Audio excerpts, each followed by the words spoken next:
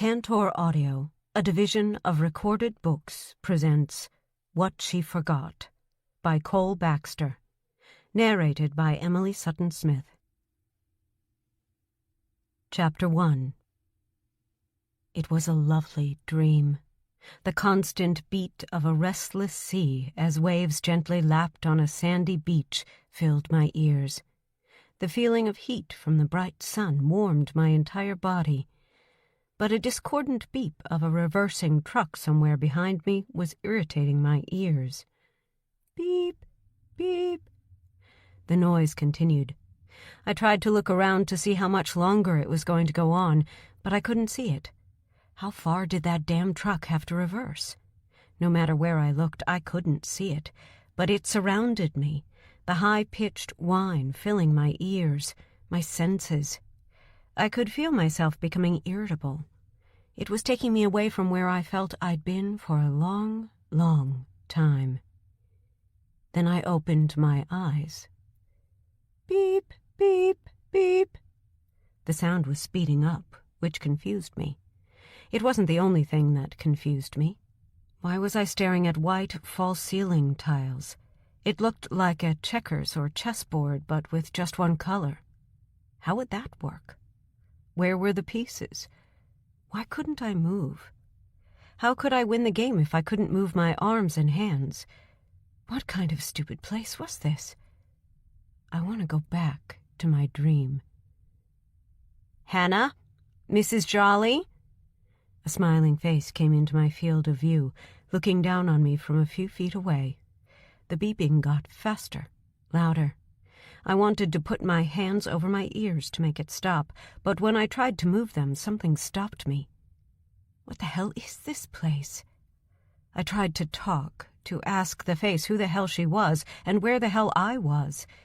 Nothing but a scratchy growl came out of my mouth. Here, take a sip. I felt something small and narrow being pushed between my lips. A straw. I sucked and felt cool, fresh water begin to fill my mouth before the straw was taken away again. Not too much. Take just a little at a time. Hi, I'm Jolene. Do you know where you are? I flicked my eyes around. All I could see was the all-white checkerboard ceiling and tubes, wires, things sticking out of me. I shook my head quickly. Warm, friendly, deep-set, brown, smiling eyes looked down on me. The uniform. A nurse. Blue scrubs. What the hell? You're in the Spring Fountain Hospital Center. Hospital? I croaked the word. Speaking felt like an effort and made my throat rasp and forced me to swallow, even though it hurt like hell. The face nodded, making it go blurry like a stop-motion animation, but only for a few moments. I finally managed to focus my eyes on her face again. Yes. Listen, Hannah, I need to just sit you up a little, okay? Just a little, until you have a chance to come around properly. Come around from what? What the hell had happened to put me in a hospital? I nodded, but it made my neck hurt. That's it. Just do everything really slowly. Okay, you ready? I'm going to sit you up with the bed. It will make a noise, so don't be scared. The nurse, Jolene, reached out of my line of sight and did something, because the head of the bed began to tilt up, forcing me to sit up. It was agony. The muscles in my back were stiff and felt unused. I just wanted to lie back down and doze off, back to my dream. There, Jolene said. That will do for now. Listen, Hannah. I looked up into those beautiful, heavenly, friendly eyes. Don't try to move just yet. I told the doctor that you were coming around and he'll be here to see you soon. You understand? I nodded again, but just barely. I didn't understand anything that was happening to me. Nothing about it made sense. You want some more water? I watched this time as she picked up a glass and brought it in front of me, holding the plastic straw to my mouth. I sipped, reveling in the coolness of the crystal clear water. Take it easy, that's it. Not too much."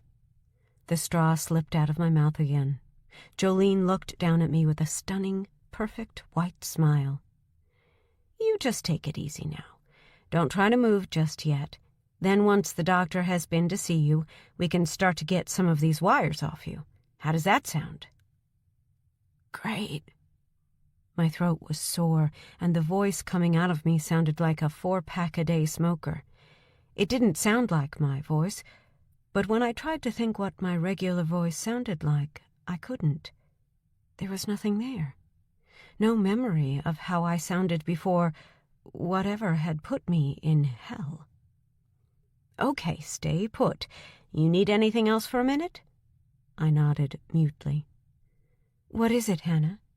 She leaned in a little, still treating me to her dazzling smile. I swallowed, then licked my dry, chapped lips, trying to moisten them with my still oddly out-of-control tongue. "Who am I?" I asked. Jolene's smile slowly faded away. "Hannah?"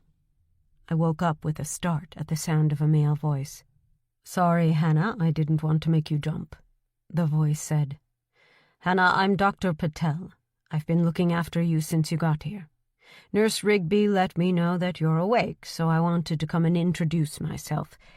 You'll be seeing a bit of me for the next few days." "Okay." I licked my lips again. They were as dry as ancient parchment. "Can you pick up the glass? If not, we can get you a cup to drink from." I tried to move my arm. Then I realized why I couldn't. It was tucked under the blankets that were over me. Slowly and carefully, I dragged my hand up the bed until it flopped out and lay loosely on the top of the bedclothes. I tried to lift it again, but it just wavered around in midair. No control. "Here." The doctor started to lean over. "No, let me try," I said hoarsely. He leaned back upright. I looked at my hand and then at the glass. The water in it was catching the bright lights, making rainbows glint inside. The equipment stand behind it looked strangely distorted. The lights on it flashed, making more twinkles of color in the clear liquid.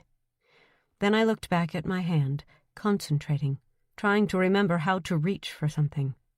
With what felt like a huge effort, I managed to raise it off the bed and twist my arm so it was heading toward the glass. But my hand hit the side of the table and it dropped away over the side of the bed, as if it had a life all its own. "Nurse, can you get Mrs. Jolly a cup, please?" the doctor said. I glared at him. "Baby steps, Mrs. Jolly, baby steps. You've been awake for 30 minutes. Give it time. Your body has to remember a lot of stuff." I looked back at the shining glass. The glints of light might as well have been colorful stars in a midnight sky. Unreachable. "So what do you remember, Hannah? Do you know why you're here?" "No." "Do you know where you are?" "Hospital." "Good." I thought it might have been good if only I had any idea where the Spring Fountain Hospital Center actually was. "Do you remember what happened?" I searched back in my mind, but there was nothing there. Just blackness and noise. "No." "That's okay. Try not to get upset. It's very normal in your kind of trauma case to have a loss of memory." "Trauma?" "Yes. You had a car accident, Hannah. You came into the ER here." "ER?" "Emergency room. It's where we bring patients who are injured to treat them in an emergency." "Makes sense." "So you came into the ER unconscious, but with no major injuries. You had cuts and bruises, but we couldn't find any serious injuries on you. But still, you were unconscious. That was in July." I was confused. There was a miniature Christmas tree on a side table between a couple of chairs that were against one of the walls of the room. I turned my eyes to it. "Do you know what that is?" Dr. Patel had followed my eyes. "Christmas tree," And do you know when Christmas is? December 25th. Good. So can you work out how long you were out for? I couldn't. It made no sense. Nothing made sense. No? Okay, well, you've been here in the hospital for 6 months now. 6 months? Uh-huh. 6 months, and now you're awake. It'll be a fine gift for your family this Christmas. I could feel my brows screwing up. Family? I have a family? Yes, your husband is on his way right now. I believe he is bringing the children, too, but on another day, once you've had a chance to reorient. I have a family? Yes, you do, and a beautiful family it is, too. They have spent a lot of time here the last 6 months. Listen, I don't want to overtire you. Try to get some rest. He stood up from the bed, and without thinking, my hand landed on his arm. Doctor? He looked down at my hand, then back to me, smiling, a big smile. Yes, Hannah? Who am I? The smile gradually diminished. He lifted my hand and tucked it back under the covers. Get some rest, Hannah. We can talk again later. I woke up again to the sound of low, rumbling voices. They were distant, as though whoever was talking was miles away, even though I could still hear them. I could only make out an odd word, although I recognized Dr. Patel's voice from our short chat earlier. Amnesia, I heard him say. I felt like I should know what that meant, but I couldn't remember. Trauma affecting her, he said.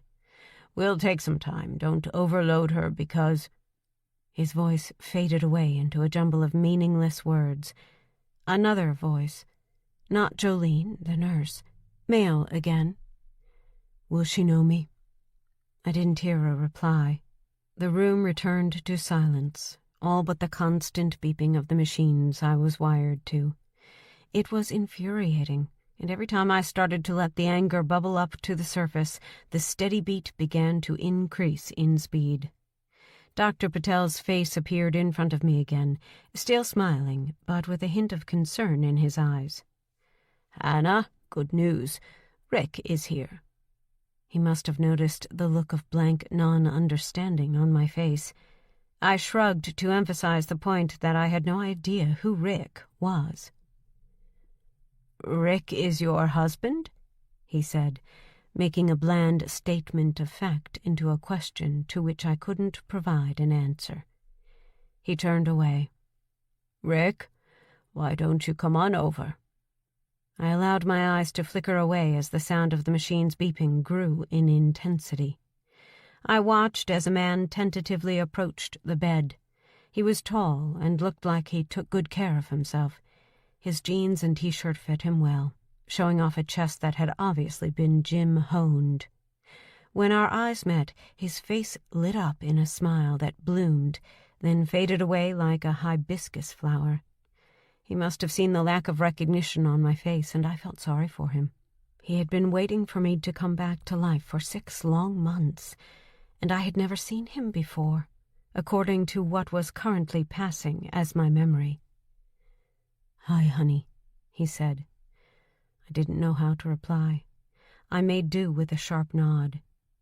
He looked pleasant enough, no hard scowl, no edge to him, but he looked tired.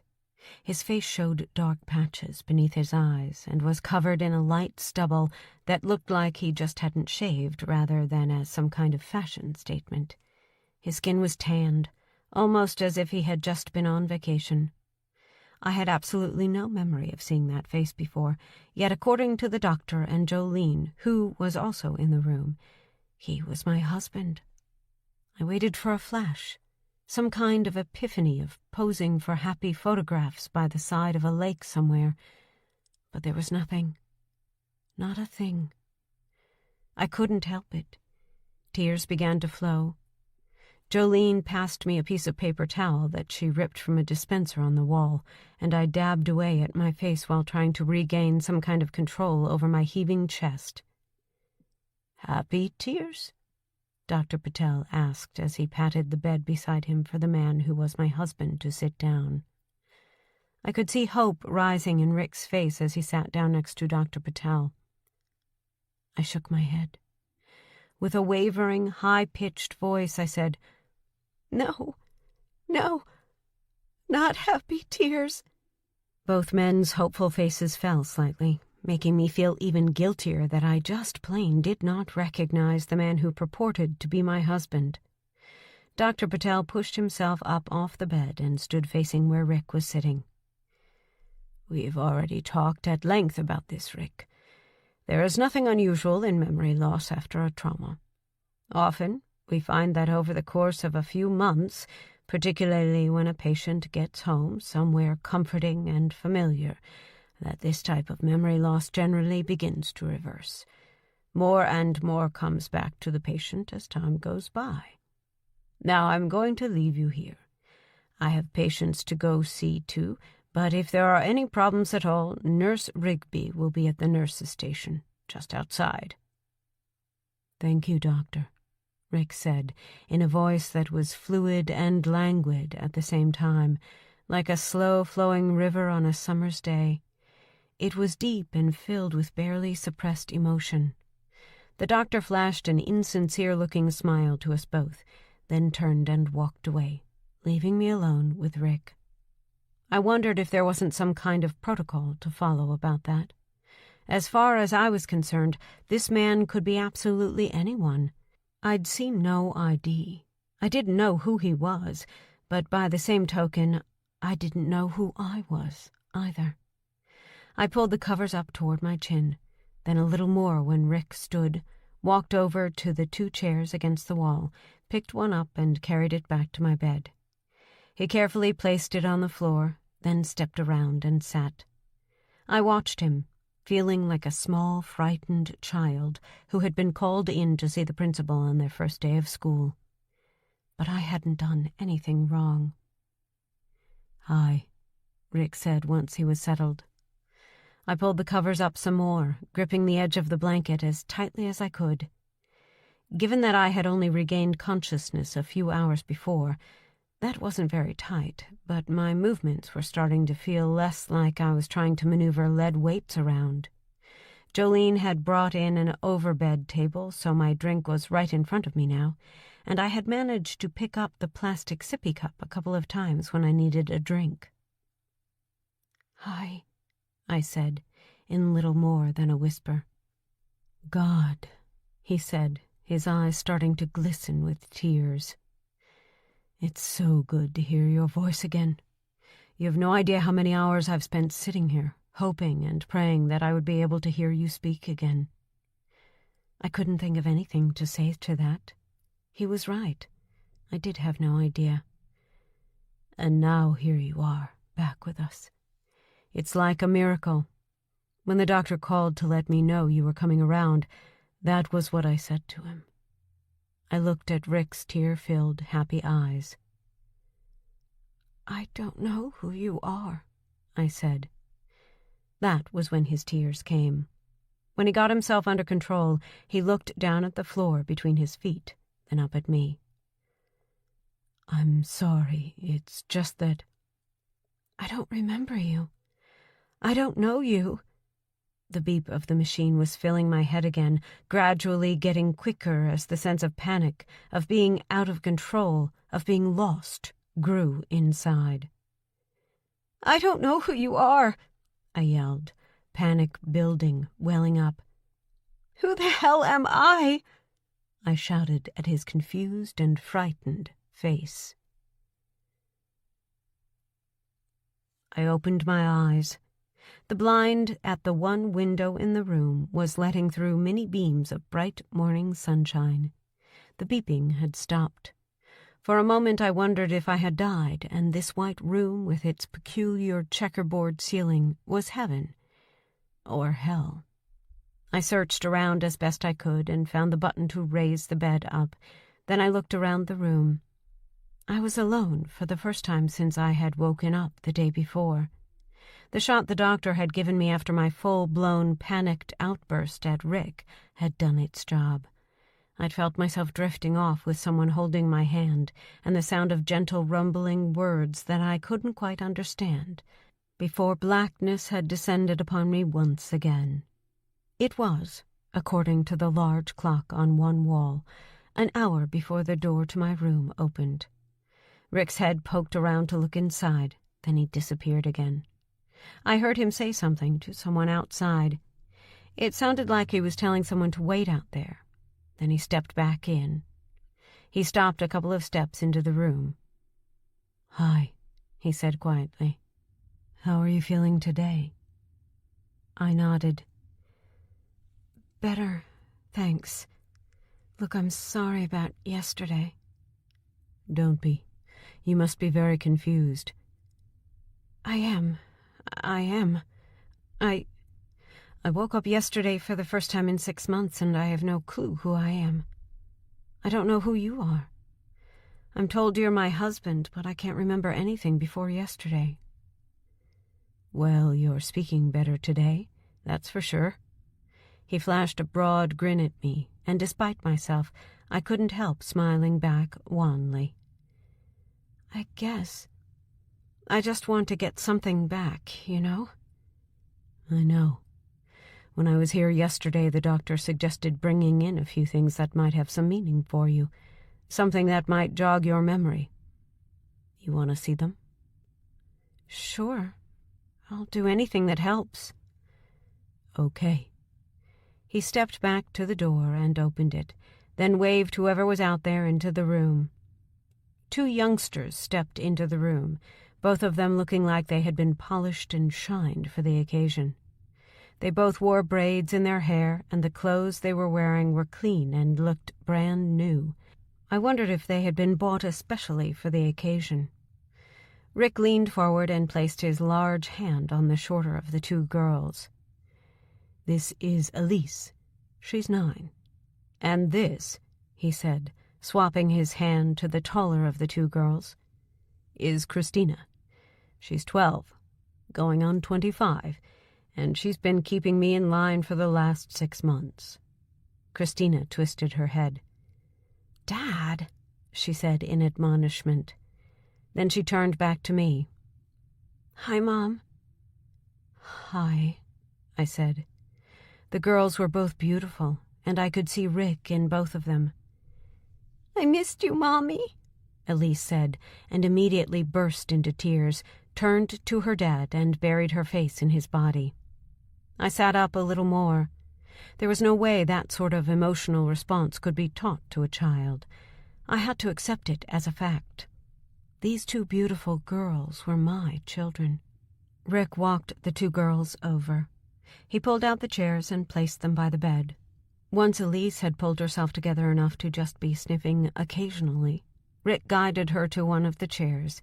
He did the same for Christina, but she turned to me and asked if she could sit on the bed instead. I smiled and nodded. "Hey, kids, why don't you show your mom what you brought with you?" Rick said as he sat in the chair. The sound of the air rushing out of the vinyl-covered seat was just like a fart. Elise giggled, and Christina snorted in amusement. I couldn't help but join in, if for no other reason than that I realized I remembered what a fart sounded like. Baby steps. "So what do you guys have to show me?"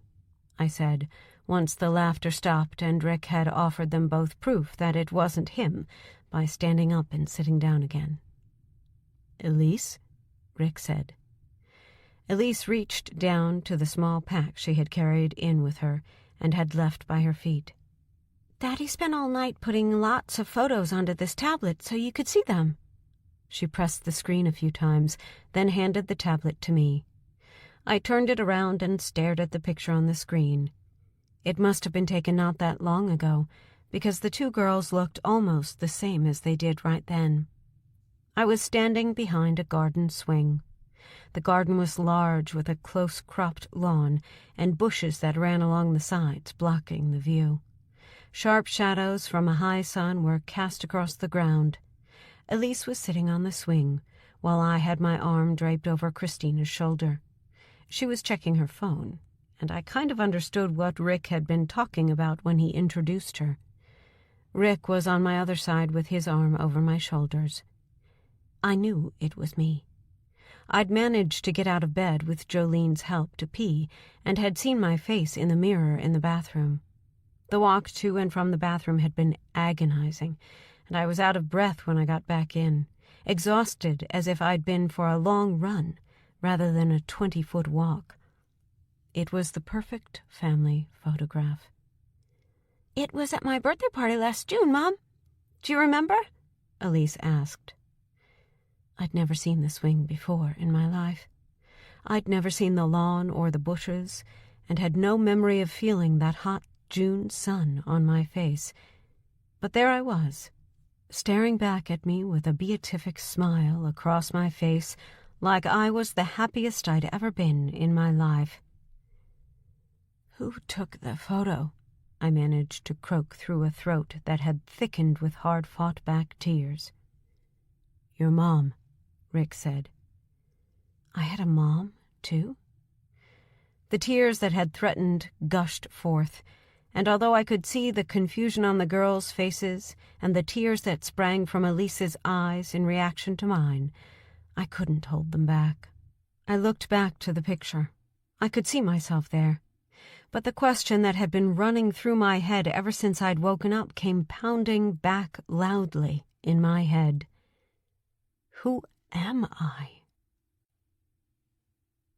Chapter 2.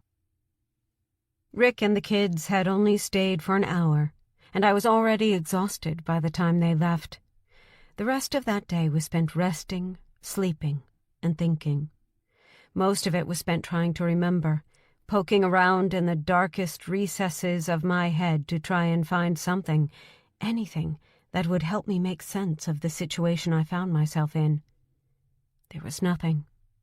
I half expected that those moments when I was on the edge of sleep, drifting somewhere between the conscious and unconscious, might be the times where I would remember, where my brain was switching off or switching back on from the fevered state it seemed to have been in since I originally woke up.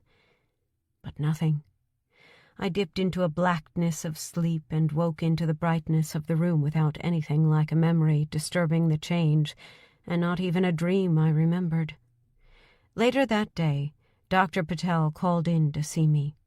He took me through the battery of tests they were going to run before I was released, but his main concern was that I got out of bed and walked a distance unaided. That was going to be the final determiner of when I was going to be released into Rick's care. I still couldn't reconcile myself to the fact that the man who had brought those two sweet children to see me was my husband, the man I had shared a life, and clearly a bed with, for years.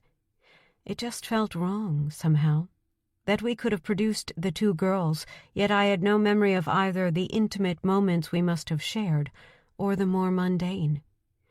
Being laid out for 6 months, my body's muscle mass had deteriorated. All of my joints were unused to having weight bearing down on them. All of my ligaments were tightened up, which explained why my body had hurt so much when I first woke up. The doctor told me there had been physio while I was unconscious, but it wasn't enough to avoid the deterioration. When I'd looked at myself in the shower I got to take, with Jolene waiting just outside the door in case I collapsed, I couldn't tell whether I was thinner or not. I didn't remember how I looked before. "How far?" I asked. "I'm sorry?" the doctor asked. "How far do I need to walk before you let me out of here?" "A mile, unsupported. We also need to be sure that you are eating and drinking normally, and that all of your normal bodily functions are working correctly. Baby steps, remember? Being in a coma for as long as you have can have some consequences, some we're not even aware of, so don't expect an easy ride. But patients always recover better when they have a goal of getting home, and once home, recover quicker still. So keep that in mind, okay?" He patted my shoulder and smiled before he left me back with my thoughts. The next few days passed in what felt like a blur of activity, but which in reality consisted of tests, blood, urine, everything. Everything, including neurological tests, as well as having a CAT scan which confirmed there was no physical or apparent neurological damage. My walking progressed apace, and after a few days I stopped aching quite so much. I did get tired quickly, but the doctor and Jolene, who seemed to be spending almost every waking hour by my side, reassured me that was normal. There was physio with some kind of sadistic taskmaster who made me ache where I was already aching and then some. But it was working.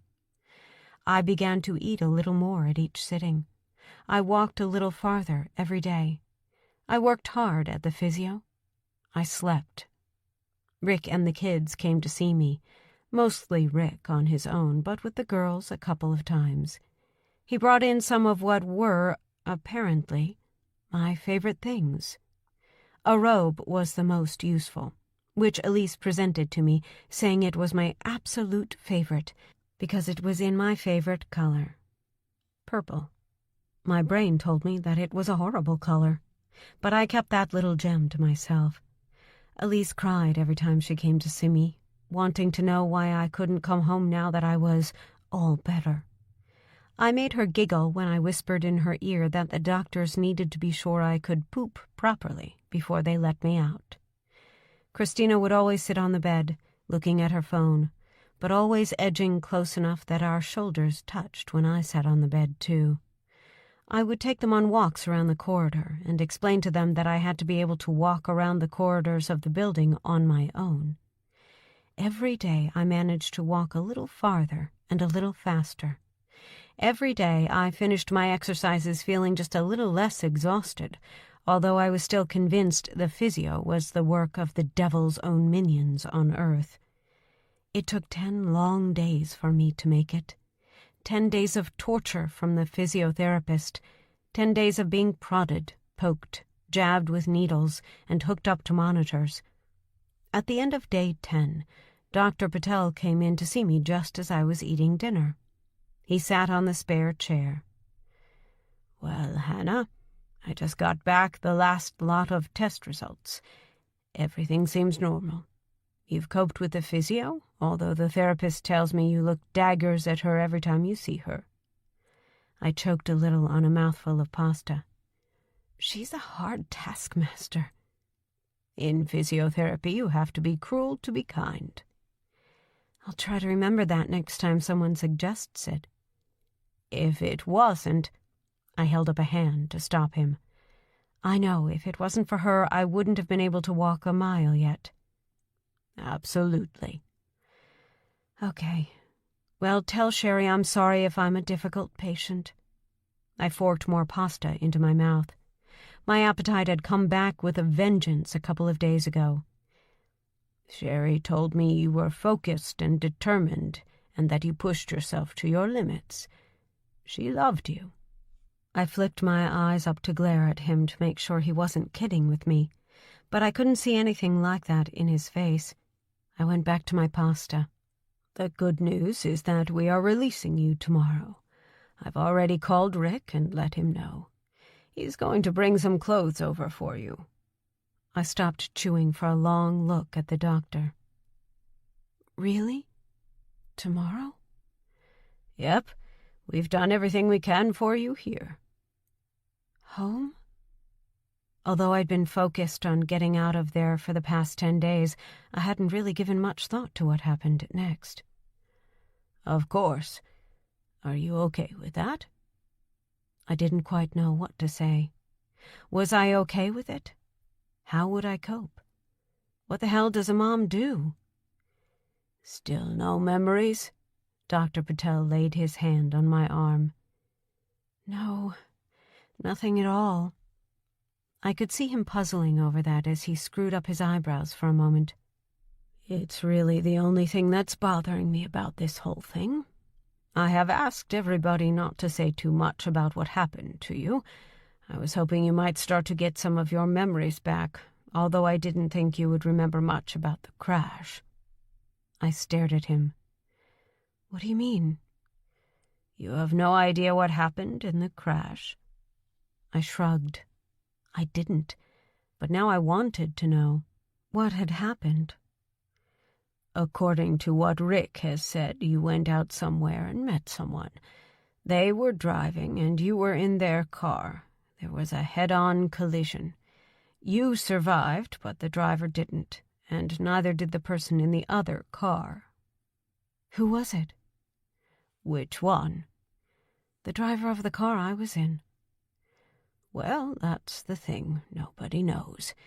It was a woman of a similar height and build to you, but she was so badly injured in the crash and the fire afterward that she couldn't be identified. She had no ID on her, and no matter how hard the police tried, she still hasn't been identified yet. I've been in contact with the police to let them know you're awake, and they asked me to let them know if you remembered anything. But it's a 6-month-old Jane Doe case, so it has pretty much been filed away as a waste of resources now. If you don't know who it was or why you were in the car with her—" He let the sentence end without finishing it. I want to. I want to remember." I could feel tears building up for the poor woman in the car. "It must have been someone I know?" "The police checked everyone. Nobody is missing." "Nobody?"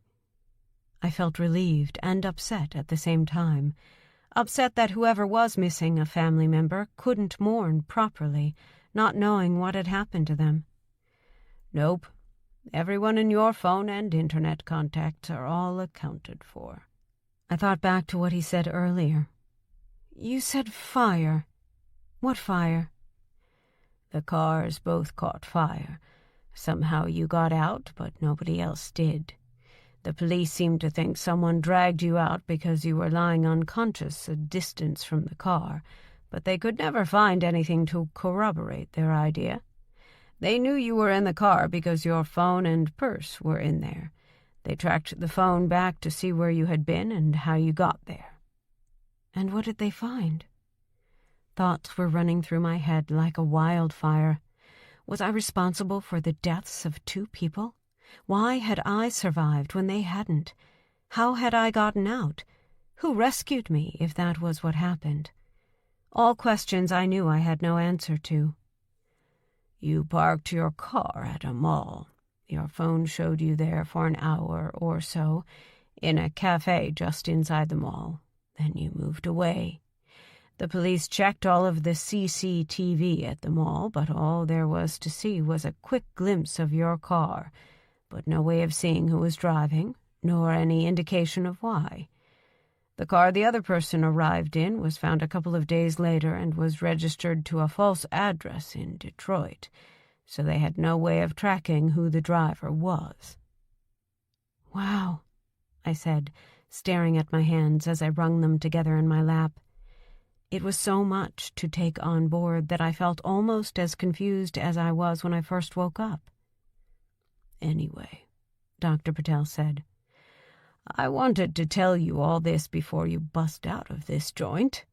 He put a hand on mine. "I have to go see other patients now, but I'll make sure I come see you before you leave. Try to get some more rest before tomorrow. Your life is about to change a lot in the next couple of days." "Thank you, Dr. Patel, for everything." I was truly grateful to him for looking after me for the last 6 months, but what he'd told me had distracted me. I heard him say goodbye, but I didn't remember his leaving the room. I only looked up from my fidgeting hands when the door squeaked open and I saw Jolene coming in. "I just wanted to check on you before my shift ends. It's kind of late. You might want to get yourself into bed, honey." I smiled. That was what Rick had called me every time he had been to see me. I forced myself to stand and head over to the bed. I was wide awake, my head a jumble of information, of things I needed to know or should know, but where my memory should be was a gaping maw of darkness with no sign of life inside. Jolene tucked me in and was about to leave when I grabbed her wrist. "What am I going to do when I go home, Jolene?" "Honey, you're going to let that fine-looking husband of yours look after you, and you're going to enjoy your children. That's what I would do." "But how? I don't know them." She held my hands in hers. "One day at a time, honey, that's how. Now you get some sleep. Big day tomorrow." "Will you be here?" "Oh, yes. It'll be while I'm here. I've made sure of that. Good night." "Good night," I said. I knew what Jolene had said was right. I had so much to learn, so many relationships to rebuild, that if I tried to do any more than take one day at a time, I risked driving myself crazy. I found myself hoping that Rick was as understanding as he'd seemed to be so far. I was going to need him to be. The next day, I was dressed in clothes more suitable to the outside world, looking more like a normal person than some crazy in a hospital gown and a purple robe. I was standing next to Rick, who was carrying a bag with the few meager possessions I had accumulated in the last 10 days. It left a hand free to shake Dr. Patel's hand and to throw an arm around Jolene and pull her in for a hug. Rick expressed his gratitude to them both, then stood to one side to allow me to do the same. When I looked at Jolene, I couldn't stop myself from sobbing a little while I spoke to her and hugged her at the same time. "You look after yourself, you hear? And if this man gives you any trouble," she pointed at Rick, who had a wide grin on his face, "then you come and tell me." Rick was in his trademark T-shirt and jeans and had evidently found time to shave, as the stubble had disappeared. "I will," I said, and hugged her tight for a couple of seconds. "Good luck, Hannah," Dr. Patel said when I let go of Jolene. He held out a hand and I shook it as I'd seen Rick do. "If you need anything, feel free to give me a call." "Thank you, Dr. Patel. I will." "This is it, then," Rick said. He took hold of my hand with his warm hand. I wanted to pull it away. It seemed and felt wrong, somehow. But Rick wasn't letting me go. "Not quite," Dr. Patel said. "Wait just there." He dashed to the door and pulled it open. "You haven't organized a marching band, have you?" Rick called. No, the doctor said from outside. Then he walked back in, pushing a wheelchair in front of him. "But hospital policy, for insurance reasons, is that discharged patients have to leave in one of these." He looked at the wheelchair. "Really?" I asked. I'd spent days walking the corridors until I could rightly claim that I had walked a mile. I'd never needed a wheelchair then, and I said so. "You were still a patient, and you still are until you step out the front doors into the parking lot. So if you want to get out of here, it's the wheelchair or you're staying here for the duration." Given the way I was feeling, nervous and shaky about being whisked away to an unknown destination by Rick, the threat he made almost sounded like a good reason to stay put. In the end, though, I shook my head, looking at the uncomfortable-looking thing, then glancing up at Rick. He shrugged. "Okay, then. It looks like I have no choice." I moved around and parked myself on the hard seat.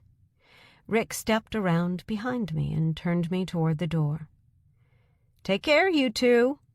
I turned my head and watched Jolene uncertainly as I was wheeled out the door. What was I likely to face in the next few hours, days, and months? Was I going to be able to resurrect whatever relationships I'd had before all of this? Was I going to feel differently about the people who had clearly been a part of my life before?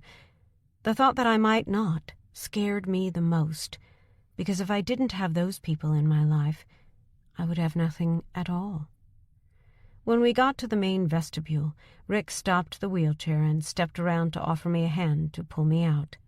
I hesitated. When he had held my hand upstairs, it had felt wrong. I felt wrong about it. I couldn't explain why. It was one of those things I was going to have to get used to, I supposed. I took his hand, and he gently helped me to my feet. "You ready, Hannah?" he asked quietly. I looked around. The hospital was busy with people rushing around as part of their busy day, and although I couldn't see anybody watching me, I felt like all eyes were on me. The crazy lady who couldn't even remember her own name. "Let's get out of here," I said. I took a step forward, and the automatic doors swept open ahead of me. The first thing that hit me was the noise. I'd been insulated from it while I'd been in the hospital, at least to some degree. The worst I'd heard over the last few days was the honk of a nearby horn. Now, the rumble of traffic from nearby busy roads seemed to wash over me. The whistle of a breeze through the leafless trees was almost deafening. The birds chittering in the trees that dotted the blacktop parking lot of the hospital sounded like banshees screeching in my ears. "Are you okay?" "Do you not hear that?" "Hear what?" "The noise, the traffic, the trees, the birds. It's so loud." I looked over at Rick. His face showed how puzzled he was as he turned his head from side to side, trying to hear what I was hearing. "I don't hear it, honey." "Okay. I guess that's something else I'm going to have to get used to. I can't believe you don't notice it, though." He shrugged. "I suppose we have to learn to live with things." "I certainly do." I liked the feel of the weak yellow winter sun on my face. That was nice, even though it wasn't delivering much in the way of heat. "What about the smell?" I asked as we headed across the parking lot. He sniffed the air and shrugged again. "I got nothing." It was a heady, earthy mix of exhaust fumes, grass, and rotting leaves, plus a few more smells I couldn't identify.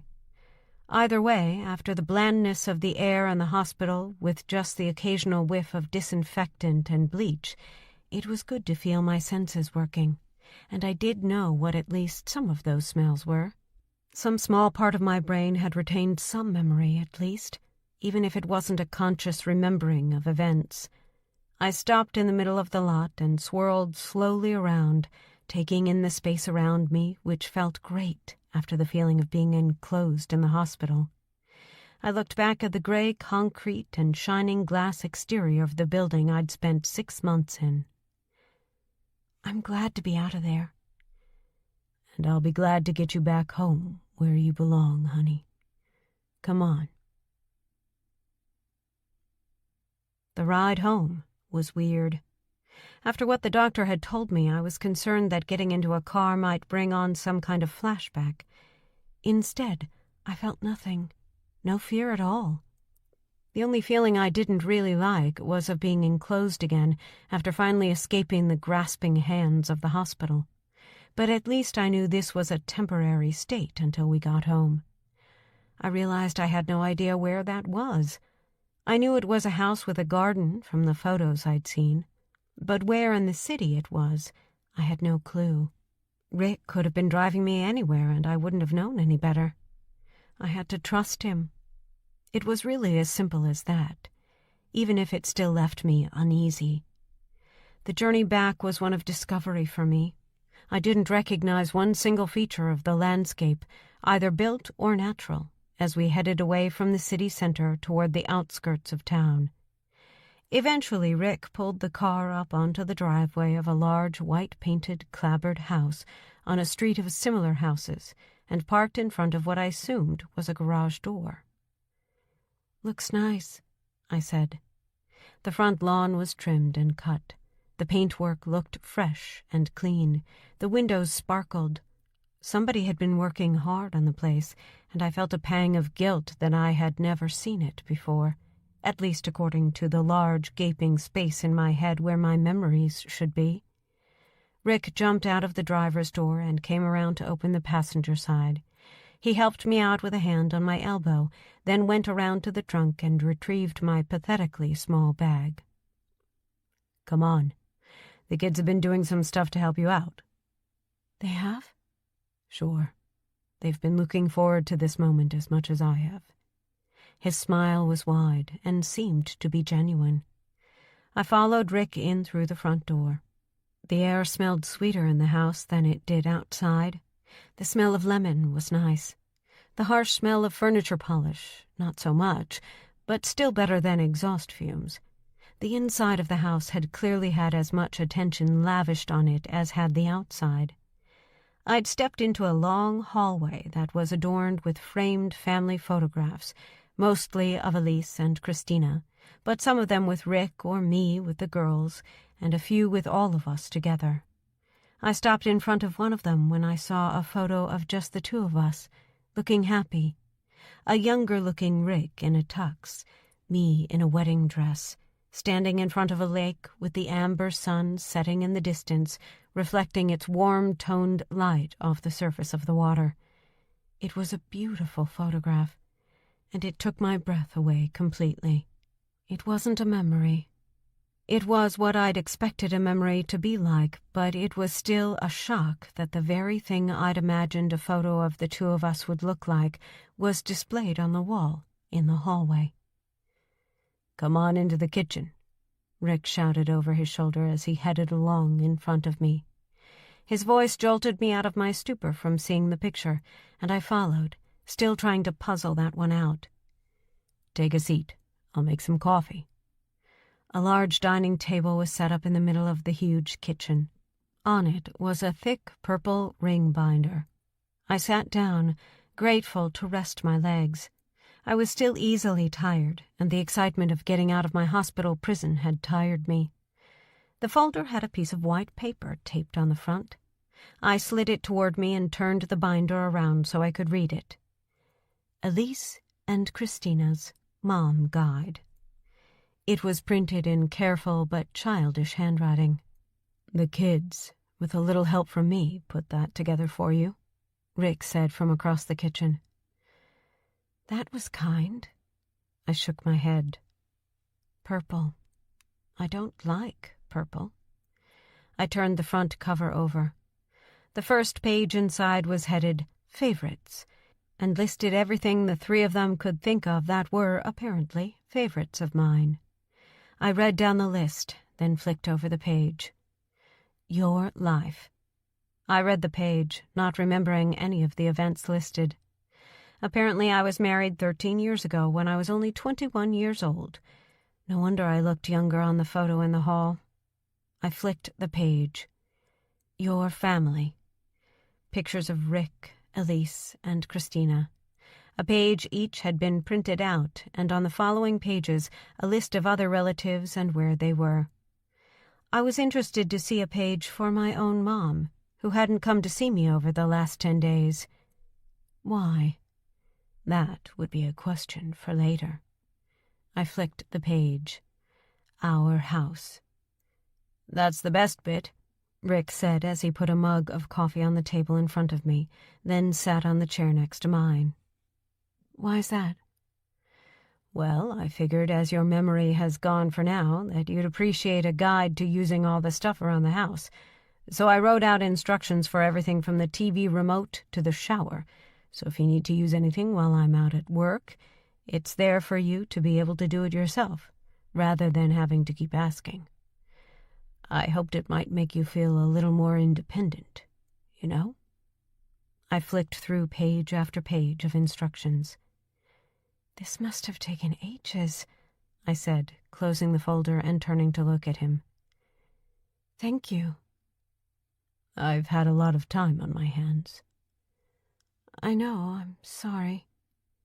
"You have nothing to be sorry for. It was an accident, nothing more or less. Say, do you feel like taking the grand tour of the house before the kids get home from school? Then I can order in some Chinese food for dinner so nobody has to cook."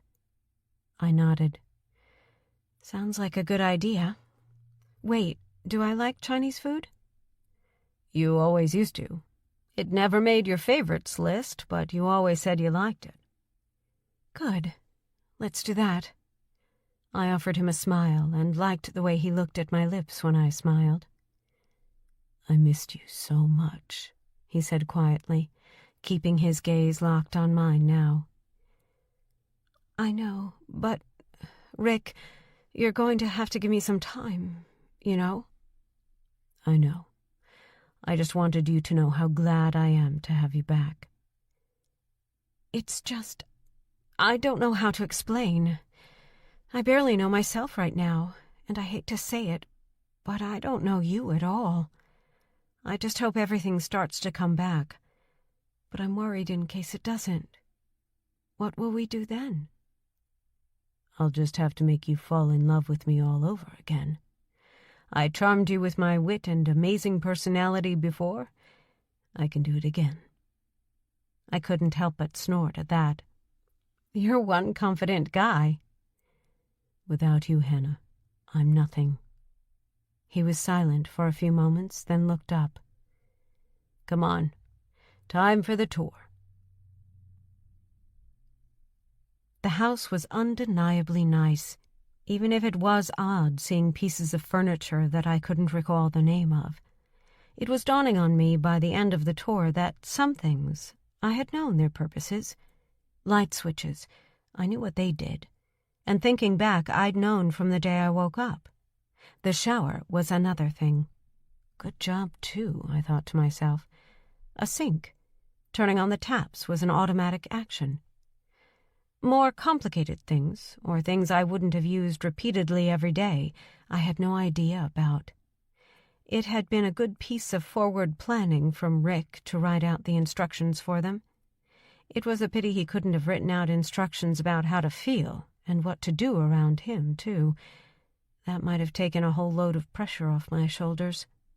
The tour had involved us getting closer together, and even though I appreciated everything he was doing, it felt wrong, uncomfortable. Every time he came close, I had to fight the urge to take another step away. As we reached the bottom of the stairs, the front door was flung open, and Elise stood silhouetted in the doorway. For a few moments she simply stood, gazing at me at the end of the hallway, looking at me. I looked right back at her. Then her face cracked into a huge grin, and she set off at a run toward me. "Mommy, you're home! You're home!" She clattered into me at full speed, knocking me back a couple of steps. "Have you seen the file? Has Daddy showed you around? Have you seen the garden yet? The garden's great. We have a swing, and sometimes in the summer we go out and have barbecues, and all of our friends come around to eat with us, and—" "Whoa, Elise, honey, take a breath," Rick said, sounding amused. "She's a chatterbox. If she could, she would just talk without ever stopping." He'd spoken to me, then looked back at Elise, resting his hand gently on her shoulder. "Take your things upstairs, get washed up, and we are having Chinese food for dinner." "Great, I love Chinese food," Elise said, then dashed off, clumping up the stairs in her heavy school shoes. "Elise," Rick yelled upstairs, "where's Christina?" "Oh, she was talking to her friend." "Which friend?" "It was Susan. She hasn't talked to Kevin for ages now, Dad." "Who's Kevin?" I asked. "He lives a couple of doors down. He and Christina have been friends forever. They had a bit of a falling out a couple of months ago, and I've been keeping a watchful eye just to see if anything comes of it. I was kind of hoping they might have made up, but nothing yet." Every time some small detail of the family came up, especially when Rick had been visiting me in the hospital, it made me realize exactly how much I didn't know, and how much I needed to know to be able to fit back into life in the Jolly household. The more I found out, the more I worried about whether I would ever be able to fully be a part of the family again, a thought which had been preying on my mind ever since the kids had visited the first time. Christina's arrival broke my thoughts. "Hey, Mom, good to see you home. Do we have anything to eat?" I shrugged. I hadn't been near the fridge, so I had no idea. Rick jumped in. "I'm ordering Chinese food. Go get cleaned up." "Okay, Dad," Christina said and strolled toward me along the hallway. She put an arm around my shoulder and pulled me into a hug. "I missed you, Mom." Then her phone beeped and she was gone, heading off up the stairs. Going on 25, right? I said, turning to Rick. You bet. Talking of phones, I got you a new one. Yours melted in the fire after the crash. Shall we go set it up and then I'll order us some food? Sure, I said. No instructions for it? We have a 9 and a 12-year-old. They could tell you more about using the phone than I ever could, he said with a laugh. Dinner was awkward. Elise and Christina chatted away while they ate their food. Rick joined in with a pertinent comment from time to time and tried to draw me into the conversation, but the kids might as well have been speaking in Chinese, not just eating it. I didn't follow very much of it at all, and I didn't know any of the people they talked about. I tried not to get too down on myself about it. It was still early days. Baby steps. I did my best to help with clearing away the dishes and watch for tips as Rick loaded the dishwasher. Coffee? Yes, please. Go take a seat in the living room. If you want to watch some TV, feel free to choose. The instructions for the remote are in the file, he said with a grin. 5 minutes later, he put a mug of coffee on the coffee table in front of the sofa and took up the seat at the opposite end. I was glad he hadn't sat right next to me. I was still very unsure of how we were supposed to rebuild a relationship with me in my position. You want to watch a movie? We got Netflix and all. Can we just talk? Sure. What do you want to talk about, honey? Did you always call me that? Since about a week after our first date. I could see him thinking back about something we'd shared, but couldn't share anymore. It made me sad. It made me wonder whether I had done the right thing by coming back home. Rick. Don't, he said gently. I know what you're thinking. We lived through things together, but now only one of us can remember. And you're wondering what the future holds? I nodded. Well, in that we are equals, because I have no idea what the future holds either. We have to face that together. All I know is that we have 2 beautiful kids upstairs who need us both. I have been and will be there for you and them forever.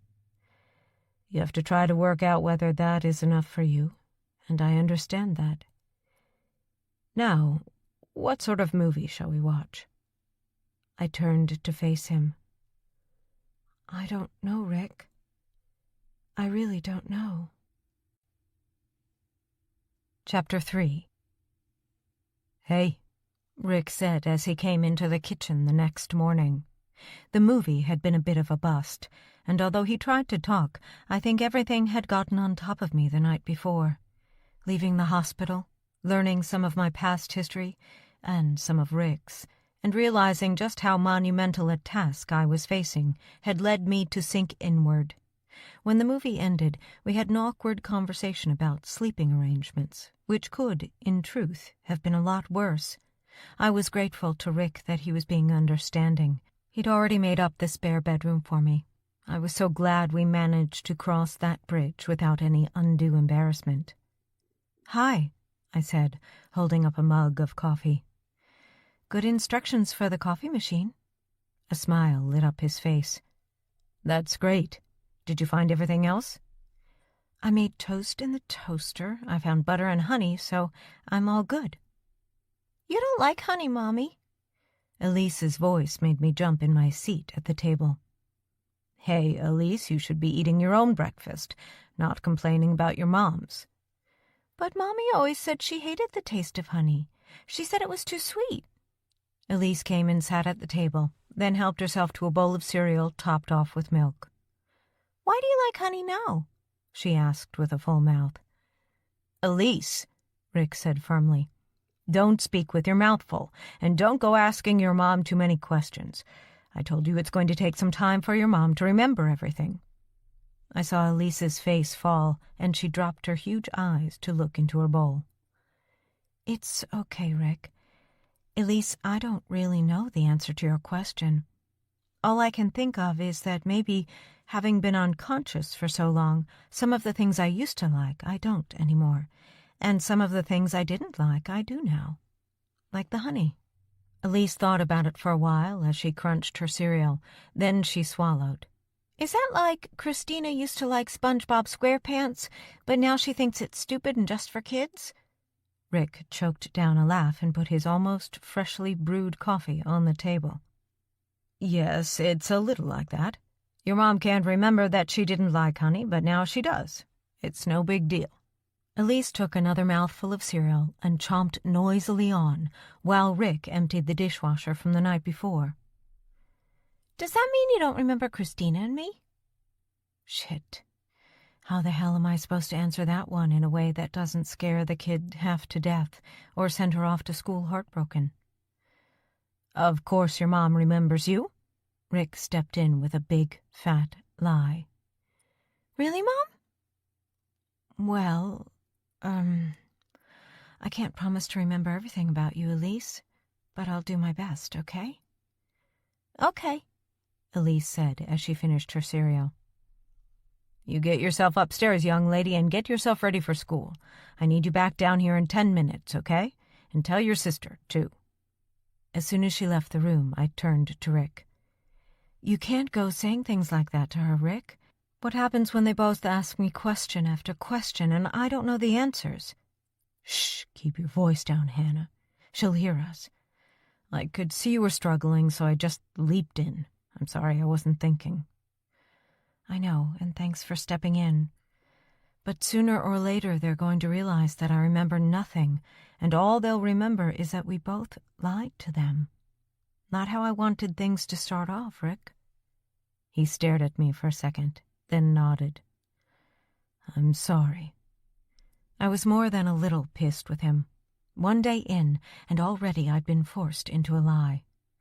For a while we sat in silence, or at least I did, while he hovered around the kitchen, tidying up after Elise.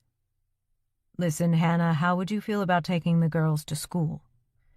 I sat back in my chair, turning my mug from side to side with the handle. I don't know, Rick. I don't know if I'm ready for that yet. I don't even know where the school is or whether I'd get back without getting lost. It's really easy.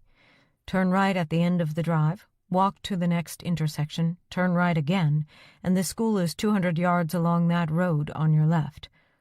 Take this with you, and if you get lost, call me, and I'll come find you. Listen, sooner or later, not only do we need to rebuild a relationship with each other, but you need to build one with the kids. Before the accident, you always walked them to school. It'll be a first step on the road to normalcy, what do you think? I knew he was right. I mean, I was scared witless at the thought of going out anywhere on my own, but by the same token, I knew that my new life had to start somewhere. Okay. I clamped my hands together so Rick wouldn't see them shaking. I'll do it. I have to keep up my exercise regimen, according to Dr. Patel, so that will be a good start to it.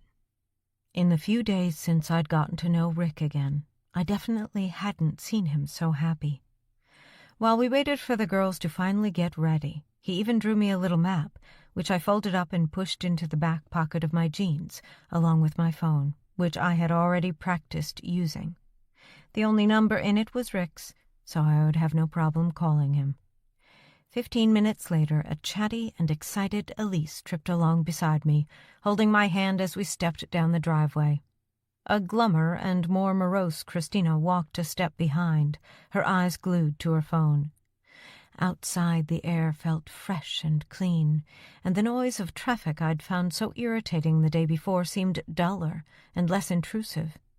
When a car swished past, that noise seemed loud and annoying.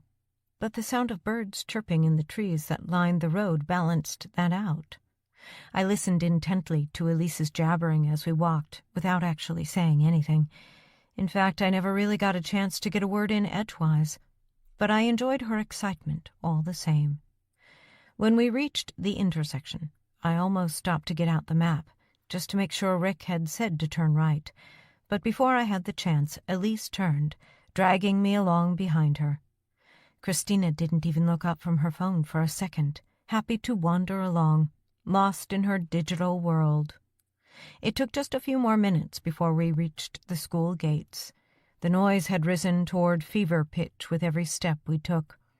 Inside the gates, kids were running around hither and thither, most of them seeming to scream at the tops of their voices, while at the same time being screamed at. It was piercing, and being unused to that level of noise, I found myself holding my hands over my ears, like the guy in that famous painting, and wanting to scream just as much as he clearly did. Outside the gates, various huddles of people, none of whom I remembered, were gathered around, making polite small talk. As we got closer, I noticed several pairs of curious eyes turning my way, and one or two people talking behind their hands to their friends. I dropped my hands, not wanting them to think I was any crazier than I felt like I was myself. I guessed they were talking about me. Who else would generate that much attention unless some local celebrity beefcake all-star had turned up to wow the school gate mom's mafia?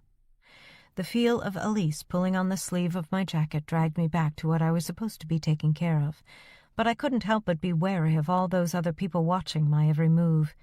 In this new life, I was at the beginning of it.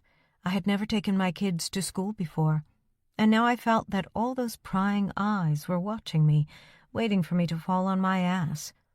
I was determined not to give them the dubious pleasure of seeing me do just that. When I looked down, Elise's sweet face was puckered up. I'd accepted that the girls were my kids. Now I had to learn how to be their mom again. And from the look on Elise's face when I didn't give her a kiss, I'd already screwed up big time. "Mom," she whispered, "you always give me a kiss before school." I faked a smile. The reality was that I wanted to run, far and fast, to get away from these intrusive people. "Sorry, Elise," I whispered back. I was miles away. "Come here." I put my hands under her chin and lifted her face, then bent down and gave her a kiss, then another one on the forehead just for good measure. It felt awkward. I tried to convince myself that it didn't, but God damn it, it did. The sensation of her cool skin on my lips was a new sensation. I couldn't recall ever feeling anything like it before, and deep inside, some small voice was telling me I'd never done that before. But that couldn't be right. Rick had said I always took the kids to school, so it can only be my head playing tricks on me. The simmering anger that lay beneath the surface of my personality, the terrible feeling that something had happened to me that was beyond some simple accident, threatened to erupt, especially when I heard my name being whispered by one of the nosy women behind me who was watching my every move. "Bye, Mom," Elise said when I let go of her. I turned to repeat the action with Christina, but she grabbed me into a hug, then dodged away before I could pucker up. The look she gave me as she took a few steps backward and turned to head through the gates was interesting. A half smile and a fixed gaze holding mine. I got the feeling that of the two of them, Christina was the one I might have problems with. But that could be as much to do with impending teenagerhood than anything to do with our relationship. Something else I would find out in the fullness of time, I hoped. I watched as they both headed into the crowd, vanishing among their peers as the whole school slowly began to file in through the main door of the building. I heard a woman's half-whispering voice over my shoulder as I watched the kids disappear. Snap. The dam holding back my anger burst, letting the emotions inside me overflow. I wonder if she remembers their names. The bitch was lucky I couldn't see who had spoken, or she would have ended up with a black eye to go with her big mouth. In the end, I decided to fight this battle with words, not deeds. "I wonder if you could talk about me a little louder so all your friends can hear," I said, then turned around to look at the group of half a dozen moms all staring at me, aghast. One of them, blonde, prissy, stepped forward a half step. "I'm sorry, Hannah, it's just—" Before she could continue what she was saying, one of the gathered gaggle pulled her back by the arm until she stood back where she was before she decided to speak to me like a normal human being. I couldn't understand for a moment how I could be so pissed with these women. Then it occurred to me that I was putting all the anger I was feeling inside on them. It didn't stop me from running my mouth at them some more, though. My ire was ignited, and a few smooth words weren't going to put it out any time soon. Don't be sorry. You obviously all heard what happened and about my condition. The one big advantage to losing my memory is that I don't know any of you from anyone else, so I can treat you all the same by completely ignoring anything you might say. We were just... I wasn't going to give any of them a chance to start doling out excuses for their shoddy behavior just to make them feel better. Why should I? Just talking about me behind my back. Not a very charitable thing to do, really, now is it? I swung away and was 2 steps from them when I heard another voice. Geez, she's changed. I stopped, having only taken a couple of steps away from the gang of moms. I truly didn't know where all the words I'd spoken came from. Was that the true me? Happy to be in a confrontation and speak my mind? Had I changed? Wasn't I like that before? If I am now, what has changed? More questions rolled around inside my head with no good answers for any of them. I stepped forward again, determined not to explode on them like a bomb, scattering debris all around that might get in the way of starting to rebuild my life. It was hard enough already. I didn't need a gossip war to go along with my lack of memory. That wouldn't have been a fair fight, as I couldn't remember any of the gossip I assumed I'd heard in the past.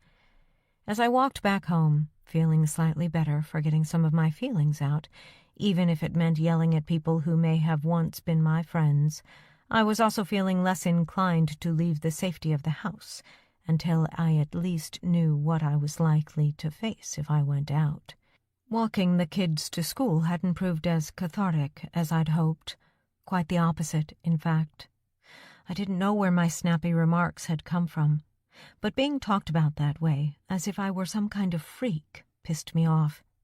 It made me realize that even now I had no idea what type of person I was or could be, or even worse, what I had been like in my past. The accident had robbed me of 6 months of a life I now knew absolutely nothing about. That thought filled my head as I stepped out, with mock confidence on the outside and sheer, unmitigated fear on the inside. Chapter 4. Once I got home, and with Rick headed out to work, I spent a half-hearted hour looking around the house for something to do, something that might look even vaguely familiar. Nothing did, and although Rick had shown me around the house, I had a horrible feeling as I wandered around the building that I was somehow intruding on someone else's privacy, on what was theirs, rather than what was, or had ever been, mine. Every time I put a hand on a drawer to open it up, I stopped, consumed with both an urge to look and a fear that somehow I would be intruding. I spent a long time, after giving up on looking around the house, perusing the family photos on display in the hallway. Yesterday, when I saw the picture of our wedding, it had shocked me. But the closer I looked, the more I realized that everything about the image was so different from the imaginary place I had seen in my dream. Or was it in my imagination? A daydream? I couldn't remember, but wherever it wasn't the place in the picture. Although the other pictures were nice, showing happy, smiling faces as the children grew up, for some reason I was constantly drawn to the picture of me in my wedding dress.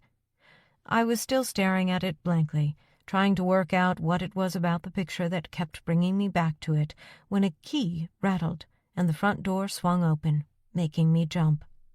Rick stepped through the doorway and flung the door shut behind him. He saw me and stopped dead where he was. "Hi," I said as he gawped at me. Whatever it was that was going through his mind kept him there, staring at me for a few unsettling moments. "Hi. I thought I'd come home and make sure you were okay and get some lunch at the same time." "Okay, that's nice. It's nice of you to check on me." I tried to keep my puzzlement out of my voice, but I'm not sure it worked. "I thought you might—" The words drained away into the ether. "I might what?" Might need some company? That's kind of you. I was fine, but it is still kind of you. I didn't want to sound ungrateful. I had so many things swirling around in my brain that I was trying to process that I hadn't noticed the passage of time. But company was nice all the same. What were you looking at?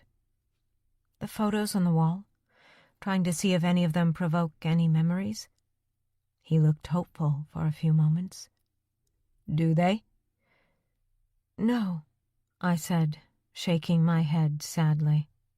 His face dropped again. Then he tried to sound enthusiastic about lunch. It's still early days. Let's go through to the kitchen. We can get a sandwich or something and talk. I nodded my agreement and turned away from the pictures that had held my attention for so long that morning. In the kitchen, I sat at a stool at the breakfast counter, looking out the window into the garden, watching the breeze rustling a few persistent leaves that hadn't already dropped to the ground during fall, while Rick busied himself in making sandwiches. The coffee machine was working overtime, and a few minutes later, a plated sandwich and a cup of steaming coffee were deposited in front of me. I looked inside the sandwich by lifting the topmost slice. The odor of canned tuna fish with slices of fresh cucumber assaulted my senses. The tuna smelled gross, and the cucumber looked gross. Rick was already tucking into his enthusiastically and didn't look up until he had finished his first sandwich.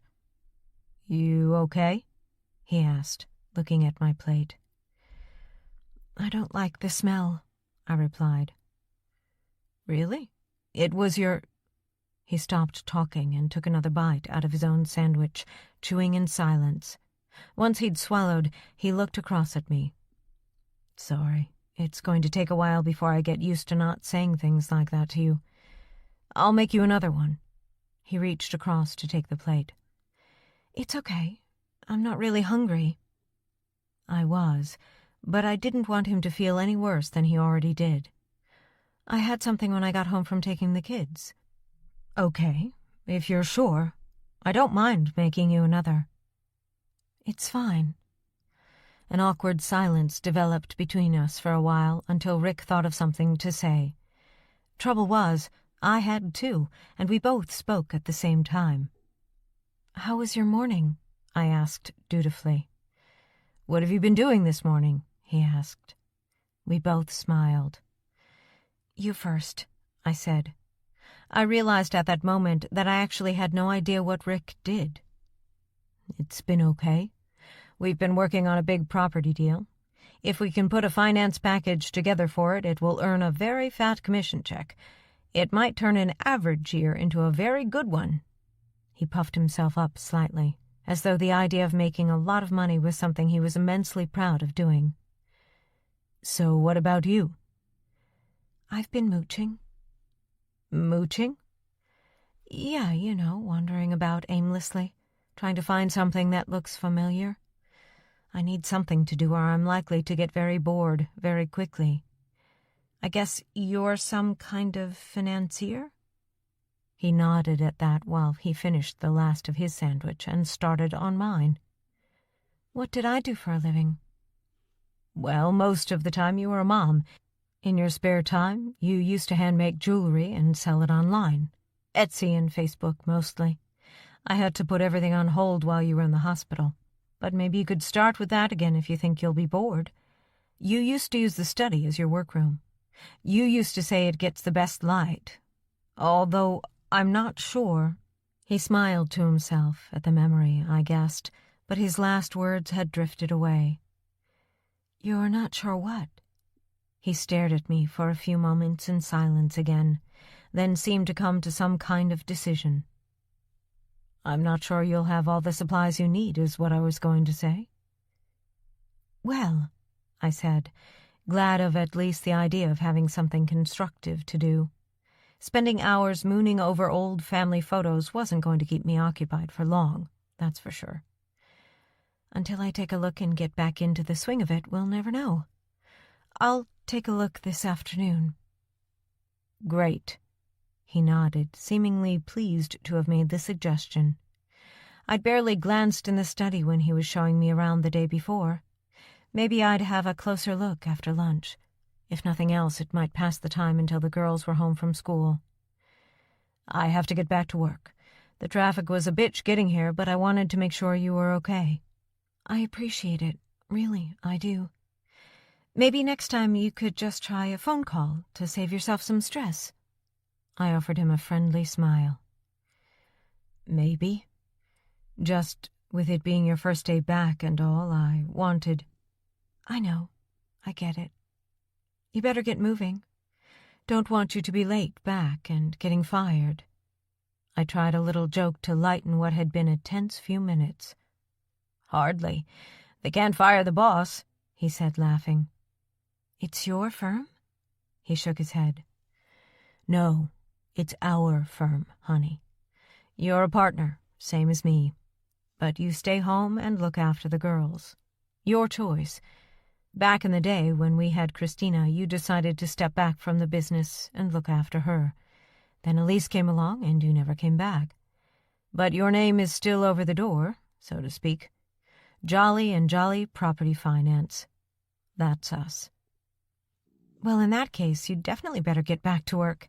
If you have my work and yours to do, why are you wasting time here? I picked up his plate and empty cup. Don't forget to pick the girls up from school. School finishes at 3:15, okay? Rick said as he headed for the door, picking up his keys with a metallic rattle from the countertop where he had left them. I thought they walked home? I said at his disappearing back. I used to occasionally let them, but now that you're back, I'm trying to get them back into the routine we used to have. Oh, okay. Maybe you should have told me before. Sorry, I meant to. Look, I gotta run. See you about 6. He pulled the door behind himself as he vanished into the cold, bright day. Silence descended inside the house again. I spent the next 10 minutes washing up the lunch dishes after dumping the remnants of the evil-smelling sandwich in the bin. I had a look in the fridge for something to eat, as I was starving by then. In the end, I pulled out a stick of celery and chewed on that as I debated what to do. I had a couple of hours to kill before I had to go fetch the kids. The study was bigger than I remembered from my previous brief glance. At one end of the room, underneath a wide window that let a lot of light in, stood a desk with a computer set up on it. The surface looked well organized, with stacks of papers on it, which I didn't poke about at for the same reason I didn't look in the drawers earlier. It felt wrong. It was crazy, I know that. But I still felt like I was an intruder in my own home. I still felt like I was an intruder in my own life. How messed up was that? Putting the crazy thoughts to one side for a moment, I continued exploring. At the other end of the room, a fold-up table had been set up. All across the back edge were small plastic sets of drawers with a couple of old mugs with broken handles standing in front that had all manner of small tools in them. I moved them around, listening to the scrape of metal on ceramic. The fabric-covered swivel chair was set at just the right height for me to sit, so I did. Then I started pulling open the drawers of components. It took a few minutes to look through the components all neatly stored in the drawers. I held tiny pieces of metal and colored stones with no idea of what each piece did or what the stones were called. Not one of the little items or the setting of the study felt natural to me. On top of the last box of drawers was a ring binder which had plans and photos of all the designs I had evidently made before. The problem was, I had no idea what the plans described, or even how to start the simplest task to begin to make anything. I flipped through the binder, trying to find something that looked simple to make. But I eventually realized that all of them involved my using an electric spot welder that I had no idea how to even get started, never mind how to use. I looked back through to see if there were any instructions for the spot welder, but I could see nothing. Then my eyes flickered toward the desk at the other end of the room. Could they be over there? On the piles of paper that were on Rick's desk. Trying to pluck up the courage to go and root around in Rick's things meant that I just sat, persuading myself that it would all be okay. I mean, according to Rick, I'm a partner in his business. How could it not be okay to go have a look? Eventually, I put my hands on the arms of my chair, sucked in a deep breath, forced myself to move, and walked over to the desk. The wooden surface, at least what I could see of it, was gleaming in the light pouring in through the window. The faint smell of furniture polish was rising gently from it. Somebody had been very thorough with the cleaning regimen before I got home. Was that how it was all the time? Was I some sort of weird clean freak? Was Rick? I added that to my ever-lengthening list of questions I needed answers to. The computer monitor on the desk was switched off with a single green light along the bottom edge, shining against the black outer rim of the screen. The keyboard was sleek and shaped in a curve, not like a normal keyboard.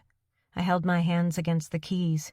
It felt natural somehow, comfortable, like I still had muscle memory for using the keyboard. It was the only memory I did have, though.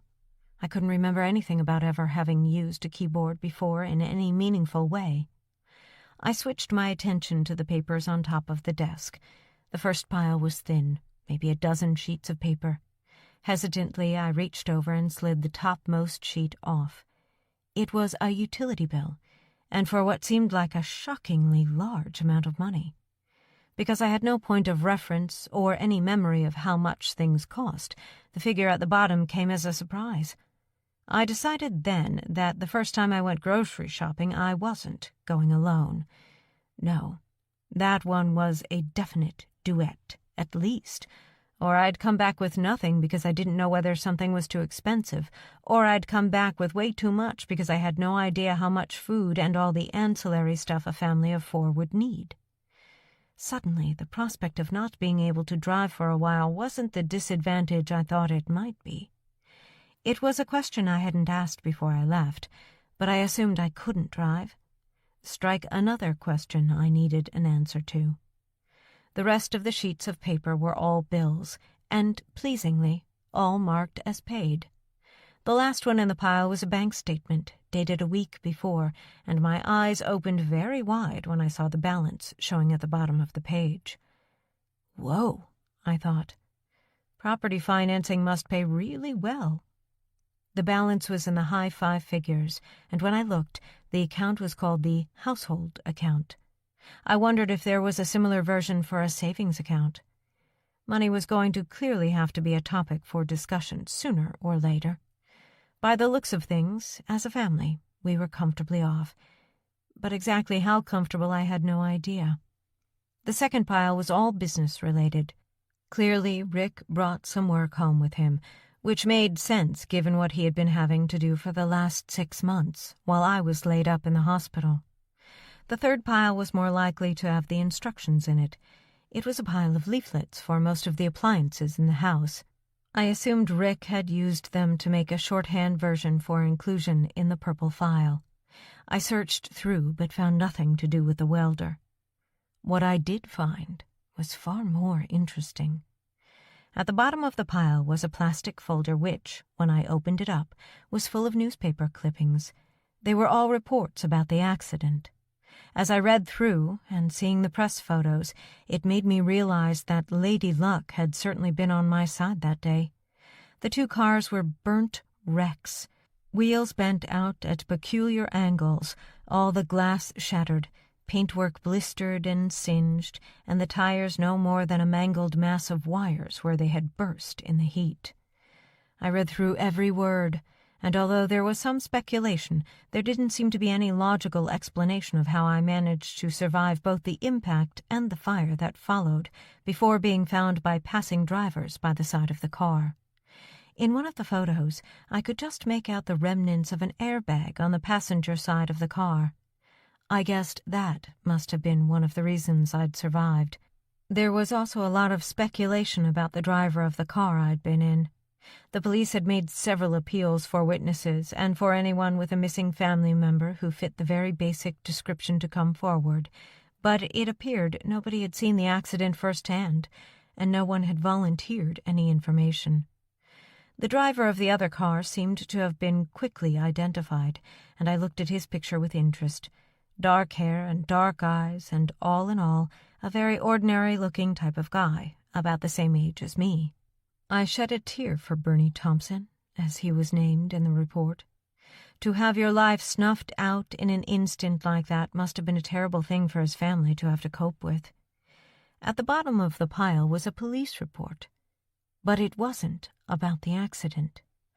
It was dated a week or so before then. With my eyes widening and my pulse rate starting to rise, I read through, my eyes picking up the key words in the stilted mess of language in the report. Once I'd read through, I sat very still, holding the report in both hands. Then I started to read again, slower this time, trying to get to grips with the information I'd apparently passed on to an officer just before the accident. Halfway through the second reading, the phone rang. I wanted to ignore it, but its shrill tone took away my focus on the report, and I picked it up angrily. "Yes," a gentle-sounding female voice on the other end of the line spoke up. "Is that Mrs. Jolly?" "Yes, it is."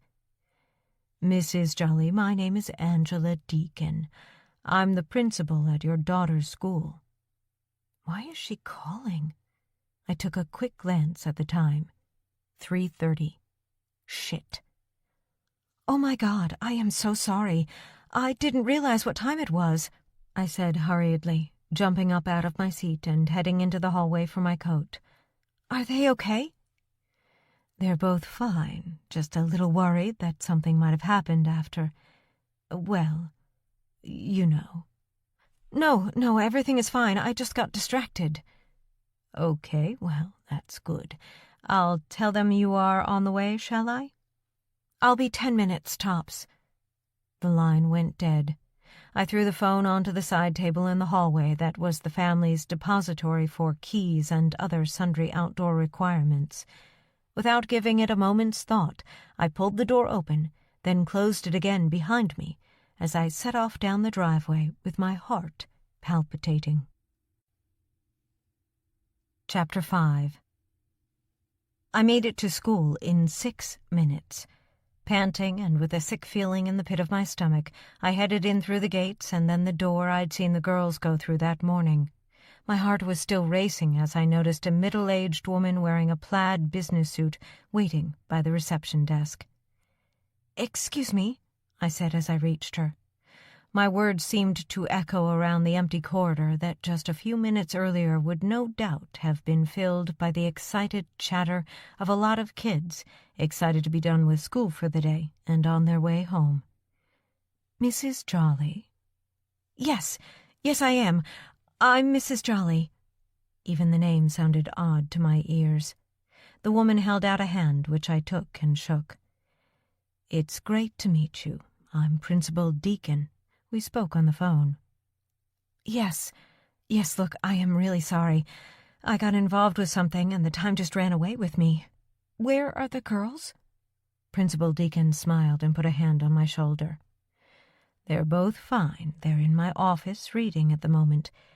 Before I take you through, obviously, we at the school are aware of what happened and that you are just out of the hospital. The girls have been telling everyone that their mom is back home." She smiled at the thought. "The thing is, though, as a school, we need to be sure the children are safe when they leave here. We have allowed them out with a teacher watching them walk home, but your husband said you would be resuming that duty now. I just want to be sure everything is okay at home." I took a deep breath and tried to compose myself a little before the dam in my head burst again. Although her tone had been sympathetic, it felt like the kind of sympathy would extend to someone who is incapable of doing something. I was capable. I could look after my own daughters. I had to force myself not to snap back at the woman. I assumed she was just doing her job. "It is. As you know, I'm just back from the hospital, and this is the first day with the kids. I was reading through some of the paperwork in the house, trying to get up to speed, and the time just slipped by." I pulled my phone out from my pocket. "I'll set up an alarm on my phone so I don't forget from now on." I fiddled with the phone, in truth having no idea how to do what I just suggested, so I tried to make it look convincing. "There," I said, "set for 3 p.m. every day." I slipped the phone back in my pocket. I'd get Elise or Christina to do the alarm thing later for me. I smiled over at the principal, hoping she would be okay with it. I really didn't want Rick to think I'd blown it on the first day back to normalcy. She nodded and smiled back.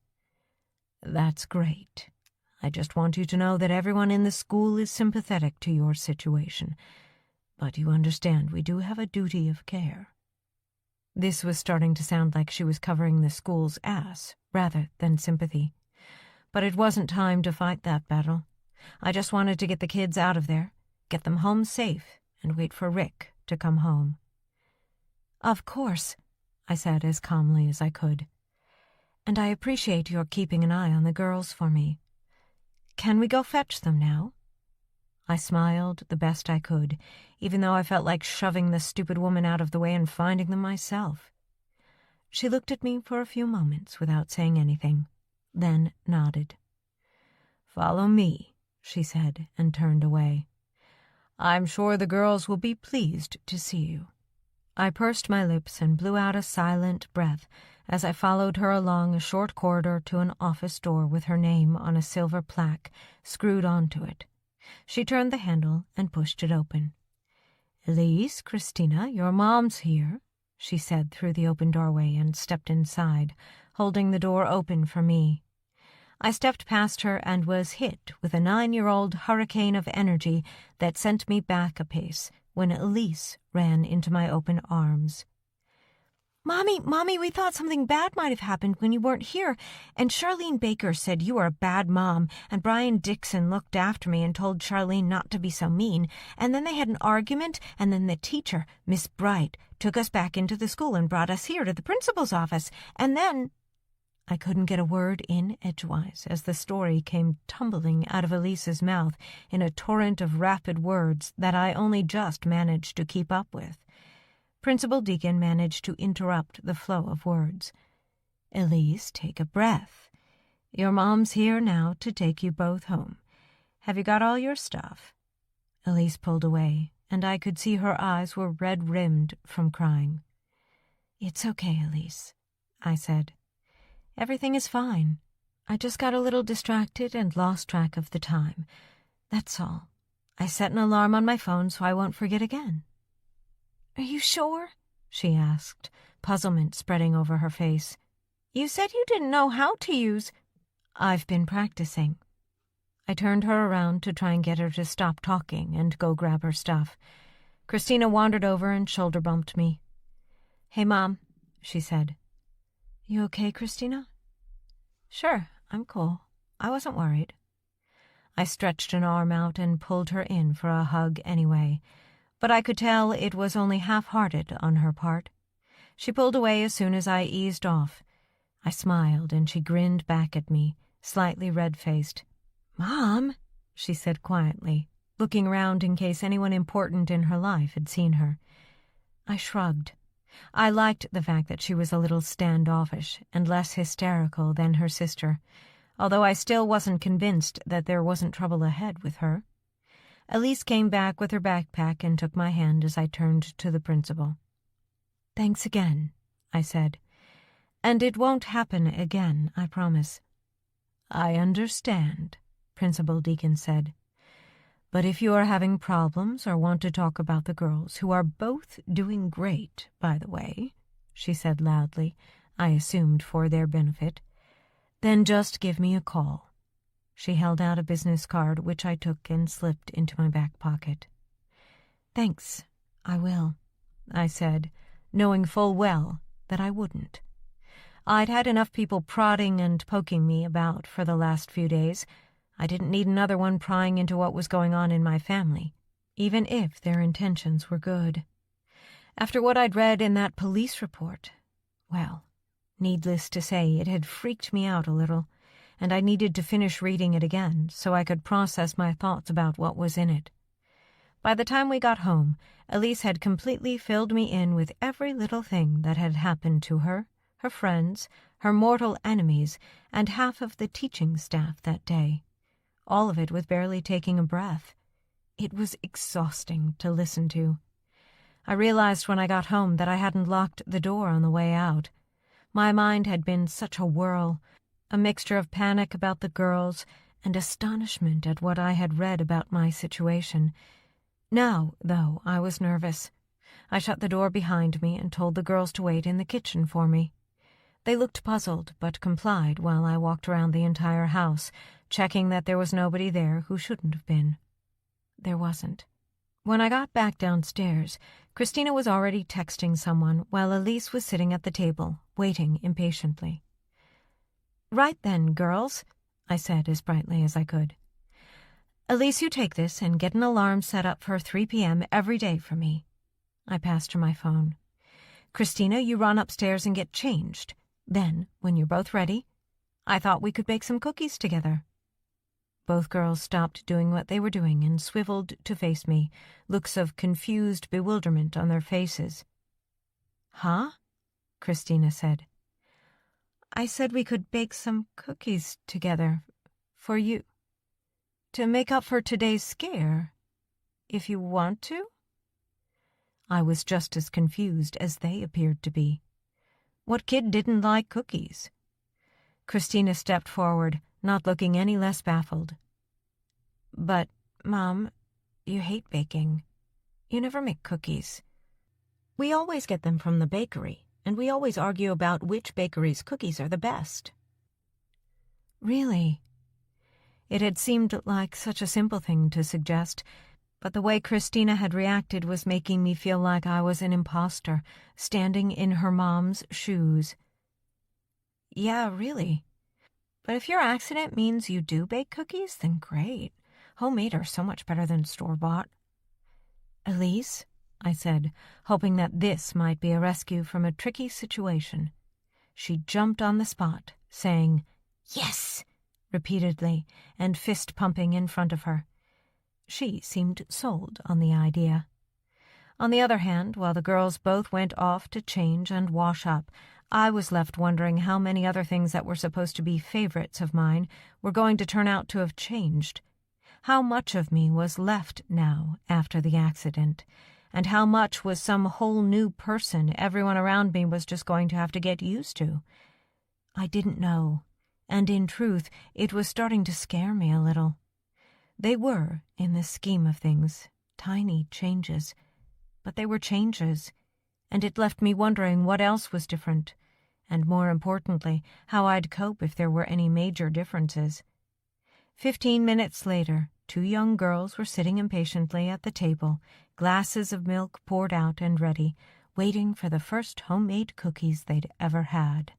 When the phone rang, I left them jabbering away to each other. It was gratifying to see that Christina didn't have her phone in her hand. I picked up the phone, half expecting it to be the school checking up on us, or Rick checking in that everything was okay. I'd already primed the kids not to say anything about my being late, so I was ready to tell him everything was fine. But when I answered, a female voice came down the line. "Hannah?" "Yes. Who is this?" "Don't you recognize my voice? You two are always bad at that." "I'm sorry?" I was already baffled. Who was you two? And why would I ask who it was if I recognized the voice? I bit back a sharper response. "You don't recognize my voice, then? Not at all?" "No, I don't. Should I?" "It's me," the voice said.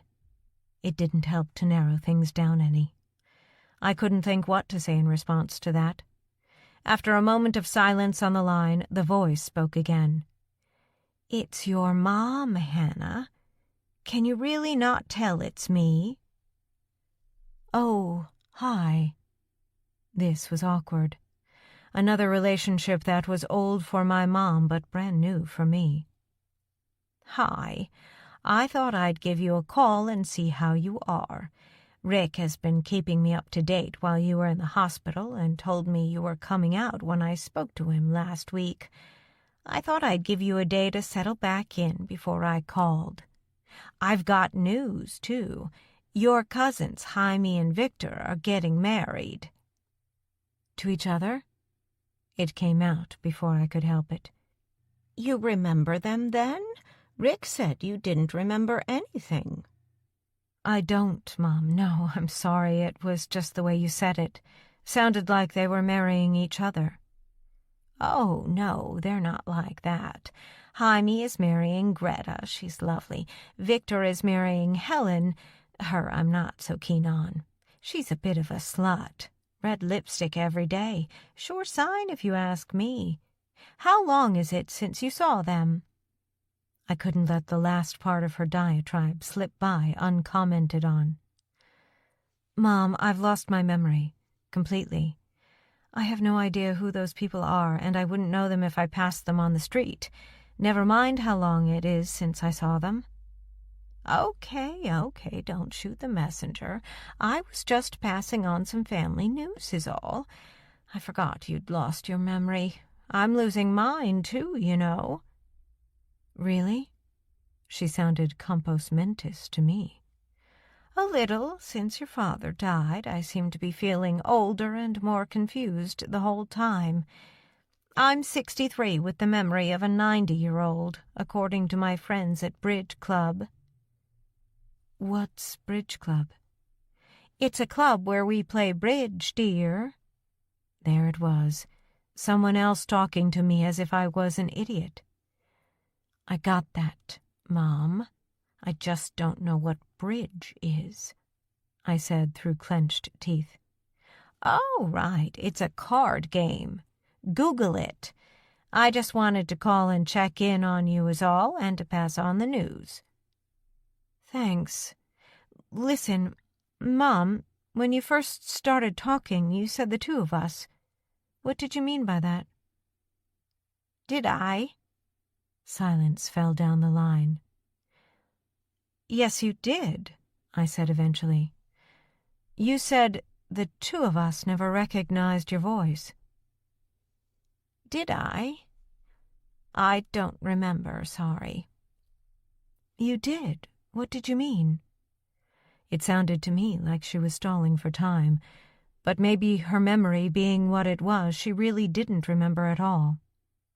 Oh, right, yes, I remember now. I was talking about you and your father. You two were always tight together. He used to take you fishing and camping and everything. He used to say you were the son he never had. I could hear sniffling down the line. Okay. I wasn't convinced. It wasn't a wholly convincing answer, but given her own memory issues, I had little choice but to believe her. The alarm on the oven suddenly started ringing. Listen, Mom, I gotta go. I have fresh cookies baking in the oven. Cookies? Really? Don't sound so surprised, Mom. Well, I am. You always hated baking. Same response from two different people, the kids and my mom. I really have changed, I thought. Chapter 6. Okay, girls, time for cleaning up, doing homework, and getting ready for bed, Rick said as he finished cleaning the table after dinner. Begrudgingly, two kids scraped their chairs back across the floor, making shivers run down my back at the noise. Night, Mommy, Elise said, then draped her arms behind my neck while she stood between my legs and planted a kiss on my lips. She whispered, "The cookies were awesome. Thanks." I mouthed a thank you. Night, Elise. Sleep tight. The kissing still felt awkward.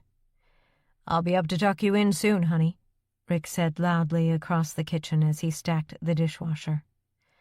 Night, Mom, Christina said as she headed out to the hallway and onto the stairs. No hug for your mom? Rick asked. Dad, I'm getting too old for all that now. Christina's face had turned beet red. It's fine, I said quietly, not wanting to make a scene or kick up a fuss. Night, Christina. See you in the morning. Christina glanced over at me and smiled shyly. Thanks, Mom, she said. I offered her a wink and a grin. Rick brought over coffee, and we sat, sipping on it gently until some of the heat had dispersed. Then I knocked back what was left in my cup in one long gulp. I couldn't think of anything to say to him. Other than my mistake over school times, all I had done all day was prove to myself how damn impossible a situation I was in. I knew nothing about anyone, and even less about how to occupy myself all day. The silence grew longer and more awkward with every second. I jumped a little when he spoke. "So, did you have a good day?" I hadn't said anything to him about the incident at school. Or should I say, incidents. The strange looks from the other moms I could deal with, so I didn't feel the need to fill him in on that. Pettiness like that wasn't something he'd be able to help with anyway. That would be like getting your mom to take you to school every morning so the bullies didn't pick on you. You either dealt with it and stood up for yourself, or suffered the indignation. I wasn't going to be putting up with anything from them.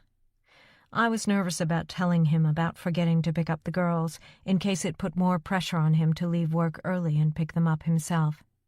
After 6 months of coping on his own, I figured I owed him a break from that, at least. It was okay, I suppose. Look, Rick, It's okay. I know. You know? About what? About your forgetting to pick up the girls. Principal Deacon called me just before you got there. I could feel myself coloring. Why did that busybody feel the need to do that? Was she trying to ruin my life? I realized I was starting to sound a little hysterical, even to myself, and took a deep breath to calm myself. She did? She didn't say anything to me about that. What did you say to her? I kept my voice as even as I could and forced myself not to tremble. The heat in my face was intense. If menopause is like that, it's something I was not looking forward to. I said that I was sure there must be a reason you were late, that everything was fine at home, and as she had already called you, I wasn't going to panic you even more by getting on your tail. Goddamn woman gave me the 3rd degree while I was there. She was all about her duty of care and ensuring the girls were safe, like I was some kind of weirdo who was going to hurt them. I dare say she was just doing her job, honey. The school knows all about our situation, and they were very supportive while you were in hospital. So the best thing we can do is cut the woman a little slack and make sure it doesn't happen again, huh? I found myself nodding along. He was the picture of pragmatic, reasonable logic. Infuriating, but right. Even I had to concede. Maybe I had overreacted, and I was glad then that I hadn't blown everything up while I was there at the school. That would not have made things any easier, and no doubt the story about how Elise's weird mom went batshit crazy at school would soon have reached the ears of the school gate crew, giving them even more reason to whisper about me to each other. If something had happened to me, I'd have been grateful that the girls had been looked after, and I guessed I should be grateful for small mercies. So what happened to make you forget? I got distracted. By what? Well, I decided I'd take a look at the jewelry-making stuff. Great, that's really good. Maybe you can get back to doing it full-time soon, once you've had a chance to settle back into a routine? Rick raised his eyebrows, making this statement a question. Maybe. I tried not to sound too down on the idea, but it didn't seem like something I might be interested in. All those fiddly little components and my thick fingers didn't seem to match up as ideal for a jeweler. You used to love it, honey. I'm sorry, Rick, but that seems to have been the story of my life since I woke up. I love purple. I don't. I love tuna sandwiches, but I don't. I hate baking, but I don't. You baked? See? I said through clenched teeth, throwing my hands into the air. I baked the kids some cookies to make up for scaring them. They looked at me like I was some kind of stranger. My mom rang and said almost the same thing as you did. Something happened to me while I was in hospital. Rick, I don't know who I am. I don't know what I'm supposed to be interested in or good at. I feel like I have no personality, and the little bit I do have is all wrong. I sank my head into my hands. I wasn't about to cry. All crying would do is have Rick cooing over me sympathetically until I stopped. I didn't need that. I'd had enough of that. I wanted some answers, but I couldn't see any way of getting them. We lapsed into silence again. "Maybe your folder was a bad idea," Rick said eventually. I sat up quickly, shaking my head. "No, that was sweet, and I do appreciate how supportive you're being. I just wish that everybody would, I don't know, lose any expectations of me. I guess that's what I'm trying to say. It's pretty clear I'm not the same as I was before the accident, and being reminded of it every time I do something differently to how I did it before isn't really helping." "Okay, I understand. I'll speak to the girls and your mom, maybe even the school." "No, not the school. I don't want you making excuses there. I screwed up today. It won't happen again." "You must have gotten engrossed in the jewelry making." I looked up and over at him. He was trying to lighten the atmosphere, and I appreciated that. "Not exactly. I did try, but—" "But what?" "I couldn't work the welder." I allowed myself a small, amused grimace, which Rick returned. "Oh, right." "I looked for some instructions, but I couldn't find any, so I looked in among the papers on your desk to see if they were there." Damn, I knew there was something I'd forgotten to do an easy sheet for. I knew what he meant by the easy sheets, but I wanted to make sure he knew it wasn't about that. "I found the newspaper clippings." The atmosphere rocketed back up the scale to awkward as hell silence again for a few moments while Rick considered what I'd said. "Oh, right." I watched him closely to see if there was any reproach in his words, but I didn't think there was. I figured I might as well go all in now. "I also found the police report. That was what made me late. I got engrossed in reading about the accident. I felt sorry for the person in the other car." "Really?" Rick's eyebrows had knit together. "You sound surprised. Shouldn't I feel sorry for him? It seemed like a terrible accident." I was puzzled by Rick's reaction. Rick looked at me for a few moments. I wasn't sure what he was expecting to see, but I thought it was perfectly reasonable to feel sorry for the man. "Wait there for a moment. I'll go say goodnight to the girls. Then there's something I need to show you." "Okay." "You could make more coffee if you'd like," he said with a faint smile as he stood up, then disappeared, sounding like he was taking the stairs 3 at a time and in a hurry. By the time I heard his steps coming back down in just as much of a hurry, then the sound of the study door opening and closing, I'd made more coffee and was sitting at the table, nursing my cup. When Rick sat back down, he had another plastic folder in his hand like the one I'd looked at earlier. "What's that?" I asked, then blew on the dark surface of the coffee, wondering if I had always drunk it black. "It's a police report, but not about the accident." "What's it about, then?" He slid the sheet of paper from inside the folder over the table to me, and I turned it around and began to read. I could feel my heart rate rising again as my eyes slid across every word. I was being stalked? Yes. It had been going on for a couple of months. "So I see," I said as I put the paper back down on the table. "It says I didn't know who the stalker was. Just a description." "You didn't. At least, that was what you told me and the police. And I believed you." "So what does this have to do with the accident?" "When the police went to the house of the person who drove into your car, they found some pictures." He seemed ill at ease, like he was saying something he really didn't want to have to say. "Pictures?"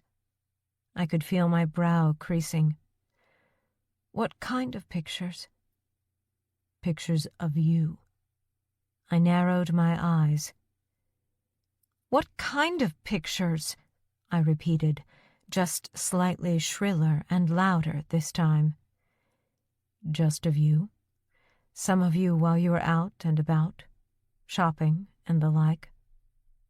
And? Come on, Rick, just tell me. I could see he was hesitant, and it echoed in his voice, which had gone quiet, not at all like the confident guy I'd gotten used to since I'd woken up. Some in your underwear? In my underwear? Without even realizing it, I'd crossed my arms defensively over my chest. How did he get them? The police think he may have used a drone, out back where the fields butt up to our garden. As you know, our room overlooks the fields, and we never drew the drapes because no one could see in. At least, that's what I thought. I didn't know what a drone was, and right then could do without an explanation. Anything else? Pictures of us? Us? Yeah. Doing what? Rick flicked his eyes up from where he had been staring and looked into mine just for a brief moment. You and me? Having sex? I asked. He didn't answer for a second, then gulped and nodded. Yes, same way of getting them, the police think. I sat back in my chair, my mouth open. So, this guy stalked me enough to warrant my going to the police? Yeah. And he took photos of me, us, in the privacy of our home. Wait, there weren't any pictures of the girls, were there? The thought of that made me nauseous. No, it was just you he was interested in. So he took pictures of me naked, right? Yes. Then he drove his car into mine and nearly killed me, and I felt sorry for him. What's his name? Bernie Thompson. I felt sorry for that piece of shit. I can't believe it. The shock was starting to kick in, and I gripped my hands together so Rick couldn't see me shaking with fury. I know, I understand. You're pissed, and maybe I should have told you, but I didn't want to worry you about it. There is one saving grace, though, Hannah. Yeah, from where I'm looking, all I see is a hideous mess. I know. But he can't hurt you anymore. That's the only positive to come out of it. I thought about it for a while, and Rick did have a point. With that creep dead, it was one less thing I had to worry about. One thing was puzzling me, though. So, did I know this guy? Or was it just some random thing? You knew him, honey. He was your ex-boyfriend from high school. Chapter 7. I didn't sleep well that night. My mind was whirring with even more questions than it was before Rick dropped that little bombshell. I tossed and turned so much that I almost fell out of the single bed that Rick had set up in our spare room. I forced myself to lie still and stared at the ceiling.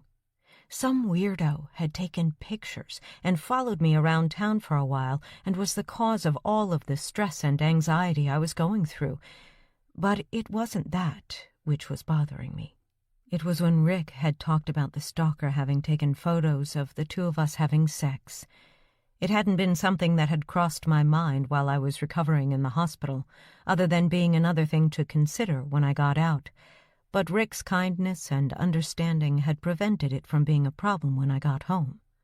So far, at least. But now, having talked about it happening in the past, I couldn't help but wonder how big a hurdle it was going to be between me and Rick when, and if, normal relations between us resumed. I spent the time the birds outside took to sing their dawn chorus to think about how I felt about Rick. It had been nothing but straight down the line with me, right from the first time I saw him when I woke up. He'd told me everything, good and bad, and hadn't tried to pressure me into sleeping with him. That was a good choice on his part, because it would probably have sent me off in a tailspin if he had. I could see that he was a decent man, but being honest with myself, I didn't find myself dreaming of him naked. At least, not until last night. Of course, I had noticed that he was good-looking, and he evidently took good care of himself, but until that evening and night, my only thoughts about sex were that it was going to take a while for me to get comfortable enough in Rick's company to even consider it. The other thought that had been filling my mind was that I had an appointment to see Dr. Patel that next day. He still had some tests that he had been waiting for results on when he released me from hospital, and was confident they would all be back. The thought of going back to the hospital so soon after getting out of there had caused me enough trepidation to have diverted my thoughts away from Rick and his manly chest and bulging biceps for a while. Only for a while, though. The appointment was at 10 a.m., so we both took the kids to school, and I managed to avoid getting into a disagreeable debate with anyone. Rick drove us after we had gone home for a quick coffee, before finally departing. Sitting on the hard plastic seats in the waiting room was strange. It was fiendishly warm in the hospital, and after my restless night I had to concentrate to stop myself from falling asleep, even though the plastic seats were uncomfortable to sit on for any length of time. Although we were on separate seats, our shoulders rubbed together every time Rick or I shifted to try and get comfortable and avoid getting a numb butt. I could feel how solid the muscles in his arm were, and occasionally I would turn my head enough so I could sneak a surreptitious look at his admittedly handsome profile. There was nothing, physically or in his personality, that was unattractive about him. His hair was full and kind of floppy at times, dropping down over his forehead until he ran his fingers through it to push it back into place. I caught myself wondering what it would feel like to run my hands through his hair. Was it as soft as it looked? I also wondered how it would feel to have him do the same with my hair. The act of imagining that sent a shiver down my spine, which I had to stop from becoming a pleasurable shudder. I was just starting to enjoy rubbing my arm against him when the receptionist called out my name. "You want me to come in with you, honey?" Rick said, putting his hand on my shoulder and sending a spasm of uncontrolled electricity through me. "No, it's fine. Just routine," the doctor said. "I'll probably be back out in 5 minutes." I followed the smiling receptionist to a door with Dr. Patel's name on it and looked back. Rick shot me a broad, reassuring smile, which made my inside squirm just a little, in a nice way. I smiled back, then knocked and entered when Dr. Patel called from inside. The room was small and even warmer than the waiting area outside. Dr. Patel sat behind a modern desk with a computer situated off to one side, and I went and sat in another plastic chair opposite him. The only other thing of note was a curtained-off area which I assumed was where patients went for examinations. I hoped I wouldn't be needing that today. "Hi, Hannah. It seems like only 5 minutes since I saw you leave in your wheelchair. What was your first day of freedom like?" He wove his fingers together and placed his hands down on the desk, looking at me earnestly. "It was mixed. Rick and the kids have been great, though." "I never thought they would be anything but great. That is one dedicated husband you have there. You know, he only missed 1 week of visiting sessions in all the time you were here. Not even when he was sick with flu and we had to chase him out of here so he didn't infect the other patients." "Really? That's, impressive." "You should count yourself lucky. There aren't that many husbands who would be so devoted for so long." He offered me one of his doctorly sympathy smiles, which I guessed he'd had plenty of practice doing. "No, and I do appreciate it." He must have picked up something from my reply. "But, I hear a but in there." "Well, it has all been a bit confusing, to be honest." "It's bound to take some time to get used to things again." "I understand that. It's just that things are a little odd, I suppose." "Odd in what way?" I explained about the folder and my list of favorite things, and that now, at least, some of them were no longer my favorites. I also told him about the cookies. He sat back in his high-backed swivel chair and rubbed his hands over his face. "So let me get this straight. You don't like purple or tuna fish anymore. You do like honey when you didn't before, and you do like baking, which you didn't before." "Yes." He smiled gently and made a sound that I guessed could almost pass as a laugh, although it was strangled and short-lived. "To be honest, Hannah, what you have said, in my experience—" He placed one hand flat against his chest and ran the other through his jet-black hair. "Sounds entirely normal. For patients like yourself, who was in a coma for 6 months, remember, there will always be some changes to the way your brain functions. That's not to say there is brain damage," he said hurriedly, seeing the expression on my face. "But the way your brain works chemically and the pathways that were established before the accident have been disrupted. If the worst effect is that you don't like purple things anymore, then I'm pretty sure you'd agree that is an impressive recovery." "Really?" "Yes, really. I've known patients in a similar condition to come to and be in little more than a vegetative state, needing constant care and being unable to do anything for themselves.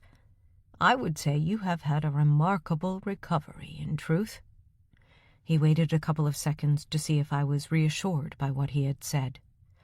I was, and offered him a nod and a shrug to show it. "Now, the tests I was waiting for have all come back and are all perfectly normal. So, unless you have any other worries, I will make another appointment for you to come back in 3 weeks' time. Then I think you and your family will finally be free of me. If you have any concerns or worries in the meantime, you have my phone number. You can reach me on that at any time, day or night. Okay?" "Really? Everything is normal?" "Completely. The only downside—" Here we go. No, it's nothing physical.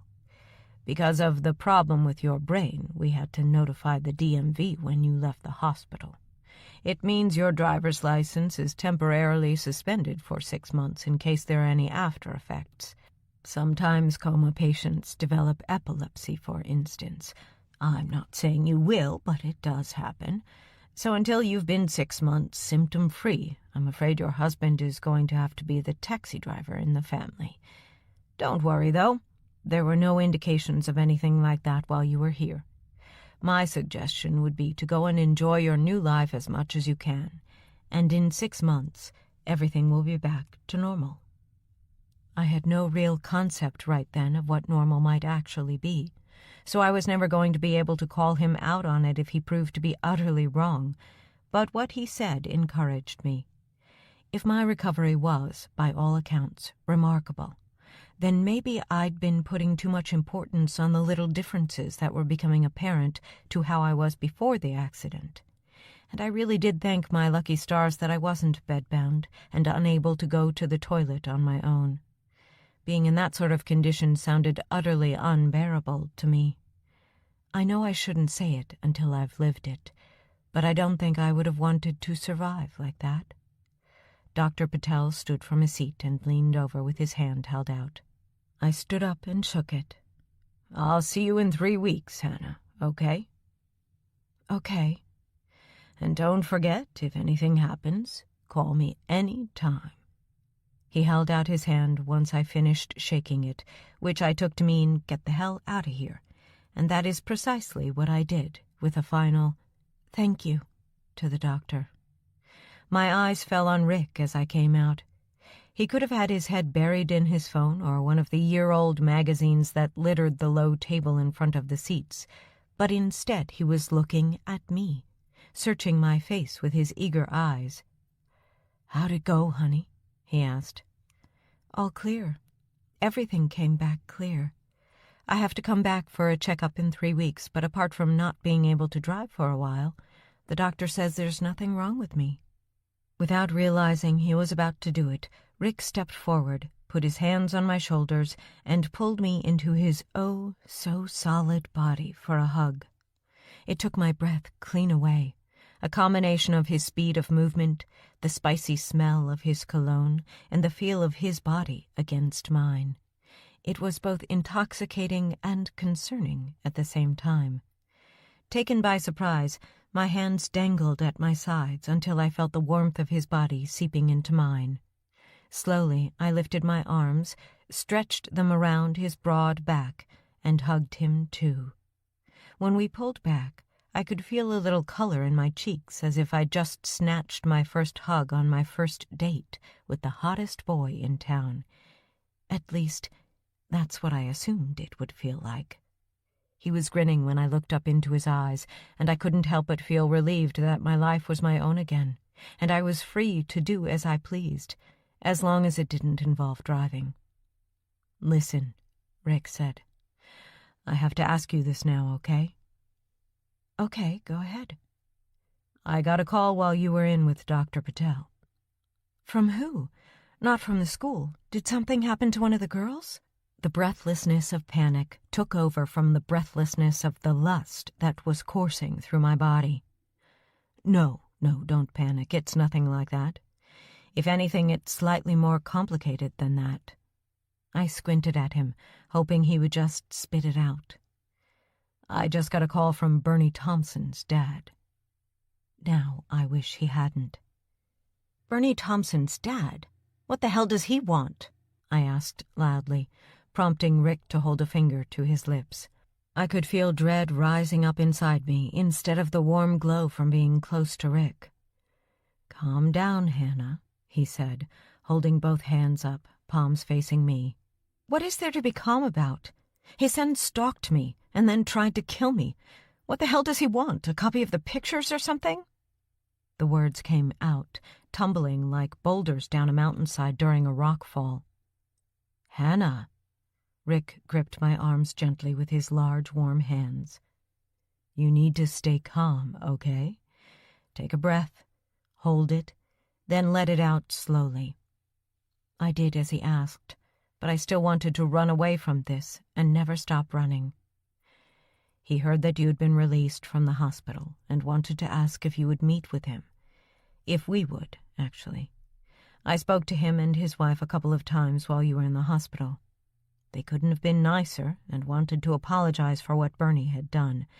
The first time I was so angry with them that I yelled at them and told them I wanted none of their family to ever have any contact with you. I was still so pissed about the accident then. A few months later, they tried again, and I listened. I think they are genuine. He wants to know if we will meet him and his wife for dinner." Rick looked at me with his strong, baby blue eyes, and I could see he wanted me to say yes. I had no memory of Bernie Thompson, or his family, for that matter, and much as I hated the idea of the man who crashed into my car, I couldn't hate him, and if getting to speak with his parents jogged something in my memory, I'd have been pissed if I didn't go. "When?" I asked. "This weekend. Call them back and tell them yes." Rick's face broke out into his now trademark wide smile. Chapter 8.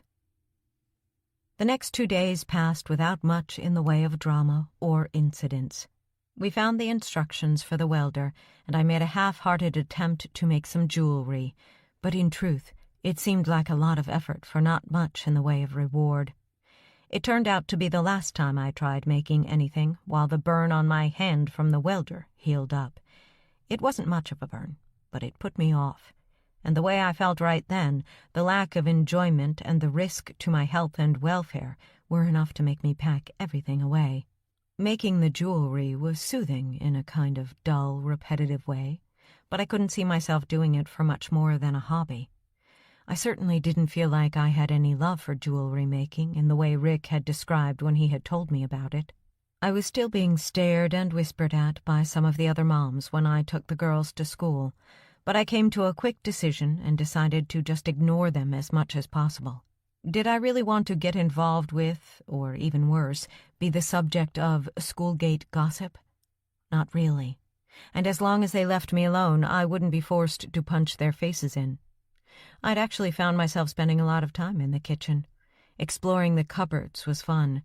I brought my laptop into the kitchen and Googled each product to try and start to develop my own pool of knowledge rather than having to rely on Rick or the girls to explain what something was.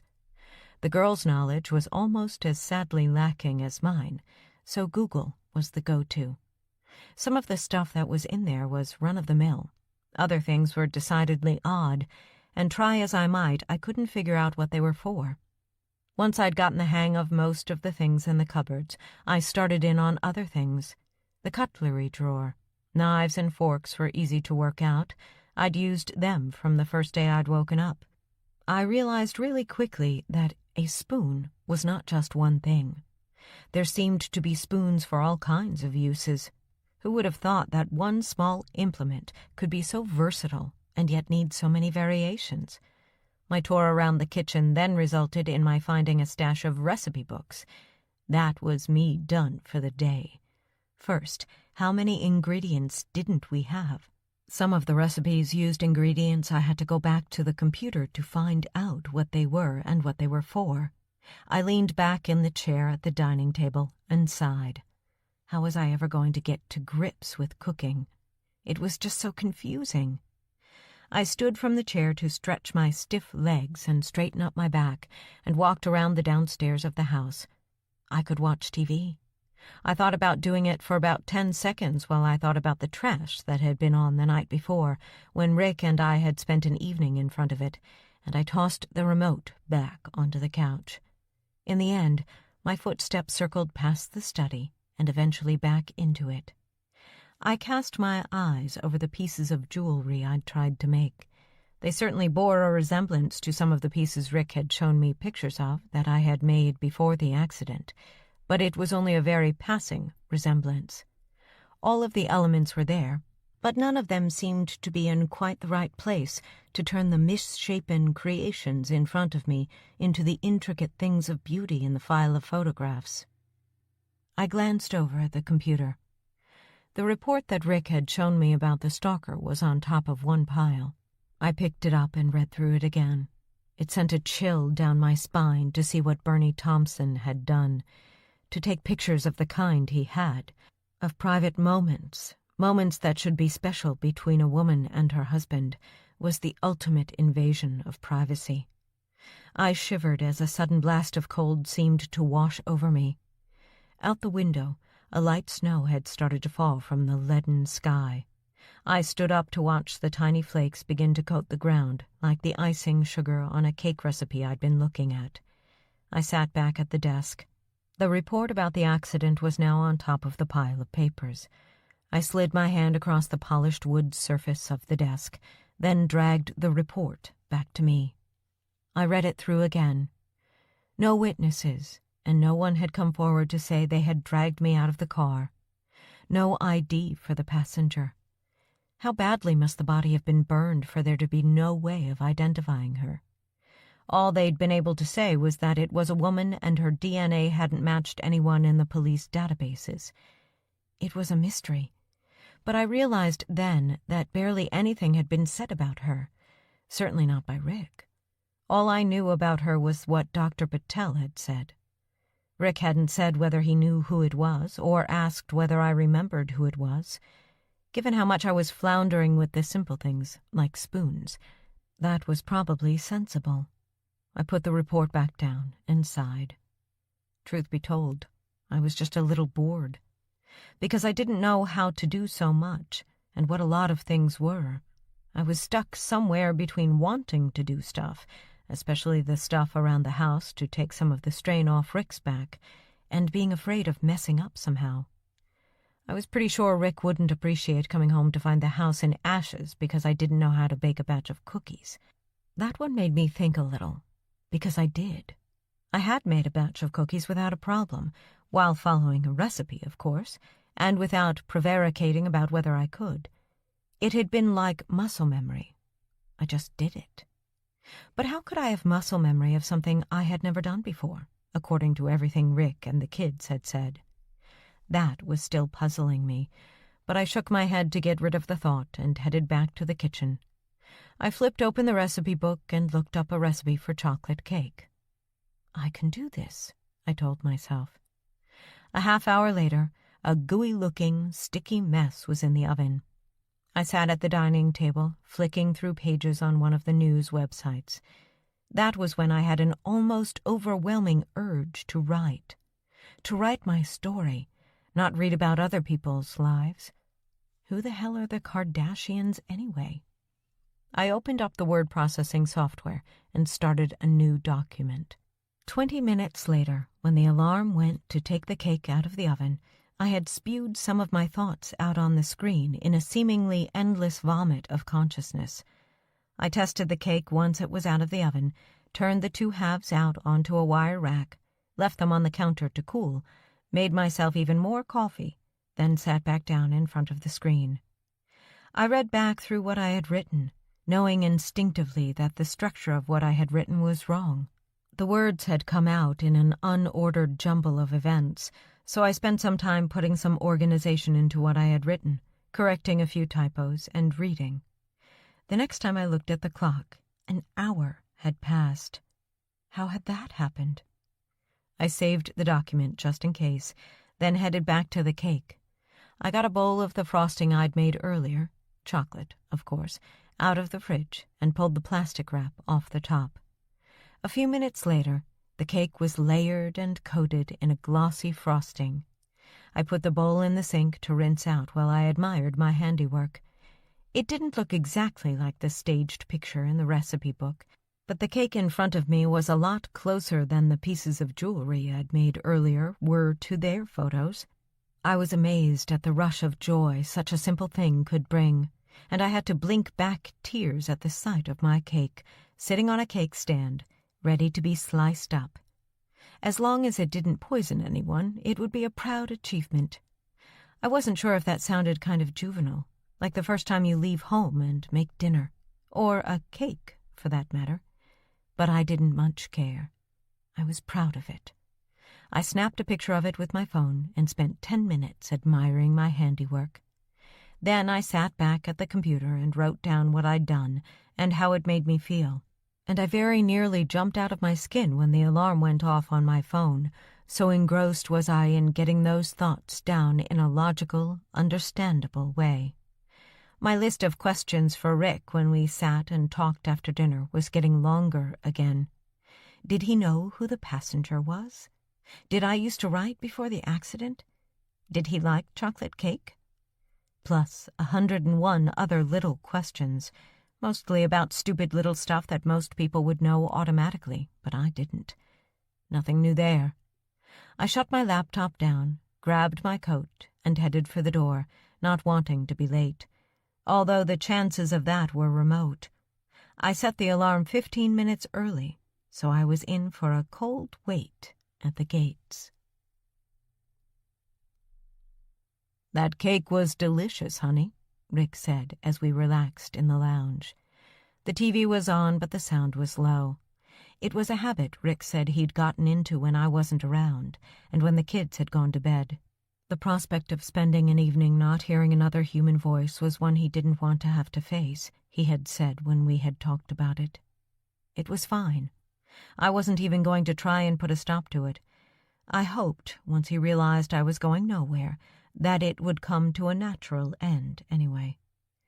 "Thanks," I said, sitting next to him on the couch. I had, up to then, always sat on the other couch by the TV, but I got the urge to try to maybe get a little closer to him. I appreciated what he had done for me, especially after my talk with Dr. Patel, and I didn't want him to think I wasn't grateful. These last few months, the kids have gotten used to going without little treats like that. I mean, you know how lousy a cook I am, right? I shook my head slowly. I'm sorry, Hannah. Just for a moment there I forgot. This is what we used to do before the accident. Always, after dinner, we would spend a little time talking. You were never much of one for the TV anyway. Once we were done, you'd head off to go make jewelry. Well, Rick, I can tell you, that is not going to happen now. I don't like doing it. I can't do it. I have no idea what to do or how to get my fingers to cope with all of those tiny little components. I'm sorry to be a quitter and all, but I don't think I'll be doing that anymore, I said. I could feel my heart rate start to rise as I waited to see what his reaction might be. He looked over at me, staring right into my eyes, then slowly nodded. That's okay. We can keep the stuff packed away in the study for a while in case you change your mind. My only concern is that you don't get bored and frustrated, being here all day with not much to do. I can clean. I hired a cleaner while you were in the hospital. I don't want you doing too much, so I contracted her for another 6 months. We'll see how we go from there. Okay. I can certainly do laundry. You can do yours if you'd like. I taught the girls how to do their own laundry as part of their chores around the house.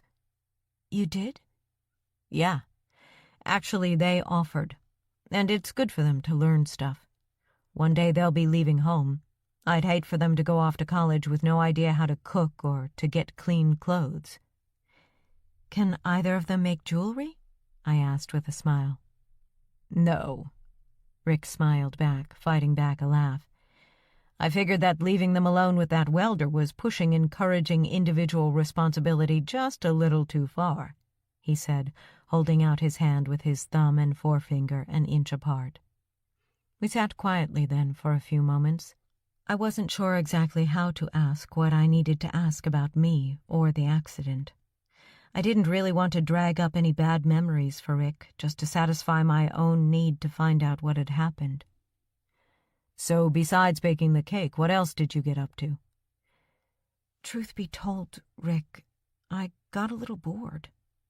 Rick laughed aloud at that comment. Oh my God, Hannah, that is so the you from before the accident talking. You could never sit still for long. You always had to be doing something, you know? I nodded. That's exactly it. I know I have so much to learn, but I feel like I need to be doing something. I hesitated. It seemed kind of dumb now to talk about what I had written, and embarrassing that I had laid myself bare, even if it was just on the computer. Go on. No need to be embarrassed. I sat and wrote down my story so far. Really? Well, everything I remember, which amounts to a couple of weeks of memories in total, so it isn't a lot. Catharsis. I remember the doctor saying something about this just after you came around. It can be cathartic to write what you're feeling and experiencing. Well, it was certainly that. Do I get to read it? He asked, raising his eyebrows in a show of hopefulness. Not just yet. I want to go over it a couple more times. Besides, how do you know I haven't written stuff about you that I don't want you to see? I smacked him very gently on the arm with the back of my hand. Barely a touch. He reached over and gently grabbed my hand before I could pull it away. He stared at me as he interlocked his fingers between mine, and I looked away, suddenly feeling a little shy. The tingling in my hand was not because he was cutting off the circulation in my fingers. I knew that for sure because it wasn't the only place that tingled. For a while, silence engulfed us as we sat, holding hands on the couch like a couple of teens on a first date. Not talking, just feeling and looking. I felt the urge to shift across and get a little closer, and with my shyness wearing off, I did. I leaned my head onto his shoulder, and I felt his chest rise and fall in a sigh. Rick, I have a question, I said, as I watched a couple of newscasters delivering the usual dose of bad news on the TV, barely able to hear their voices over the sound of my heart rushing blood through my ears. Uh-oh. Go ahead. He rested his cheek on the top of my head. The accident. Yeah. Are you sure you want to talk about it? I don't want you getting upset, honey. I squeezed his hand to let him know how much I liked his thinking about me like that. No, I'm fine. It doesn't scare me or anything because I remember nothing about it. Okay. What did you want to ask me? It's about the passenger. I felt him tense up slightly, snatching at a breath. What about her? Do you have any idea who she was? Of course not, he said defensively. If I did, I'd have gone to the police. I don't know what it was about what he'd said. Maybe it was his body language, but I got the distinct impression that there was something more he wasn't telling me. You do know something, Rick, don't you? I don't really want to talk about it. Why? I leaned away from his chest a little and looked up into his eyes. Because it was a bad time. For whom? Look, come on, Rick. You've encouraged me to talk about everything, and I really appreciate having someone to talk to. I'm here for you to do the same. What he said next sent a shiver down my spine. Okay. I'm not proud of this, all right? Go on. He had definitely piqued my interest. I sat up straighter, lifting my head fully from his shoulder, but I kept a grip on his hand. Before the accident, we were having a tough time. We were? Yes, you were distracted. I think I had a right to be if I was being stalked, Rick. No, it was more than that. You would go out during the daytime and not say where you had been. You started making excuses for getting time away from the house. From me. Why would I do that? I didn't know why. We were drifting apart, I suppose. We even went to see a couples therapist to see if there was anything she could do to bring us back. But you didn't seem to want to make the effort. So, what was the outcome? Rick let go of my hand. I thought you might be having an affair. I shucked across the couch away from him so I could look at him properly. What? I thought you were seeing someone else. Cheating on me, maybe.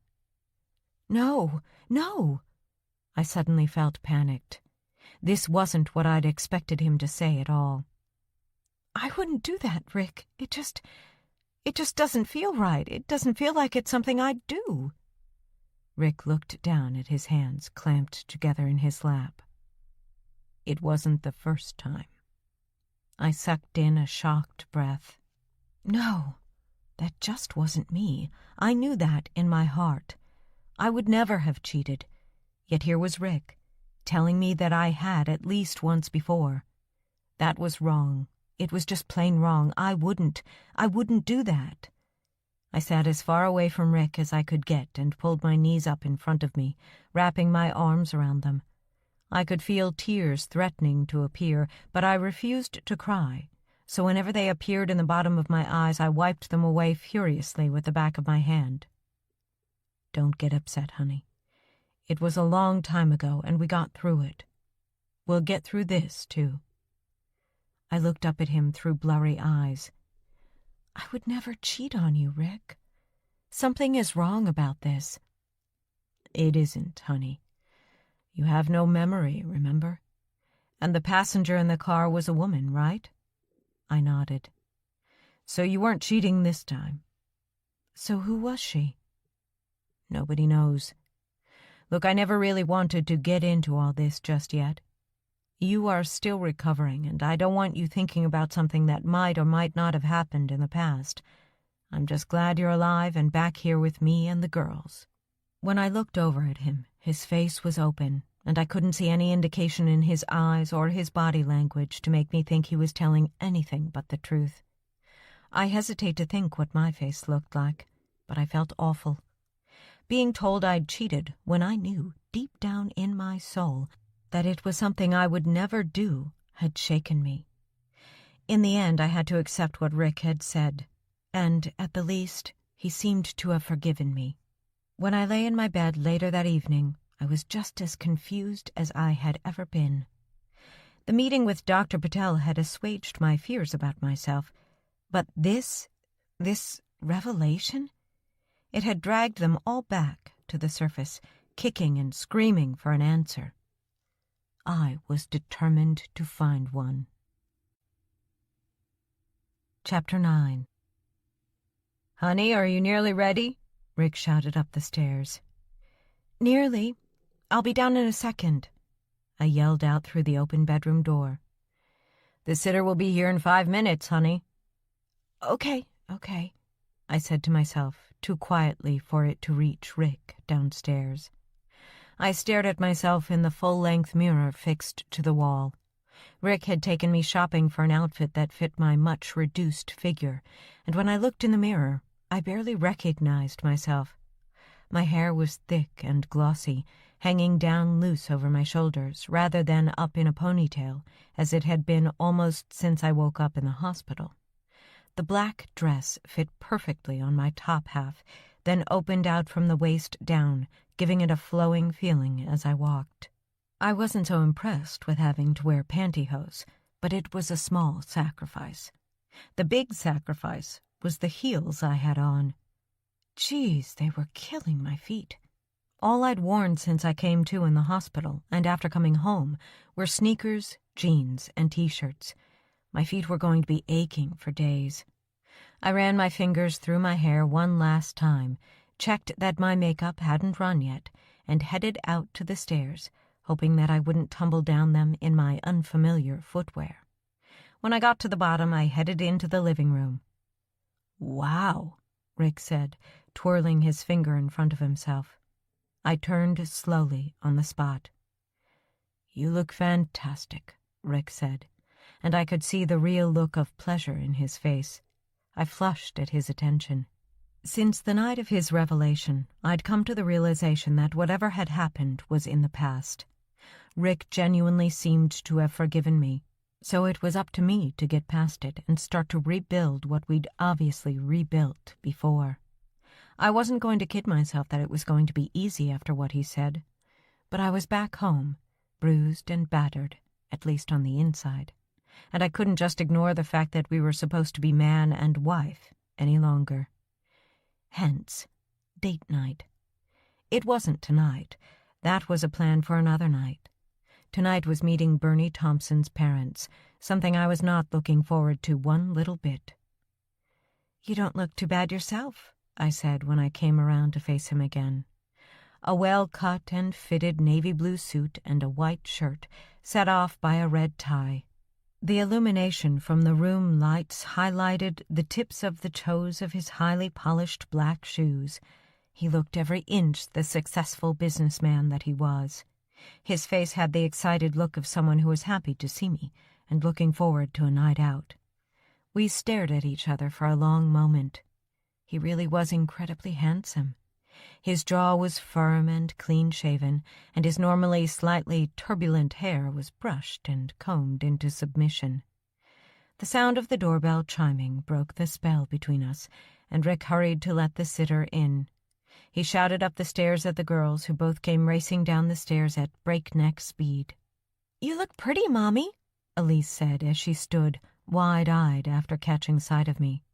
She ran over and threw her arms around my waist for a hug. "What about me, Elise?" Rick held his arms out either side and did his own twirl. "Yeah, Dad, you look real pretty, too," Christina said sardonically, as she walked slowly down the stairs Elise had galloped down a moment before. Rick cracked up into laughter while I watched as he chased the girls around for a few moments before dragging them both in for a huge hug. He was a natural with them as a dad, which I was grateful for, given what I had been through. The couple of days between Rick's bombshell about my cheating and the dinner with Bernie Thompson's parents had been filled with reassurances from Rick that what happened was in the past and that we were starting a whole new chapter between us with a clean slate. Eventually, mainly because I had no choice or memory of the events, I had taken him at his word. I was also determined to put it behind us and move on. I wanted to. It was embarrassing to think about for me. "Right then, young lady, your carriage awaits," Rick said, and it took me a moment to realize that he meant me. "Kids, Frankie is in the living room setting up for a movie night. Be good. Frankie," he yelled at the top of his voice, "we'll be back about 11. Help yourself to food from the fridge." "Will do, Mr. Jolly." A soft female voice came floating out of the living room door. I turned to look at Rick. "Frankie? I thought it was a boy." No, Francesca. But anyone who calls her that is likely to limp away with a big bruise on the shin." I smiled at the image. "She lives with her mom just around the corner. She's been sitting for the girls these last 2 or 3 years now. She's a nice kid." "Okay. Well, that told me for jumping to conclusions." "Indeed it did, milady. Now may I escort you to your transport for this evening?" He held out his arm, and I hooked mine through it as we headed out to the car. I couldn't quite suppress a giggle. "What's so funny?" he asked as he held open the door. "All this milady stuff. I'm not used to it." Instead of moving out of the way as he held the door open, Rick stood his ground and I bumped straight into him in a head-on collision. In a flash, Rick snaked an arm around my waist and pulled me close. "You'd best get used to it, milady, because I've no intention of stopping looking after you any time soon." His breath was heavy, and I could smell the heady aroma of his cologne weaving down into my body. I looked up at him, locking eyes. "I suppose I could get used to it," I said with a slight grin curling one corner of my mouth. "Good," he said, and slid his arm back away from me. "Make sure you do." I stepped to one side and with quivering legs endeavored to get into the car as graciously as I possibly could.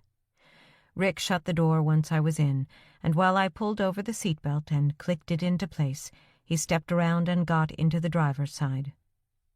"You ready, milady?" he asked. "Stop, I'm no lady." I put my hand to my mouth and fake fluttered my eyelashes at him. He'd done a great job of completely taking my mind off the real reason we were heading out that cold winter evening. "That remains to be seen," he said, then winked and started up the engine. Oh my, the electricity between us was palpable, and although it had taken a while, I could see why I had fallen in love with him and married him. He was a great dad and provider for the family. All that remained to be seen was how he was as a husband. I knew he was devoted, but I found myself blushing slightly at my wondering what he would be like as a lover. My guess would be gentle and kind, maybe just a little bit naughty. First, there was the prospect of an awkward dinner to get out of the way. I'd been all for it when Rick had mentioned it at the hospital, but as it approached, the less sure I was about whether it was a good idea or not. From what Rick had said, Bernie Thompson's parents seemed to be genuine in their desire to apologize for their son's actions, but I wondered if, maybe, that was just an excuse to meet and hurl invectives at the woman who, they might think, ruined their son's life. I was glad Rick would be by my side, even though I knew I could scatter insults around with the best of them. It was dark outside, the streets lit in the orange glow of streetlights as Rick headed to the restaurant where we were meeting the Thompsons. The wet pavement reflected the lights, seeming to flicker as we went by. Houses showed lit windows while the stores we passed were all closed up and dark for the night. Very few people were out and about on that cold night. I counted seeing no more than 7 or 8 people walking the streets. Out of the front of the car, a brightly lit oasis in a desert of darkness lit up the side of the road, and Rick slowly steered the car into the lot and smoothly drove into a parking space. Bright red neon lights proclaimed the place to be Ricardo's. I'd taken a tip from Christina to look it up on TripAdvisor, a service I had no idea even existed. It had a fine reputation, with almost all good comments.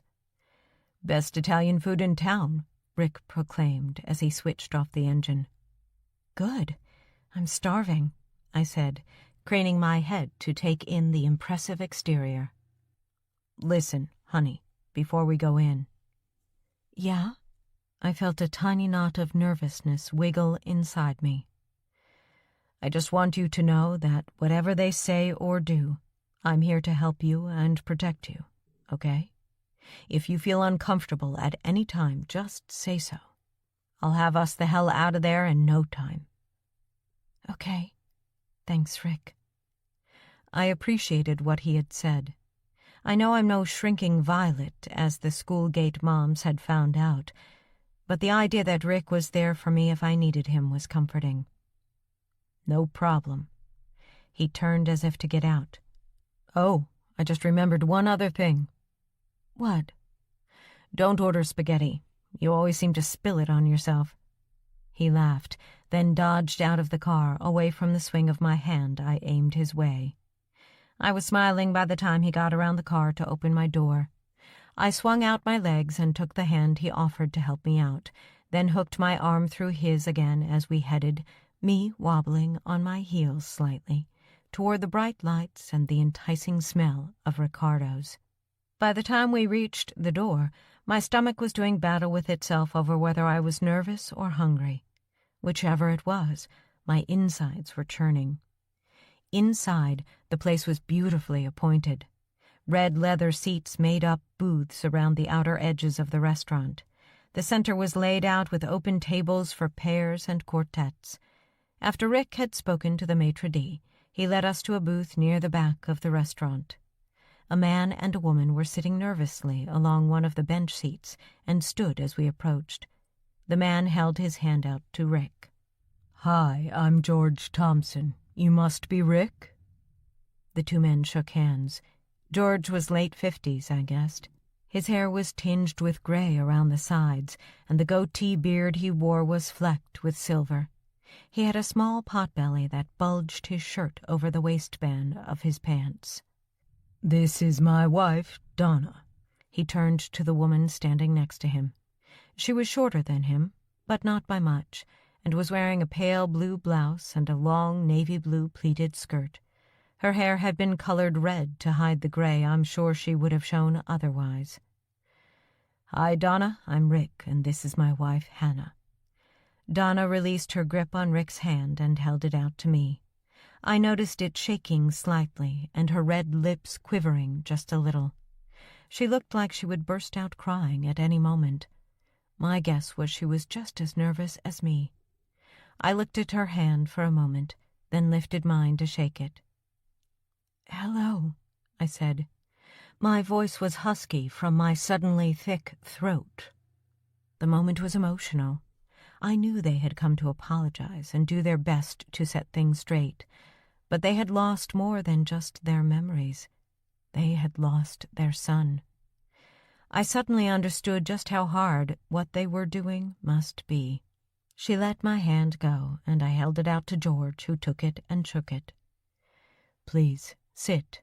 Rick indicated for them to take their seats, then slid in opposite to George. I followed him in, rearranged my clothes, then looked up to look at Donna. Before anyone could say anything, the waiter came over with glasses and bottled mineral water, depositing them on the table and handing each of us a menu. He asked if we wanted to know what the night's specials were, but Rick said no. We'd choose from the menu. Once the waiter vanished to let us choose, George wasted no time getting to the point of what the evening was intended to achieve. "Anna, before we go any further, Donna and I want to say just how sorry we are for what Bernie did to you before the accident." "He wasn't right," Donna said. "He wasn't right in his mind, and although we took him to doctors and all, nobody seemed to want to help him when he needed it. We are both truly sorry for what he did." "Thank you, both," I said. "And I want to say how sorry I am about Bernie. I know he was having problems and doing things he shouldn't have been, but I have no memory of them anymore anyway, and it must be tough to lose a son." Donna pulled a tissue out of a pocket and dabbed her eyes, sniffing as she did. "It is. Thank you, Hannah. I appreciate your words," George said, his own eyes shining and his bottom lip now trembling. I didn't feel great about making two people cry, but I couldn't let them live under the misapprehension that somehow their son had damaged me in any way. I remembered nothing. If he was the cause of the accident, I would have something to complain about, but there was nothing to suggest he was or that he drove into my car deliberately. I'd read a report on the accident that something must have made Bernie swerve across the road, according to the crash investigators. They had suggested that maybe a deer ran out in front of him. The waiter looked kind of embarrassed when he came back to take our orders, mainly because George and Donna were both evidently still upset, having to clear their throats to be able to talk almost normally.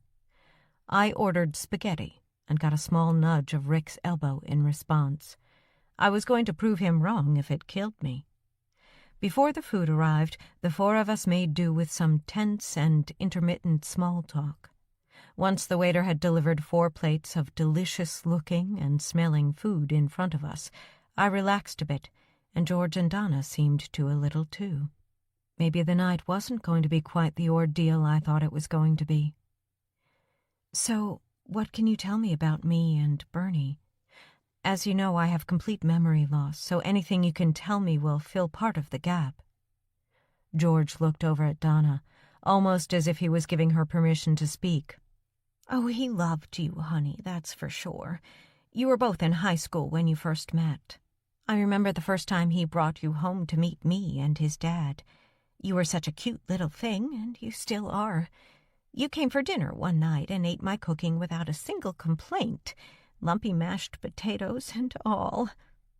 Donna's cooking isn't the best, George said with a wistful half-smile. Donna must have seen the look of surprise on my face that her husband would say such a thing in public. Oh, honey, don't look so surprised at him. He's right. My cooking is awful. Never did get the hang of it. Too many spoons and cups to get my head around. Besides, I was the one going out and earning all the money. I was too busy as an attorney to worry about cooking. She hesitated for a couple of moments, looking down at the table. That's all gone now, though.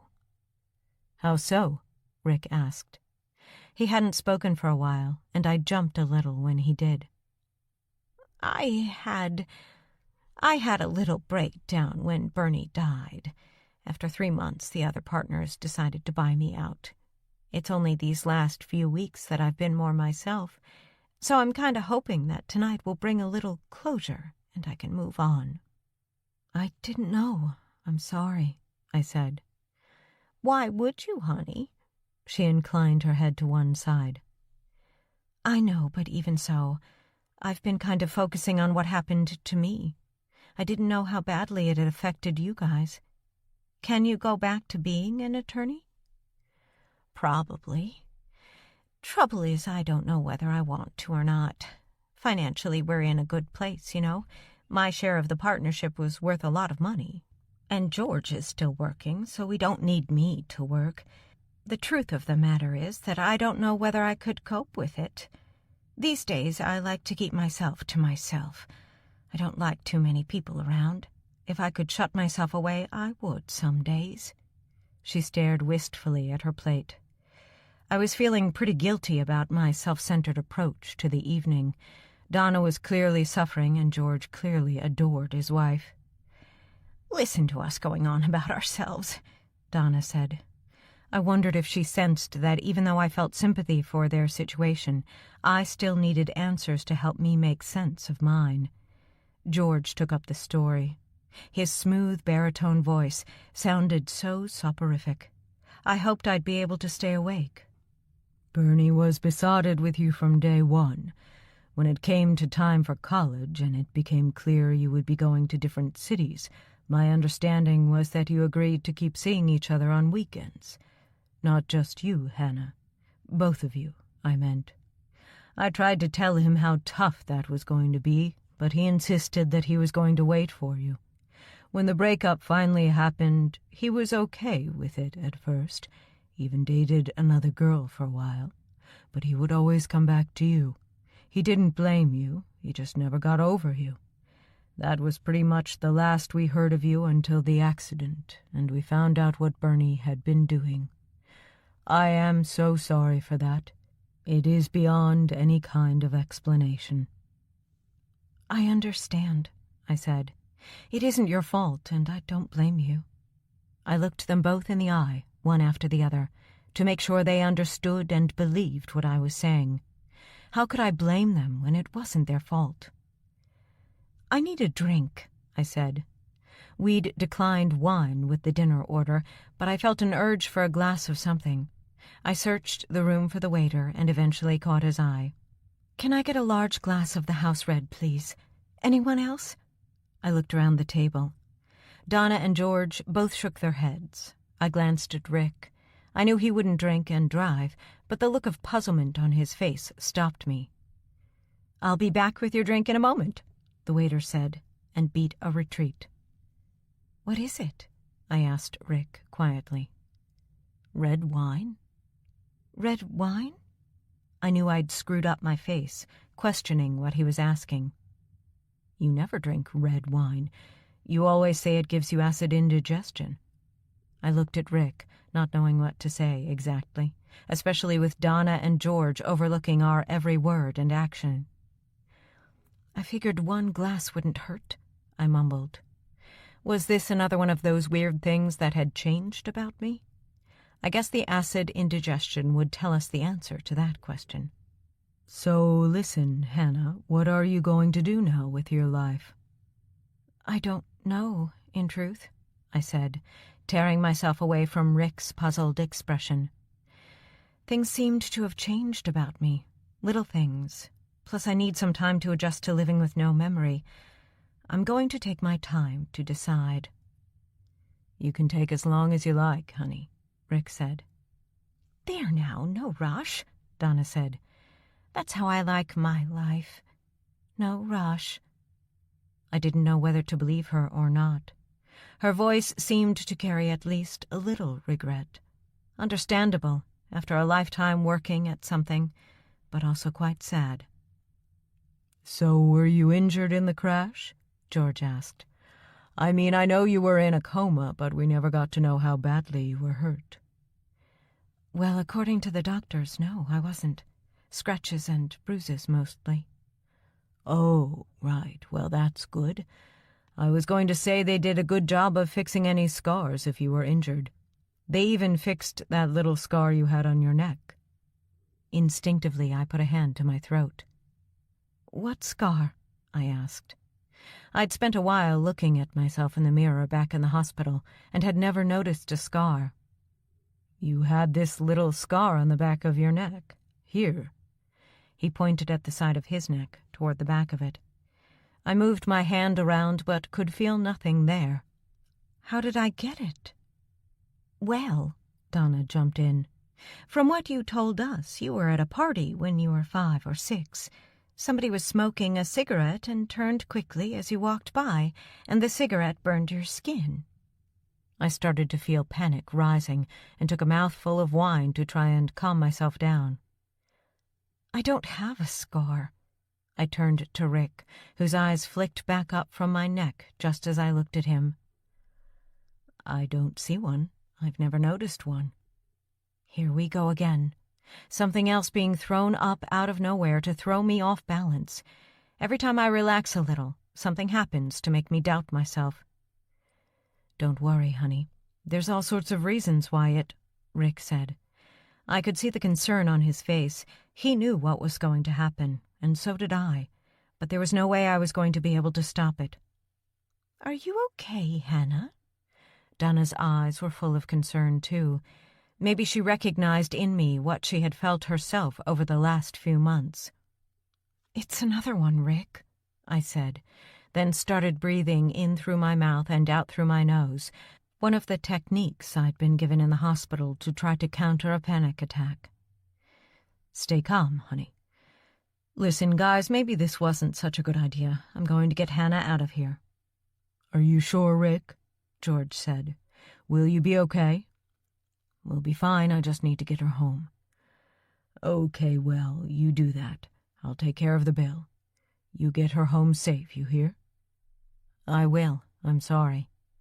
With that, Rick stood from his seat and helped me to my feet. I already felt lightheaded for trying to push back the rising sense of panic, and I staggered slightly. I remember looking at the half-full glass of wine on the table, wondering if that could have affected me. Rick whipped his arm around my waist to support me and whispered in my ear for me to keep on breathing. I looked down at Donna and her worried face. "I'll be fine," I managed to croak. "Just need some air." "Take care, honey. Maybe some other time we—" I nodded. "Yes, maybe." Rick started to walk me away from the table, and in a few seconds we were outside where the cold night air immediately hit me. "Sorry," I muttered as my breathing began to slow down and moderate. I was no longer sucking in huge lungs full of air. I could feel my heart rate slowing, and the sweat trickles that had started on my back stopped flowing. Once we were back in the car, I turned to Rick, holding back my hair where it covered up my neck. "Tell me if there is anything there," I said. Rick switched on the interior light and peered up my neck. "I don't see anything." "How can that be?" I asked, trying to think logically. "How could I have a scar once, but not now?" "Well, think about it, honey. We met in college, right? I have never seen a scar on your neck, so you must have had it fixed before we met. Any mark left would have likely faded away by now." It seemed like a logical answer. It had to be, otherwise... Well, otherwise, I couldn't think about it. It made no sense. "Are you okay now?" Rick asked. Yeah, I'm fine." "You want to go for a drink? It's only 9. We could go to that bar down the street from the house, leave the car in the lot overnight, and walk home under the stars." The drink sounded appealing. And why wouldn't I want to walk under the stars with Rick? "Sounds great to me." "You sure? If you'd rather just—" "I'm fine. You were right about the scar, I'm sure." "Okay, great. I know I could do with a drink." "Me too." The bar had been humming when we arrived, and by 10:30 it was packed to the rafters. But boy, had it been fun. "I kicked your ass," I said as we walked along the sidewalk back toward home, and I giggled at the memory of seeing the black ball drop into the center pocket in the deciding game of our best of 3. "Beginner's luck," Rick said. I knew he was putting the grumpy voice on, and it made me giggle even more. "Yeah, right. I'm a natural." "You are," he said. "I think in all the years I've known you, I only beat you a handful of times. I should have known better than to challenge you." "Well, maybe next time I'll let you in." "Cocky or what?" he said. "Maybe next time I'll kick your ass." I'd felt overdressed and self-conscious when we went into the bar, but a couple of beers had soon eased that. "In your dreams, buddy," I said. Starting to feel the cold now after the heat of the bar full of warm bodies, I wriggled my fingers inside Rick's arm and walked closer. "My feet are killing me," I said after we'd walked in silence for a while. "These heels are murder on them." Rick turned his head to look down at me. "You look great in them." Whoa, was there some heat in that look? "You look pretty good yourself." "Thank you. I do have another reason I lost at pool." "Oh, right. Come on, let's hear the pitiful excuse you've dreamed up." "It's not pitiful. It's true." "Go on, it won't stop me crowing, though, you know that?" "I know, you have bragging rights for now." "Come on, then. Spill your excuse out so I can mock it mercilessly." "I got distracted." "Yeah, right. By what?" "By the other people in the bar." "Well, I did too, especially that big guy who smelled like he hadn't had a shower in a week. I'd say we were even on that." "I was distracted because I didn't want them to be there." "Okay, the atmosphere would have been lacking, though." "I didn't want them to be there because every time you bent over the table, I wanted to do things that I wouldn't want those other people to see." I couldn't help my sharp intake of breath in the same way I couldn't stop the sensation that seemed to spring from every part of my body instantaneously. Rick looked around again. "Sorry, I shouldn't have—" "Don't spoil it, Rick. I'm glad you were thinking those things. I've been thinking them too. Not, throwing you on a pool table and doing stuff." "No? Shame." His face was broken by the huge grin spreading across it. "Shameless, more like it. And I mean it. But listen." I know. We said it would take time, and you're probably not ready yet. I'm sorry, I shouldn't—" "Will you shut up for a minute and let me finish? I was going to say that the quicker we get home, the better, but I can't walk fast in these heels. Take them off. The ground is freezing cold. Right, well, as much as it goes against my better judgment. He freed his arm from mine and stepped out in front of me, then squatted. Hop on, he said. You're giving me a piggyback ride? You have any better ideas? I need you home as soon as possible, and I'd prefer it if you weren't hobbling into the bedroom. Okay. Not very ladylike, but... I hitched my dress up so I could climb onto his broad back without ripping the fabric. Rick stood up and I locked my arms around his neck, only loosening them when he started to make out that he was choking. I won't let you fall, he said. I believed him. We laughed all the way home, by which time he was panting a little. He backed up to the step up to the front door and let me down, then turned to face me. As he looked down on me, the streetlight glow left one side of his face and both eyes deep in shadow. He stepped forward and pulled me in close. I could see my breath clouding and billowing up past his face in the frigid air. With our gazes locked together, he slowly brought his head down while I lifted mine until our lips met in a soft, unsure kiss that momentarily took my breath away. When he stood back up, he looked down at me and said, I gotta take Frankie home. I nodded. I'll be waiting, I whispered. Your place or mine? He asked with a grin. Ours, I said. Who needs a date night? I thought to myself as I headed inside. Chapter 10.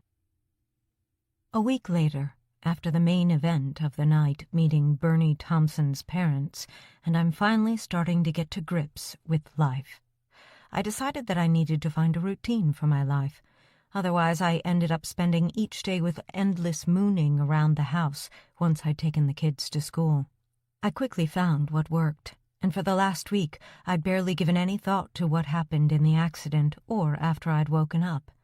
I had spent a couple of days, on and off, trying to find any evidence of that damn scar George and Donna had talked about, but in the end, I gave up, realizing I would just drive myself crazy looking for it.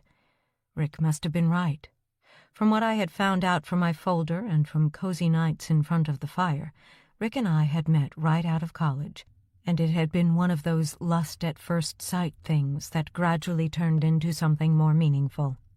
The routine was to get the kids to school and get myself home, then spend a couple of hours writing on my laptop. Errands or jobs around the house, including laundry for Rick and me, a quick lunch, another hour of writing, then off to school to pick up the girls. Once we were home, I would make a snack if I hadn't baked earlier, then get ready to cook dinner after spending some time with the girls around the dinner table. Homework. Yuck. It was the one time of day now where I was forced to face up to my lack of memory. Math problems were the worst. I mean, have you ever tried to explain a math formula to someone who doesn't understand? Just picture that scene with two people who don't understand, and you will know what I'm talking about. Google again proved to be my friend. It might not have been everyone's idea of a fulfilling life, but it was giving me a chance to heal, slowly and steadily, to find my place in the family, and for my mind to slowly desist from the whirl it had been in the whole time since I woke up. So far, that day had been like the others. It had all gone to plan, which was good. I felt peaceful and calm, and for once ready to face the behind-the-hands chatter at the school gate, which, depressingly, seemed no closer to stopping. It had been going on since day one, but it seemed to me, at least, that it had begun to ease off as familiarity took its toll on the numbers of school gate gossip-mongers, but the undercurrent of curiosity, of nosiness was still there, and every now and then I'd hear my name being whispered. I supposed, if nothing else, it proved that in the hearing department there had been no damage. I had purposely not responded to any of them, apart from once right at the beginning, and as a tactic it had seemed to work. New objects of fascination had obviously arisen for most of them. While I waited for the girls, I took a look around at the moms. Normally, I would bring my phone and pretend to be reading something while I waited, so I didn't have to engage with any of them. But that day, in what I thought was a sign of my growing self-confidence, I waited without it. I could see from the corner of my eye the small gaggle of 4 moms for whom I was still a subject for frantic, whispered discussion. They were like clones of the same woman. Designer jeans, designer t-shirts, designer shoes, and pretty much everything that should be natural replaced by silicone and veneers. The only real differences between any of them were their hair color and their eyes. When I told Rick about them a few days ago, he suggested I read a book called The Stepford Wives. He was right on the nail with that assessment, but I thought the real-life women I was having to deal with were bitchier about others, and that their perfect lives were just cover-ups for other things going on in their backgrounds. 5 minutes before the kids were due to come rushing, chattering madly out of the school, one of the SWs stepped forward, a look that was a mixture of fury and disgust on her face. I'd surreptitiously watched her as she was surrounded by her acolytes, and I could see she was winding herself up like a cuckoo clock, preparing to mark the hour. "Hi," I said when she came to stop in front of me. Her friends edged closer, like a pack of hesitant hyenas around a festering carcass. I think they just wanted to make sure they heard every insult I assumed I was about to receive. "Who are you?" the woman asked. Just for a moment, I thought I detected fear in her eyes, but it passed too quickly for me to be sure. "I'm Hannah Jolly. Who are you?" "I'm Camilla." She said it like it was supposed to mean something to me, but I just shrugged, so she knew it didn't. "What can I do for you, Camilla?" I tried not to let my impatience show, but I'm not sure I succeeded. "You used to be my friend. We all used to be friends." Her Stepford friends all nodded slowly in unison. Freaky. And now you stand away from us and ignore us. What did we do to you?" "I'm sorry. Do you know what happened to me?" "Of course." "And you're aware that I have no memory?" "But you must remember us." The accompanying nods were all in perfect time again. I felt like running, but was trapped by the fact that the kids were due out any minute. "I don't remember anything. Sorry." "You've changed." "Huh. You think? I had a car crash and was in a coma for 6 months. I was hardly going to come out of it unchanged, don't you think?" "There's no need to be snarky, Hannah." "Excuse me? Aren't you the one who marched over asking me stupid questions?" I could feel my cool facade warming up by the second. "You have changed. You were never like this before. Something happened in that accident. It's like you're a whole different person." I couldn't find the words for what I wanted Camilla to do. The first of the kids were already out of school, heading for the gate, and I didn't want to make a scene with this woman, but she had hit on something that had been bugging me.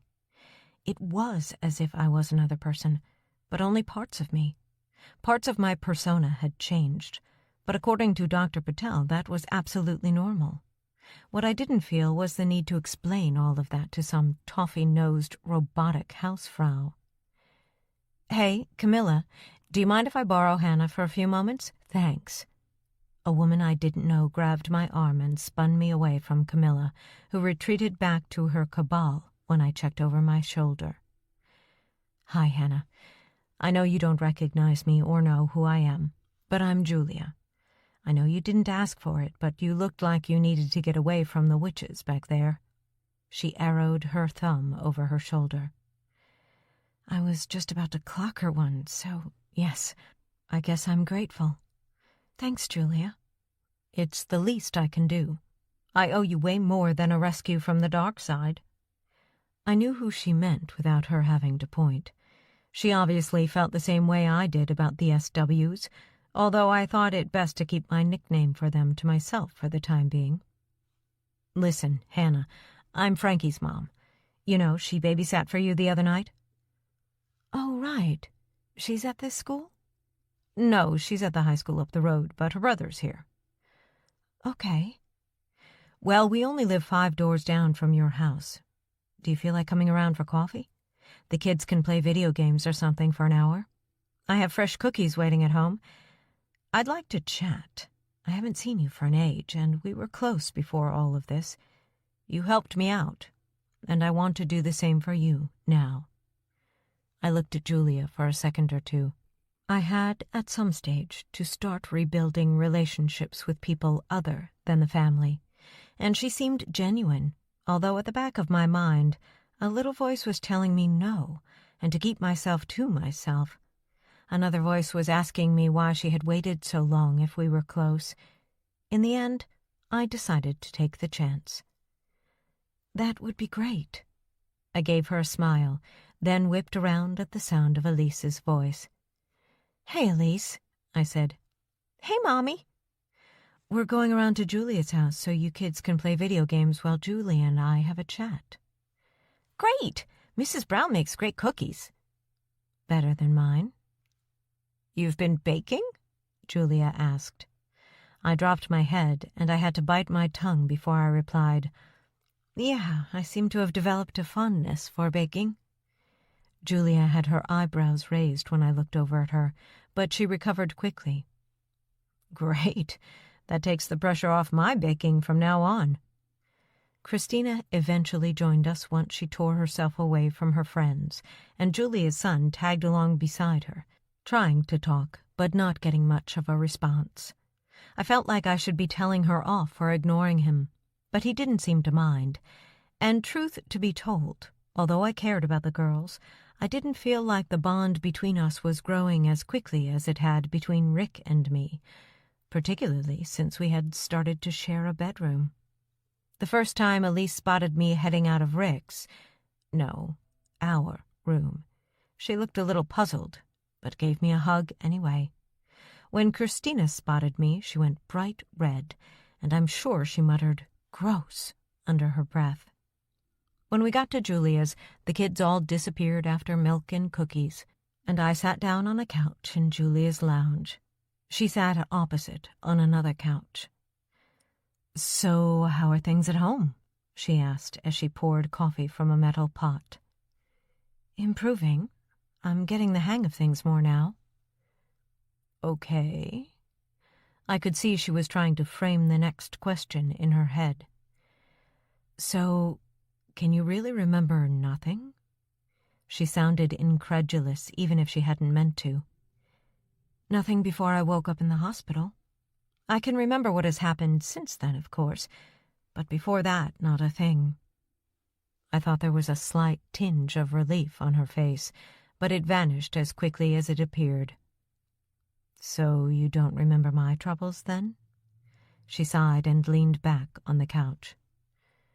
"Sorry. I'm sorry, but no, I don't. You had troubles?" I looked around the room, which was spotless. I wish I could keep our house so clean, but with the girls constantly eating or tripping in and out, I hadn't quite gotten to grips with keeping up with them. Julia was obviously better organized than I was. "Oh, yes," she said, then slowly blew on her coffee through pursed lips. "My ex and I divorced. The final papers came through a year or so ago now, but before the accident, you were so kind. You helped out with the kids when I had to go see the attorney. Whenever I asked for or needed help, you were there. I just wanted you to know that same goes. You only have to say if you need any help with anything at all. Okay?" "Okay, thanks. I appreciate it." And it was true. I did. I barely knew her, but to my feeble mind that was what friends did for each other. "No problem. How are things between you and Rick?" I could feel the color rising in my cheeks. Even though a more normal routine had emerged recently, it still felt kind of weird talking about it. "Better." "You guys sharing a bed yet?" I was just about to sip my coffee when she said that. It made me splutter and spill some on my jeans. "Sorry, I didn't mean to make you uncomfortable. You were gone a long time, and Rick is a good-looking guy. I didn't think it would take long for you two to get back to normal." I didn't want to burst her bubble by telling her what Rick had said about our relationship before the accident. That was something for another time, if ever. Anyway, I'm glad it's all coming together again. I really valued our friendship before things all went wrong. She leaned in a little and looked around to make sure none of the kids were within earshot. "I'm glad you guys have sorted things out between you. It's okay. I know you were in couples counseling and all before the crash, so maybe now you have a chance to build something new between you both." I blushed a little that Julia knew stuff about me that I didn't even know myself a few days ago. "And maybe you can put him behind you." "Mom, Dad just texted me. He says he's 5 minutes away and taking us all out for pizza," Christina yelled from the top of the stairs. I smiled over at Julia, having only half heard what she said as Christina shouted. "Looks like I gotta go. Listen, thanks for rescuing me and for the coffee." 2 sets of footsteps came down the stairs, one doing their impression of a baby elephant coming downstairs in an almighty rush, the other plodding down like a worn-out cart horse. "Come on, Mom, we gotta go," Elise said excitedly, grabbing my hand and pulling on it. "Let me know if you need any help with the kids, Julia, and thanks. I appreciate what you've said this afternoon." I reached down and grabbed my purse, then followed the girls out the door at breakneck speed. I really did appreciate Julia's intervention. I didn't think Rick would have been too happy if I'd been arrested for beating on Camilla. It did make me wonder just exactly how I was going to manage to rebuild my life with other people. They all knew stuff about me that I didn't know myself. I knew nothing about anybody other than what they decided to tell me. Trying to build friendships was going to be fraught with difficulties. I could see that. But could I go through my life not knowing whether to trust someone in case they didn't tell me something important about themselves? How could I talk to anyone about my experience? They had all of their memories. They knew what it was like to give birth or get married. They knew what it was like to fall in, or in Julia's case, out of love. I knew none of that. It was like my emotions and memories were all wrapped up in a huge tarpaulin, covered up and hidden away from view with no way of ever getting out. I didn't know when or even if that tarp could be pushed to one side to reveal what was underneath. The real me. My real life. How could anyone who hadn't been in the same situation even begin to understand what this was like?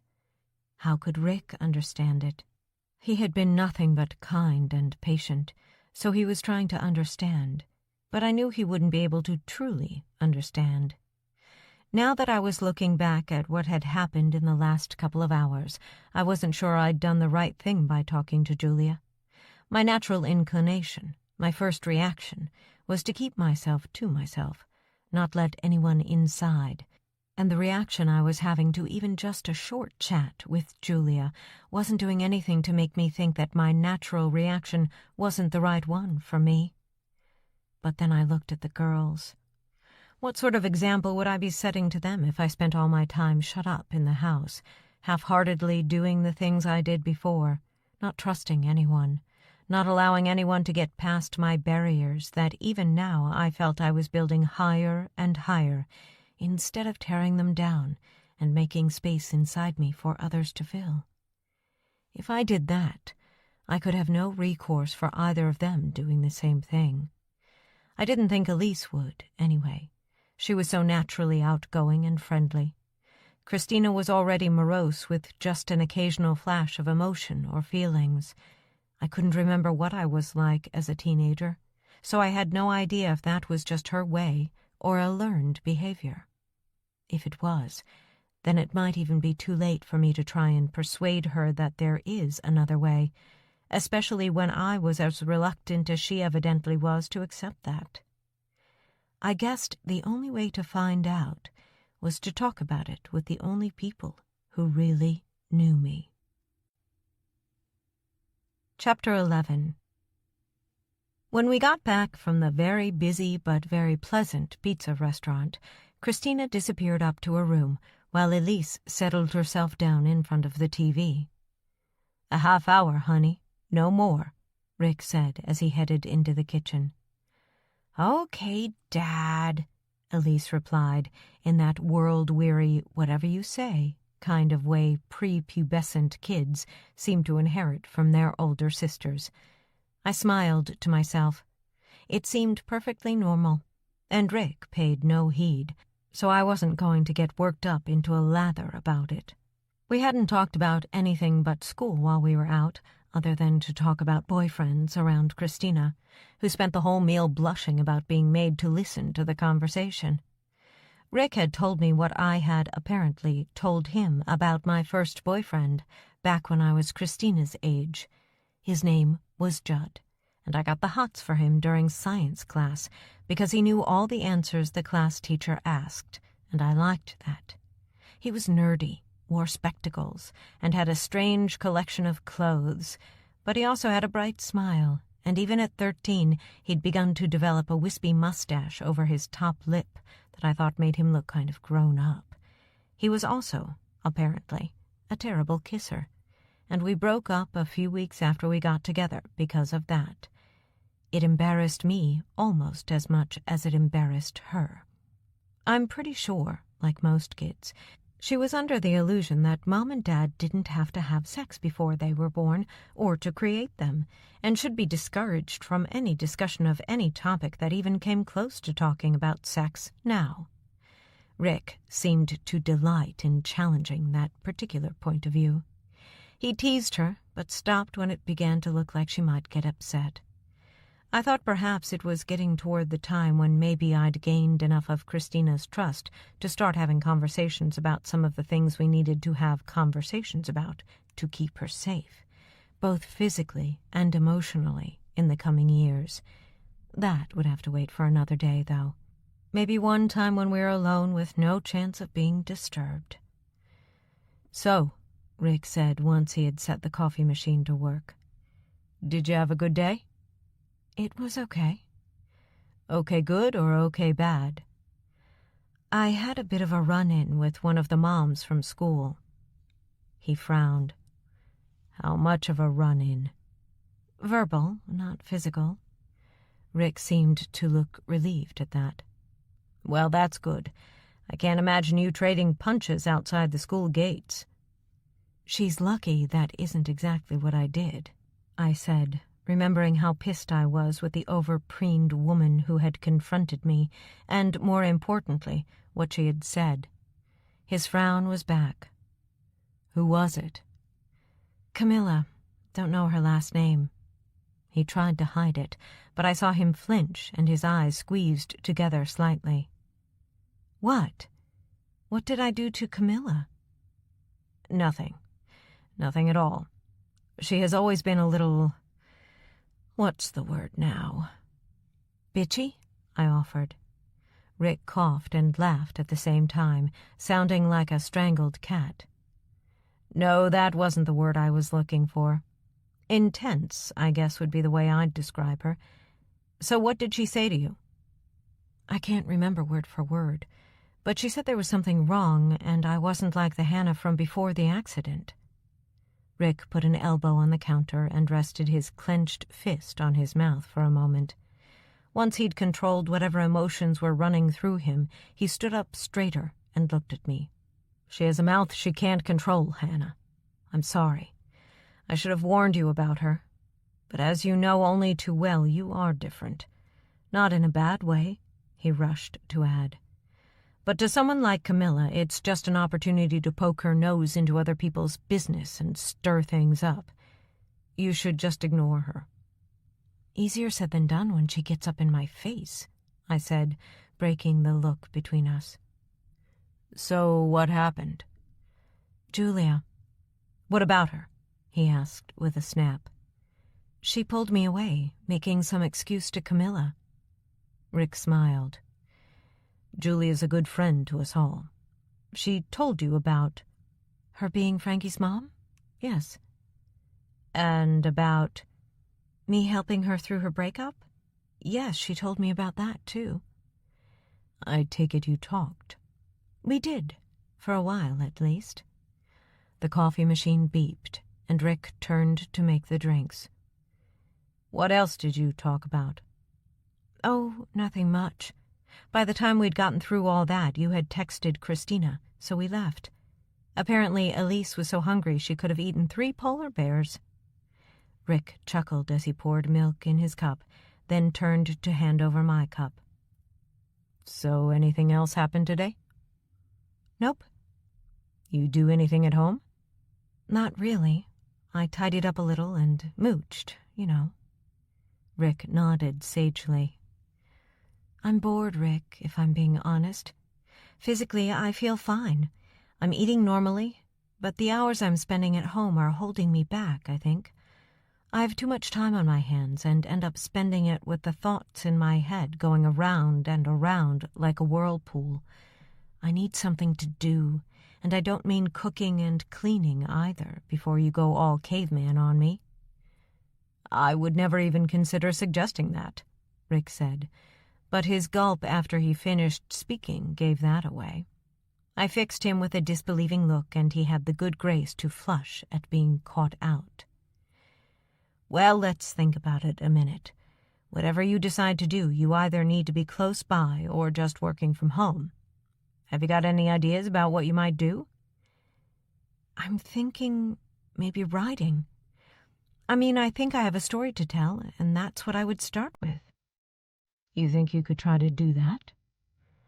Take a slow breath and allow this gentle interlude to steady your heart before the story continues.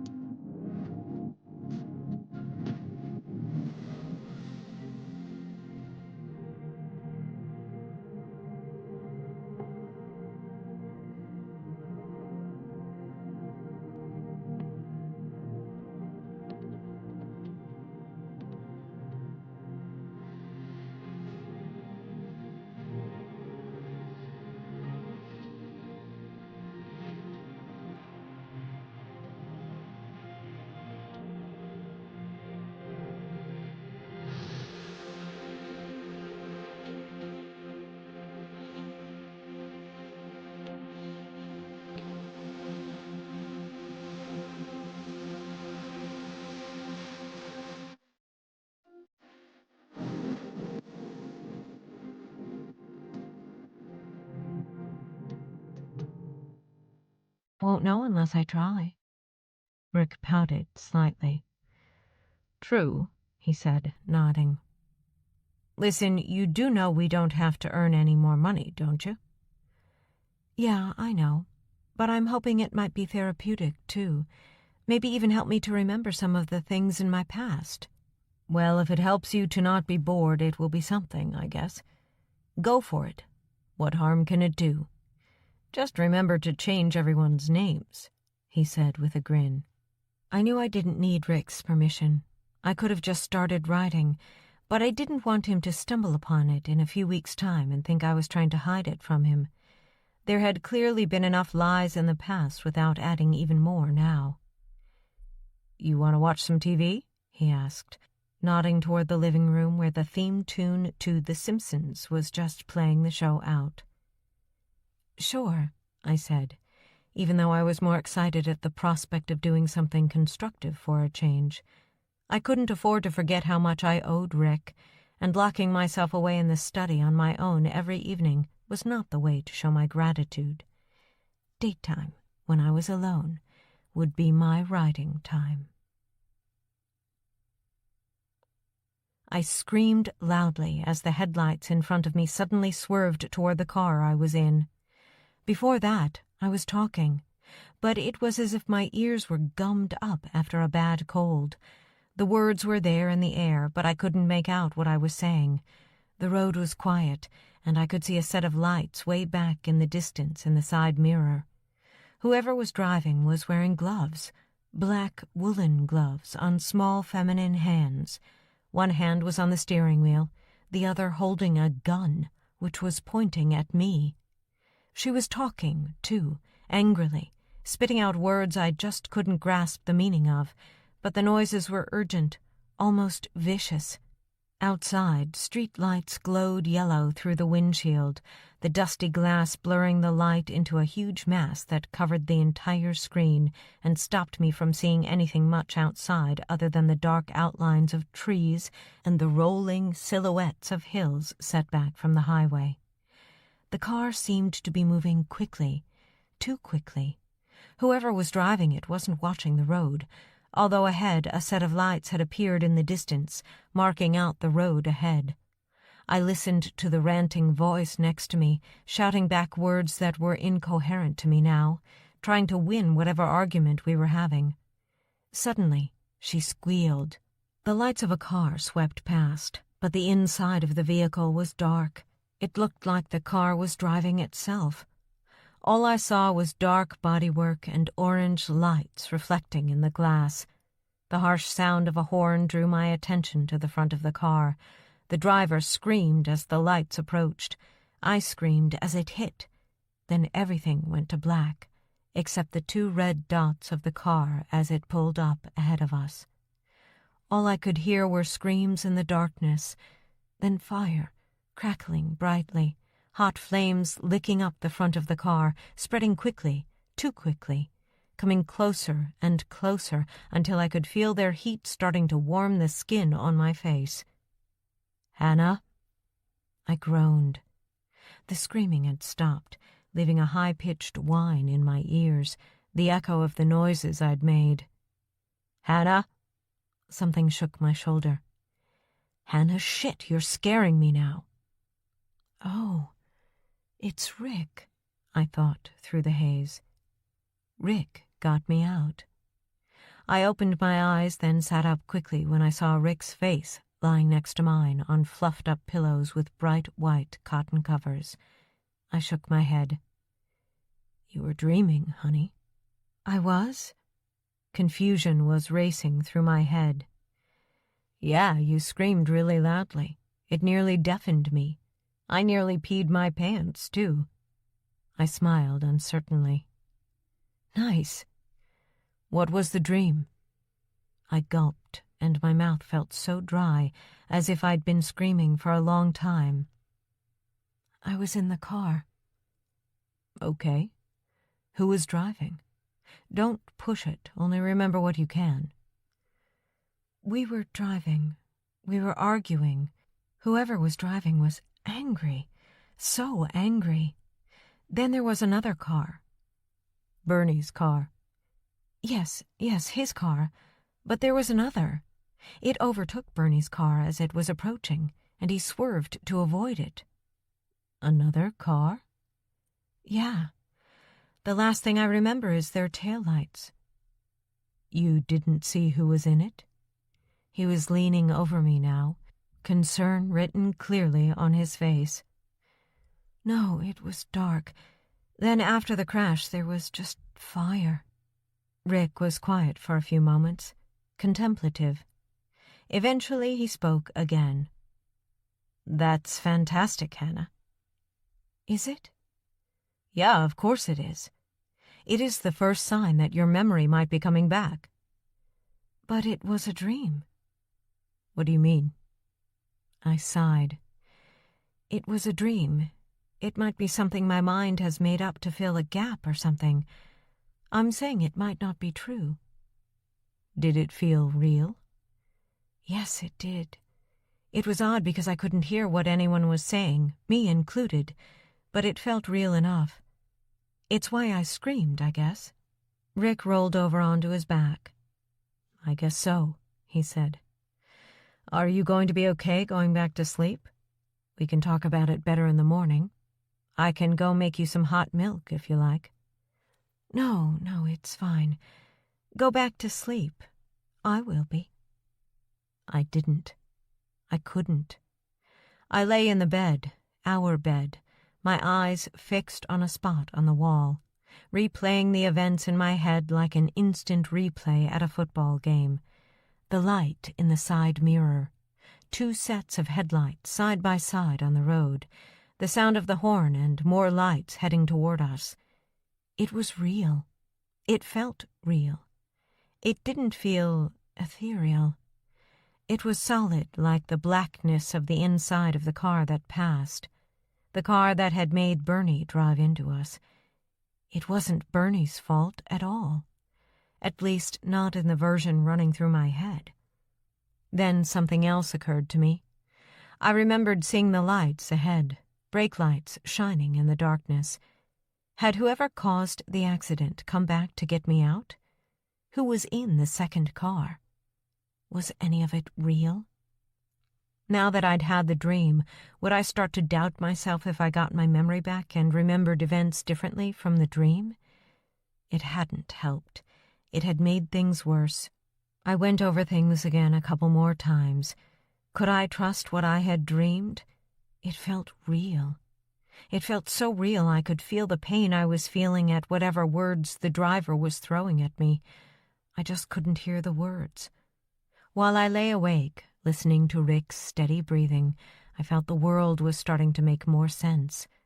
Or less sense, depending how I looked at it. It was also starting to concern me. I needed to find out who was driving, but I had no clear idea how I was going to go about doing that. She was the key. She was the person, dead or not, who might tell me why I was in that car, and who was in the overtaking car. Whoever was driving that other car, if it was real, was responsible for the crash, for the accident. Was it an accident? Was it deliberate? If it was, why would someone do that? If it was, whoever had done it was still out there. I felt the cold fingers of fear grasp onto my spine, and for the longest time that night they wouldn't let go. It was only when I rolled over and huddled up to Rick's sleeping body that I could take enough warmth and comfort from him to allow me to lull myself to sleep. Chapter 12. "Hi, Hannah," Dr. Patel said from his desk as I walked into the same hot, bland room I'd seen him in previously. "How are things panning out?" "Pretty good so far. A few hiccups, but generally things are okay." "That's good. Now, not to rush things or anything, but we've had a look at your CT scan and MRI again, just to make sure we're not missing anything." "Oh, why?" "Well, the rest of the neuro team and I are concerned about your memory loss. Have you had any signs of it returning?" "No. I had a dream about the crash the other night, but I have no way of knowing whether that was real or just something my brain made up." The doctor's face lit up. "That's really great news, Hannah. That could be the start of a gradual return of your memory. Are you still finding other things that have changed?" I don't think I'd ever seen Dr. Patel quite so excited before. "I still don't like purple, and I love baking. There have been a couple of other things, too." I thought about the comment about the scar on my neck, but didn't relish the idea of being poked around anymore, so I didn't mention it specifically. "Okay, well, as I said before, those kinds of small changes are all perfectly normal. What I'd like to do today is just run through a few questions with you, just to see if any of them, let's say, nudge things along a little. If they do, just say so, and we'll take that strand as far as we can. Okay?" I was doubtful, and I said so. I knew there was nothing there, and I didn't need a pile of pointless questions to confirm it, but Dr. Patel was insistent.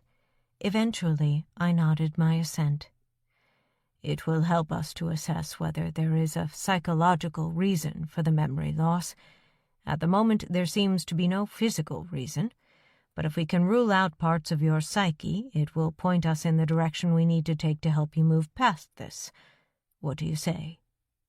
The 3 weeks had passed in a blur, and I'd almost forgotten the appointment to see Dr. Patel. It had been a rush to get there on time, and I was already feeling flustered about that. So much had happened in those few weeks, and yet so little in respect to my memory other than that one scary dream. I was getting less worried about the lack of memory as I adjusted and learned how to live without it, but I still would like some answers. Okay, let's go for it. I suppose the first thing you'll say is that there's no guarantee it'll work, though. The doctor laughed quietly. You've spent too much time around the hospital, Hannah. Okay, just relax. I'm going to ask you a series of questions. Answer the ones you can answer. Don't answer or preferably say, I don't know, to the others. You ready? I nodded. My gut feeling was that this was going to be a lot harder than the doctor made out it was going to be, so I steeled myself. What is your name? I answered quickly, and he checked a box on the sheet of paper on the clipboard before him on the desk. What is your husband's name? Again, I confidently said the answer. What are your children's names? Christina and Elise. Excellent. Is that it? I'll be off then, I said, only half joking. Ha ha, no, not just yet. He flashed his dark eyes up at me after reading the next question from his paper, but before asking it. Pity, I said quietly. I could already feel my heart rate starting to increase. I blew out a breath slowly through my pursed lips. You okay? I nodded. Let's just get this over with. As long as you're sure. Do you remember your birthday? August 10th. Where did that come from? How could I remember that? Where were you born? Tulsa, Oklahoma, but I don't remember that. Rick and I were talking a few nights ago, and he mentioned it. Okay, thank you for telling me that. No problem. I offered a grim smile. What's your mother's name? Nora, but again I was told that by Rick. I smiled inwardly at the memory of the folder he and the kids had given me. Okay. What are your children's dates of birth? Blank. Bam. I knew that was in the folder, but I hadn't paid too much attention to the dates. The brick wall in my head that I just ran into when I tried to remember on my own account took my breath away. I wanted to say that I don't remember, but it felt off, like it wasn't the whole story. It was less that I didn't remember, but more that I couldn't remember whether I might have known it at one time, like everything else Rick had told me about our lives together. I don't know. I'm sorry. Don't be sorry, just give yourself a moment. His patient, even voice was warm and undemanding. I sat still and closed my eyes, but all I got was a swirling mass of stuff that had happened since I woke up. When I tried to go back any further, it was just a dark blob of nothingness in my head. I'm sorry, I said. There's just nothing there. Nothing at all. Okay. I noticed him mark a cross on his paper, and the hint of disappointment in his voice. Do you remember what date you got married to Rick? I thought back to the pictures, the photographs in the hallway. I remembered them, but even when I closed my eyes again, there was nothing there about the day. I had no memory of having that photo taken. Rick and I hadn't talked about anniversaries, so I couldn't get any relief from the pressure I felt building up inside my head. I shook my head. Sorry. Are you sure? I'm sure. Try again. Take your time. I glared at the doctor for a moment. Why was he pushing this? I tried. I sat still and quiet for a few moments, regulating my breathing as best I could, but conscious of the sound of blood rushing through my ears every time my pounding heart made another beat. There was nothing. No recollection of anything surrounding the wedding. I didn't even remember my dress, and I'd seen that in the photos. No, I said, releasing the breath I hadn't even realized I was holding. There's nothing there. Do you remember where your wedding was? On a beach, but I saw a photograph. Which beach? I don't know. Think. Can you picture it? Hear the waves splashing the sand? The seagulls crying overhead?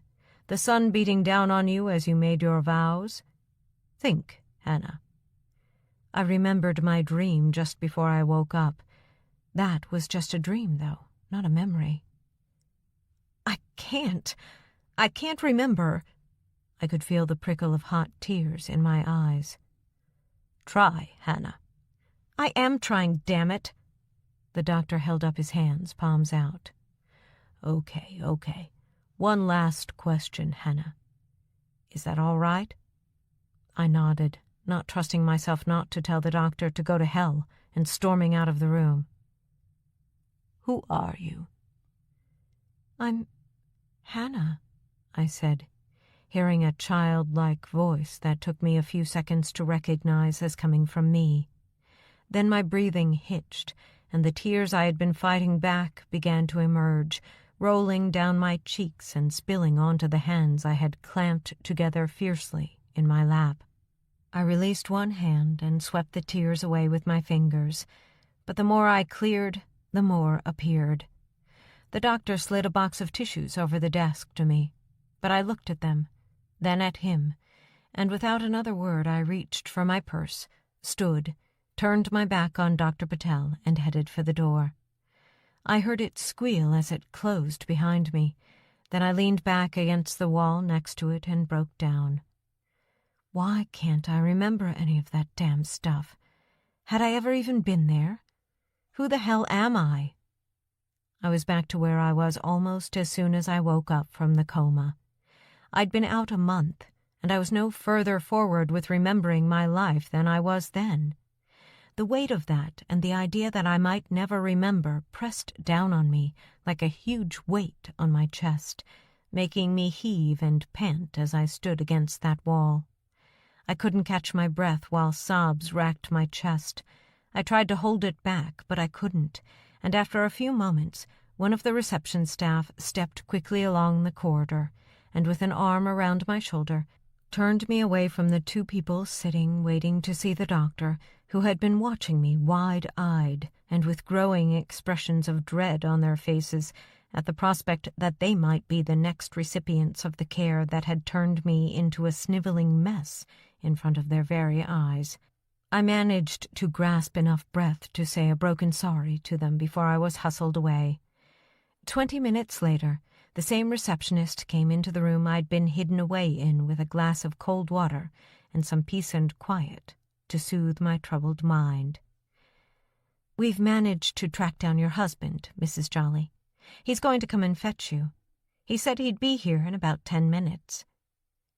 "Thank you," I said, without looking up. I'd managed to control myself a little and was feeling more than a little foolish now for allowing myself to react so badly to the doctor's questions.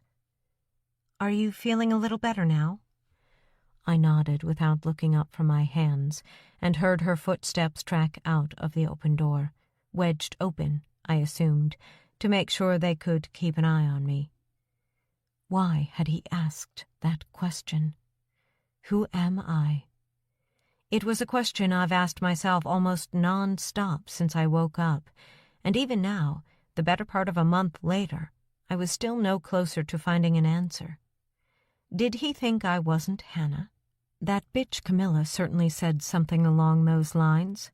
None of the questions I was putting to myself were answerable, at least not yet. But if I'm not Hannah, who the hell am I? If I'm not Hannah, why do Rick and the kids think I am? How could any of that be possible? No, stop it, I thought sharply to myself. That is all nonsense. Of course I'm Hannah. Who else could I possibly be? I had no family other than my mom. Rick had put that in the folder he'd given me. I remembered reading it. I obviously hadn't said much, if anything, about my dad, as there was no mention of him anywhere. I'd calmed down a lot when there was a polite knock on the door frame. Dr. Patel poked his tousled dark hair around the door. I gulped. Not only was I still a little pissed at him for going in so hard, but I was nervous that he thought I might not be Hannah. Everything going on around me was confusing me, almost convincing me that whoever I was I wasn't Hannah. "Hi," he said, leaning on the frame of the door with a small plastic folder under his arm. "Sorry," I said.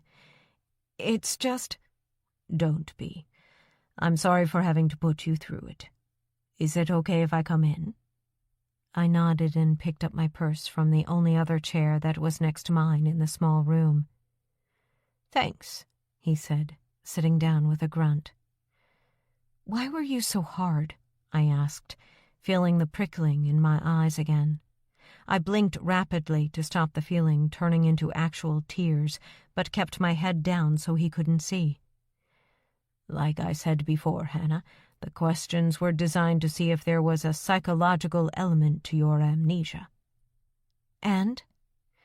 "Well, as the questions get harder to answer and are asked quicker and more forcibly, the hope was that if there was something in your brain stopping you from remembering, it would be overwhelmed and let everything out." "It didn't, though." "No, it didn't." "So what does that mean? Am I going to be like this forever?" "Truth is, I don't know," he said. "In terms of what it means, well, either we didn't find the right trigger for your psyche, or we have to start looking even closer for any physical issue we may have missed. It's always a possibility."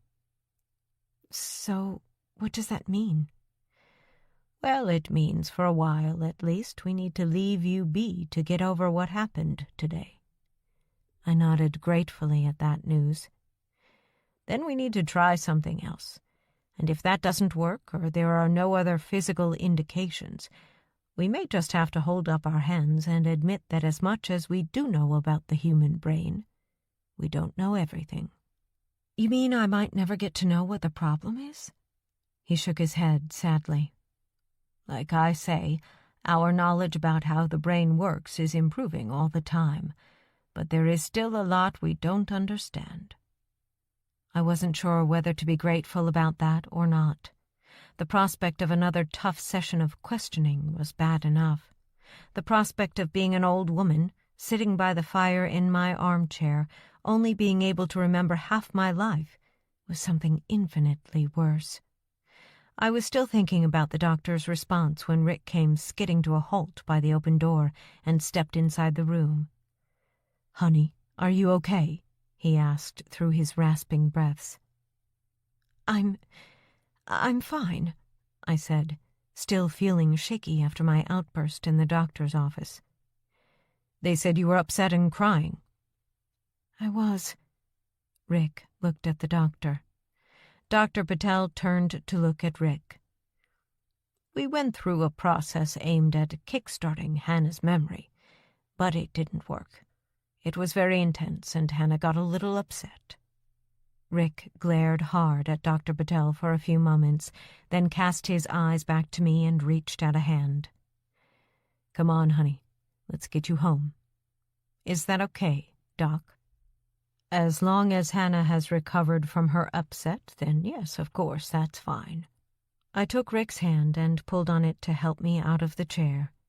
As we were leaving, he said, "I'll schedule the next appointment for 2 weeks, Hannah. I'll confirm in a text message." I looked back over my shoulder and mouthed, "Thank you." I didn't mean it. I didn't want to come back and have to go through anything like that ever again. But at the same time, I couldn't stay the way I was right then, living a life in a half-dusk, not knowing anything, and most of all, not knowing who I was. That was a nightmare stretching down the road in front of me that I couldn't face right then. I couldn't see where I was going because I didn't know where I had come from and how the events I had no memory of in the past might alter the direction I was headed. I was stuck in a limbo that I had no way of breaking out of unless or until my memory returned. How was I supposed to live like that? How was I supposed to become a better person, a person anyone would want to be with? The sinking feeling in my gut told me that one way or another, that was going to have to be resolved before I could move forward in any kind of meaningful way. I was going to have to go back to Dr. Patel and put myself through that again. Chapter 13. "This morning?" Rick asked as he sat eating his breakfast while the rest of the household dashed here and there, getting ready for a day of learning. "That's an odd time for a PTA meeting." I thought that, but from what I can tell, most of the committee are stay-at-home moms, so I guess they want to save an extra trip to school by having the meeting when they're all there anyway. It had taken a couple of days, but my equilibrium, such as it was, had returned after the trip to the hospital 3 days before. Nothing weird had happened. Nobody had said anything that put me out of kilter, and I hadn't had any more dreams. I had a sense that normalcy was beginning to kick back in, and not before time. "Are you going to be okay? There'll be a lot of people there, and I know Camilla is on the committee too." I frowned at that thought. I'd managed to avoid her for the last few mornings. The thought of being in among a large group of people left me conflicted and feeling more than a little anxious. I hoped I might be able to blend in better if there were many people there, just to start me off being in groups again. I also knew that sooner or later I had to face up to that particular test. Julia was going, so there would be at least one friendly face there to help me through and try and help to stop me from shaking so much. "I'll be fine," I said, putting on as brave a face as I could. "You're shaking." "I'll be fine," I said, firmer this time. "Anyway," I said, "better the meeting is this morning than this evening. You did book the hotel, right?" "Sure did. Dinner at 7, dessert about 9, he said with a wink. "I'm sure I have no idea what you're talking about," I said, planting a kiss on his bristled cheek. I liked the ruggedness a bit of hair gave his face. Christina stopped in her tracks and grimaced at our PDA. "Is Nana Nora looking after us?" she asked when she'd stopped fake hurling. "She is, so best behavior, okay, kiddo?" Rick said, laughing at Christina's discomfort. "You did ask her, right?" he said out of the side of his mouth when Christina turned away. "Damn," I said. "I knew there was something I had to do. I'll give her a call when I get back from the PTA. If she can't do it, maybe the girls could have a sleepover at Julia's." Plan B. I like it. Rick stood from his seat and deposited his breakfast plate and cup on the counter near the sink. Kind of near. I didn't mind. Filling the dishwasher later would at least give me a way to pass some time. "You're going to be late," I said as he flipped his suit jacket off the back of his chair and over his shoulders. He grabbed his briefcase, then leaned over to peck me on my proffered cheek. "See you later, honey. Bye, kids," he yelled as he headed for the front door. Elise yelled back, some disjointed noise that sounded like she was brushing her teeth and trying to talk at the same time. The sink would need cleaning upstairs, too. Toothpaste juice. I shuddered at that thought. 15 minutes later, and 5 minutes early, for a change, I was at school, waiting for the gates to open so the flood of children could flow into the buildings like a raging torrent, just as they did every other school day. Once they were open and the flood had subsided, most of the moms who didn't need to get to work began to drift into the schoolyard and into the building itself. It was the first time I'd been into the school since forgetting to pick up the kids the first time, and I kept my head down as I followed the crowd toward the empty classroom where the PTA meeting was seemingly to be held. I made sure I stayed behind Camilla, but jumped when I felt a hand grab my arm. I swung around to see who it was and found Julia standing just next to me. She smiled encouragingly at me. "So, are you glad you decided to come?" she said. "I'm very nervous. I'm not used to being in such a crowd of people. I thought it must be time to start getting back into the everyday world again, though." "Well done you. I'm just glad of some company," she said with a chuckle. She leaned in a little and whispered, "Warning. These meetings can be a little... what's the word for it? Boring, I suppose." We shared a quiet laugh as we headed into the room and took up seats in the back of the assembled crowd. After 30 minutes of mundanity, I'd had enough, but couldn't see a way of escaping without drawing a whole heap of attention to myself. "I want to go too," Julia said, seemingly reading my mood. Would it be too rude? I think most people would understand. Maybe not Camilla, the Ice Queen, though. She flicked her eyes to the table at the front of the room, where the committee members were sitting. Apart from Camilla, she'd stood to get the attention of the room with a quiet cough. "Next week, we have a fundraising event here at the school to try and get enough money together for some computer equipment the kids need. I've got a sign-up list here." She waved a piece of paper around before sliding it off to one of the other moms. "Fill in your names under whichever activity you can help out with. If you can help out, of course," she said with a look that was presumably intended to signify that we were expected to help out, come what may. We were the last 2 people to get the form. I opted for baking cookies and cakes and manning the stall, as did Julia. Once we had both signed up, Julia walked to the front and dropped the form in front of Camilla. She picked it up from the desk in front of her and read through the names while Julia wandered back to sit down next to me again on one of the absurdly small and uncomfortable half-sized chairs.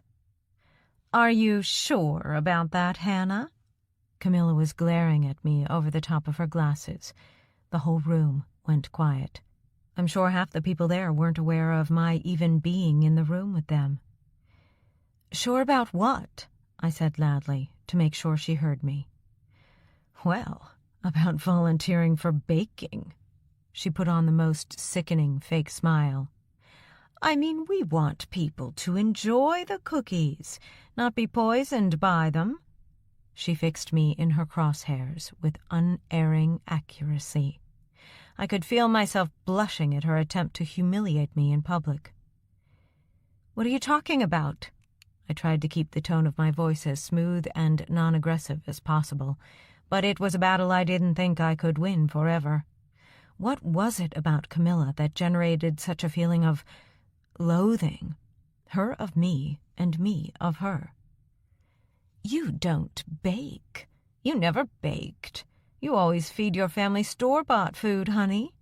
We couldn't get away with that at the fundraiser, and some half-burned amateur offerings won't cut the mustard either."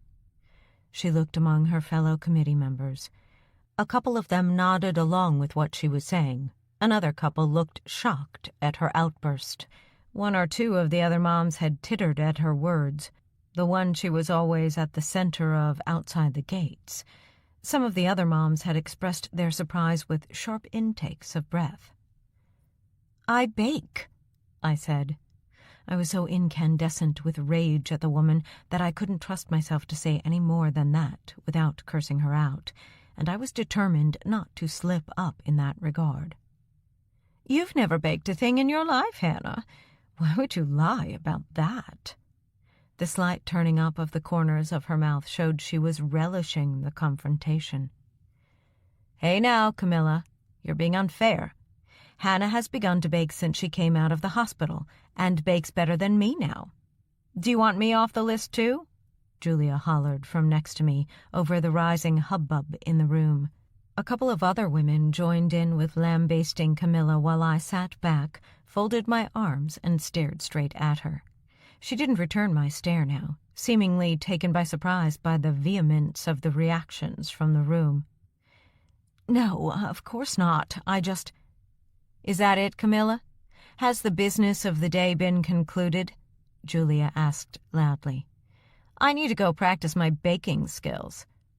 "There's no need," Camilla said. The mood of the room had rapidly turned against her, confirming my suspicion that she was not as popular among the moms as she maybe thought she was. Julia nudged me. "Come on, let's get out of here." We were the first ones out the door and had reached the gates. "Hey, Julia, wait up," a female voice said. We both turned around to face the woman who had followed us out. "Hey, Martha," Julia said, calmer now. I tried to memorize her face and name in case I needed it sometime down the line. I nodded to her when she acknowledged me. "What is it, Martha?" "Well done on cutting Camilla down to size. It's not before time. She's had it coming for a while." "Thanks, Martha. What she said was unfair." "I know.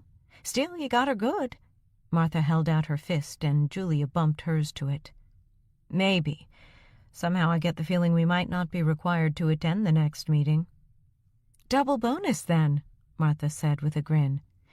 "Listen, I have to run, but if you ever need a hand with anything, Hannah, just let me know." "I will. And thanks," I said, grateful for the offer from someone I didn't know at all. Martha waved and disappeared out the school gates. "That was fun," I said. All of my shaking had finally stopped for the day, I hoped. "Look, Julia, I appreciate the help. Really, I do. But I might need a favor later." "I'm game." "Rick has booked a hotel room for us tonight."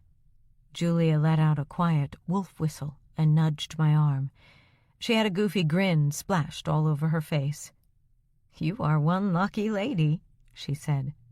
I felt just a slight tinge of jealousy, but forced it away. It was just Julia. She was a friend of the family making dumb girl talk. "So what's the favor?" "I'm going to ask my mom to babysit overnight, but I left it late. If she says no, would you mind having the girls overnight?" "Of course, Hannah. I'd be delighted to. If you need me, just give me a call." "Okay, I will. And thanks again for being on my side." "You're welcome. I kind of enjoyed getting at her, to be honest, stuck-up hag that she is. Anybody would think she was Little Miss Perfect, the way she wanders around with her nose in the air. She ain't all that." I nodded. I could see that, but I couldn't help still wondering why she had it in for me in particular. We walked home together, talking about the kids and the weather, which was turning colder. Then Julia went to head home. "You want to come for coffee?" I grimaced. "I can't. I've arranged to meet my mom for lunch. It's the first time since I came out of hospital, and to tell you the truth, I'm even more nervous about that than I was for the PTA." Julia smiled gently and laid a hand on my arm. "Just be grateful, Hannah. My mom died 3 years ago."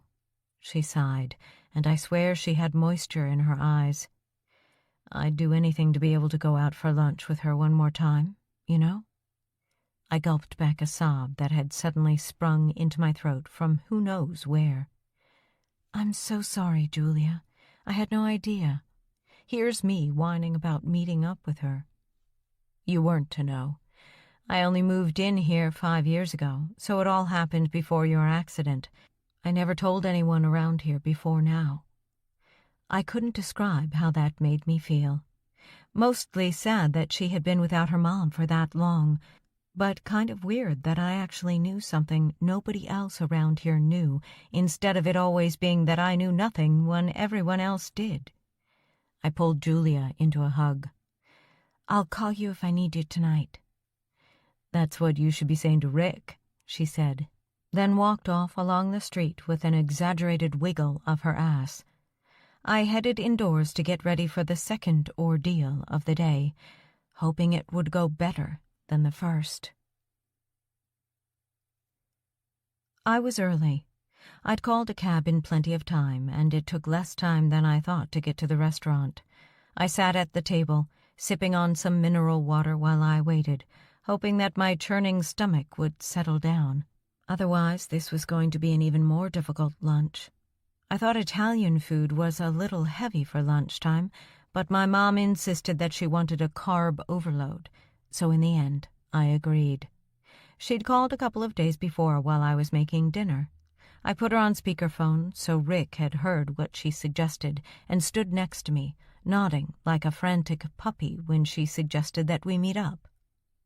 "Go meet your mom, Hannah," he'd whispered, and eventually, even though I wasn't too enthused at the idea, I'd agreed to go. I couldn't help but wonder what I'd let myself in for, especially after our first phone call when she sounded, well, frankly, like she was ready for a retirement home for the permanently bewildered.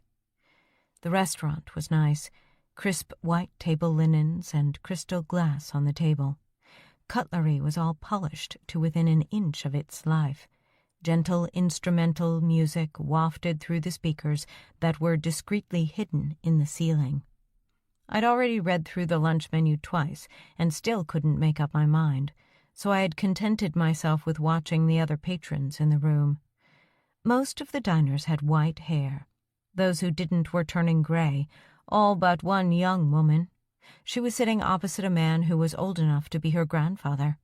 She was very tactile with him, laying her hand on his and patting it. The skin on his hands was wrinkled and had liver spots, but every now and then he would grab her by the fingers and give them a playful shake. Definitely granddaughter and grandfather, I decided. The chance that it might be something else was a little disturbing. 2 other men at another table were loudly discussing football and consuming large quantities of beer while they did so, and I was listening in on their discussion in the hope I might pick up some tips.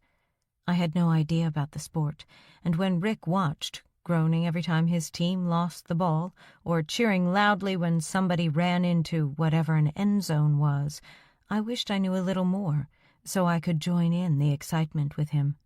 I was so engrossed in their rambunctious but good-natured and loud discussion that I failed to notice somebody standing next to the table I was sitting at. "Hello!" A timorous voice, high-pitched and really rather sweet, rang out. I nearly jumped out of my skin and let out a quiet curse. I stood up from my chair. "Mom?" I kind of recognized her from a couple of photos Rick had of her that he had put into my file. "Hello," she said again, her brow crumpling into a frown. "Mom," I said, probably too loudly. "It's me, Hannah." I pointed to myself to make it clear who I was referring to. "Hannah?" I was a little confused as to why she sounded so surprised. She was the one who wanted to meet me. I pointed at the chair opposite mine. "You want to sit down, Mom?" A waiter arrived in the nick of time and helped her to sit, drawing out her chair for her. Then he disappeared to check her heavy coat. I wondered how long it had been since she had been to a restaurant. Then I wondered how long she had been so hazy. She looked utterly lost, and I had an overwhelming feeling of pity for her. She was only in her 60s. That was no age to be as mentally feeble as she appeared to be. "Hannah," she said, more brightly this time. "Yes, Mom?" "Have we been here before? I seem to remember this place. The pictures on the walls seem very familiar."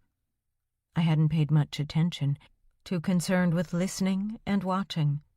When I looked around, I saw the walls were dotted with old masters, prints, no doubt, but all of them were paintings I'd seen before. That took my breath away. I knew I'd seen the paintings before, but I had no recollection of where or when, or even what any of them were called. I took a steadying breath. "They're all really popular paintings, Mom. You've probably seen them on TV or something." "I don't watch TV. Too much sex and violence for me." Her lips had formed a straight and tight line at the very idea, forming small creases in her skin at the corners of her mouth. I couldn't think of anything to say about that, as I barely watched it either. My daytimes now were taken up with writing, and my evenings with the girls and Rick. I didn't have the stamina to be sitting still and watching TV for long. It would be fair to say I'd fallen asleep, leaning on Rick's shoulder, on more than one occasion. I could see the family resemblance in my mom's face. We had the same slightly rounded cheeks and sharp eyes, although hers seemed clouded at times. Her skin was wrinkled, as if she'd spent too much time in the sun over many years, her makeup only partially hiding the fissures, a fate my skin was yet to have fallen victim to. I made a mental note to moisturize every night before it's too late. "It's nice to see you, Mom. It's been a tough time for me, and hard on Rick and the girls." "Uh-huh," she grunted as she ran a finger down the menu, then snapped it shut and dropped it back on the table. I'm ready to order, Mom, if you are. I'd decided on the gnocchi. I'd made some at home a few nights ago, and they were a palpable hit with the family. I thought I'd see how mine compared with the professionals. She picked up her menu and pointed at the risotto. Can you order it for me? I can never pronounce the names properly. I nodded. Of course, Mom.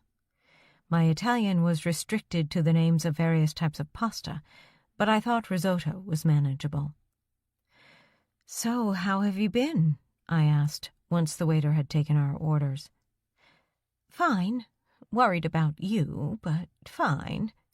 Her eyes were darting around as if she was frightened of being out, checking out all the other diners, but never once settling on me.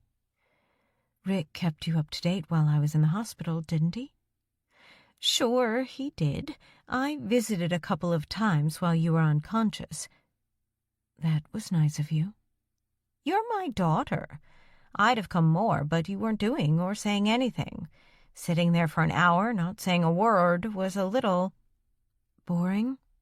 She flicked her eyes up toward me, but wouldn't hold my eyes, dropping hers back to the napkin she was twisting and contorting between her gnarled, arthritic fingers. It's okay, Mom. I wouldn't have known you were there even if you were there. I tried to smile at her, but she still wouldn't look at me. She nodded slightly. How are things at home?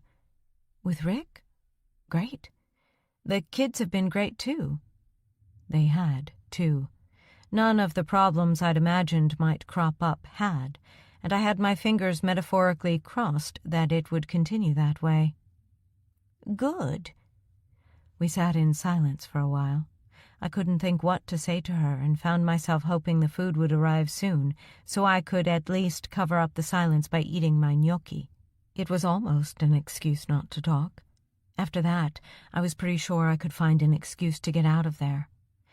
During the silence, I noticed that while she continued, seemingly nervously, to twist at her napkin, every once in a while her eyes would flicker up to my face, and if I didn't look directly at her, she would continue slowly roaming her eyes over me, almost as if she was looking for something about me that was somehow missing, or something that was on me that shouldn't have been. Eventually, and much to my relief, the food arrived. Silence continued as we ate, and it started to irritate me slightly that she had so little to say to me after my being out of it for so long. Surely something must have happened in her life in 6 months that was worth mentioning. Mom, I said, when I could stand the silence no longer. Yes, she said, looking straight at me without flinching this time. Are you okay? You seem a little, I don't know, distracted, I suppose? Me? No, I'm fine. She forked some risotto into her mouth and chewed. I couldn't work out if she was enjoying it or not, because her facial expression never changed. Are you sure? You seem a little out of it. She sighed and propped her fork in her bowl. I do have something on my mind, Hannah. I had just taken a mouthful of gnocchi that was a whole level up from my now pathetic efforts, so it took me a few seconds to respond. What is it? What's what? What you have on your mind. I don't have anything on my mind.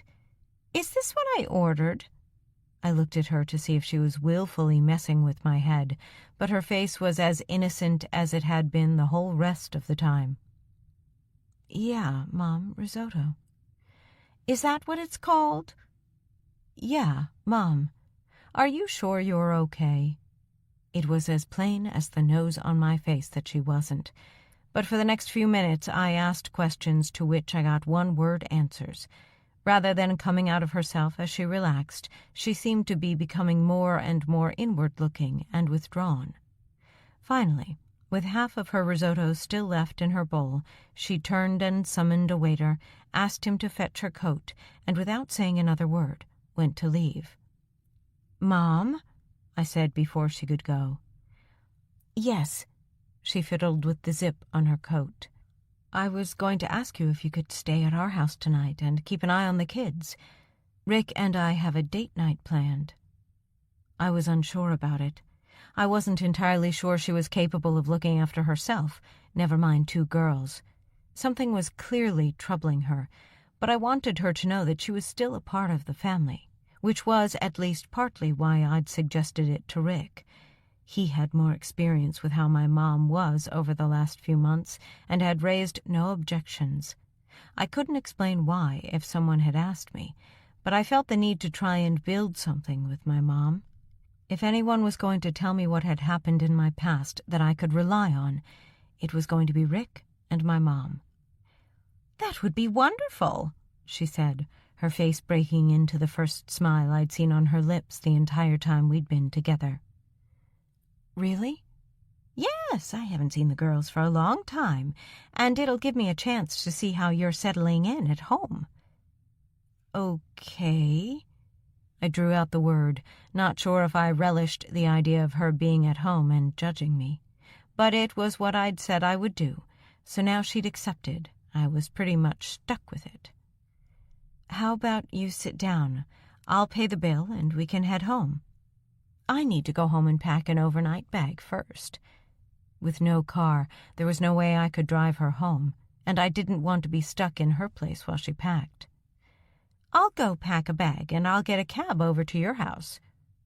"You won't forget, will you?" The words came out without me thinking about them. The irony of me worrying about someone else's memory was not lost on me. "Of course not. I'll go call a cab now and see you back at your place later." The confusion seemed to have cleared a little, and I was sure I caught a glint in her eye that wasn't there a few minutes ago. "Okay, Mom. I'll see you later." I watched as she shuffled off to the lobby to call the cab she needed. I popped another mouthful of gnocchi in and chewed. Was I doing the right thing? How much harm could the girls or my mom come to in one night? I knew the answer to that already, from my own experience. One moment, I was normal, and the next, I was being dragged out of a burning car by some mystery man. Or at least, that's how it seemed to have gone down. What could go wrong? Chapter 14. As it happened, nothing had gone wrong. After we got back from our date night, where a delicious and very satisfying dessert had indeed been served at 9 and 11, and again at 8 the next morning in the shower, my mom had packed up her things and departed into the day with barely a word. According to the kids, she had seemed normal, and they'd talked about me and how I was getting on. Then the kids went to bed and Mom watched TV. Nothing from what they said suggested to me that my mom had been snooping around, and nothing she did could be said to mark her out as confused. It had mollified my concerns about her behavior at the restaurant enough that I had discounted it as her having a bad day, and likely being as nervous as I was about the meeting. It was 3 days later now, and I was in full-on screaming at the walls panic mode. Almost as if Camilla had been psychic, the first batch of cookies I'd made for the PTA fundraiser were burned. I forgot to set the timer and was writing when the smoke alarm went off, scaring me half to death. I hadn't heard the repetitive, shrill noise before, and I didn't even know how to shut it off. In desperation, after checking my how-to folder, I had to call Rick and get him to talk me through the process. Who would have thought that waving a cloth underneath it would do the trick? From what Rick had said, it was temperamental anyway, and often went off even if a piece of toast was much more than lightly browned. I appreciated the fact that he hadn't laughed, and no doubt later, when my mood had improved and the smell of heavily carbonized cookie had drifted out of the house, I supposed I might just see the funny side. But right then, the heat was on. Literally. I had carefully slid 2 trays of blessedly perfect cookies out of the oven precisely 15 minutes before Julia was due to come by, so we could walk to the school together, armed with boxes of delicious confections that would hopefully sell out and raise a few much-needed dollars for the school and its computer needs.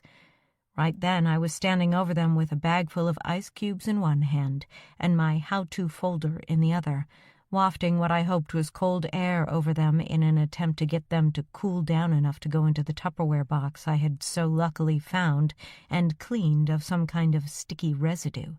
It had evidently not been used in a while. I pushed my hair away from my eyes with the crook of my wrist and wafted a little harder. The doorbell rang. Shit. Julia's early. I wafted even harder and yelled that the door was open. When she came on through to the kitchen, her head held high, sniffing the smoky air and seeing me looking at a mess, wafting frigid air over infuriatingly still warm cookies, she fell apart. She burst out laughing, and even though I was in a foul mood and could have done without it, I soon found myself unable to refrain from joining her. Once we had calmed down and I told her the burnt cookie story, I leaned over toward her. "Can you keep cooling these down while I run up and try to make myself look at least partly respectable?" "Of course. Don't go crazy dressing up, though. Jeans and a t-shirt will be just fine. It's just a PTA fundraiser, not a fashion parade." "I bet Camilla and her crew will be dressed to the nines," I said, while I untied my apron and dumped it on the counter. "Well, they probably will be, but that doesn't mean you have to compete, now does it?" I watched her for a moment as she eyed the cookies. "I suppose not. Listen, I'll be back soon. Keep wafting," I said as I handed my patented cooling system over to her. I didn't think the process needed explaining, so I dashed off to change. Precisely 4.5 minutes later, I was back downstairs, a record-breaking achievement. By the time I got down, the cookies had vanished. Panic stations. "I put them in the box." Julia pointed at the plastic box. Inside, I could make out the dark, but not burnt, shape of the cookies all stacked neatly, one on top of the other. "Thanks, Julia. You're a lifesaver." "I can't believe you burned cookies today of all days." "I know," I said incredulously. "But you pulled it back. Good for you.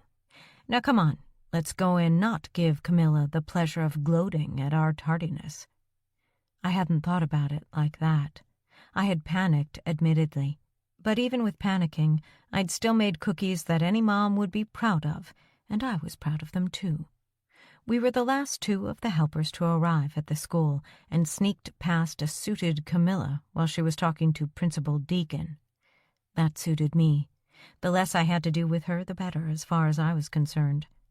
When we got into the school hall, the table was heaving with all manner of cakes and goodies, all being sold at $1 apiece.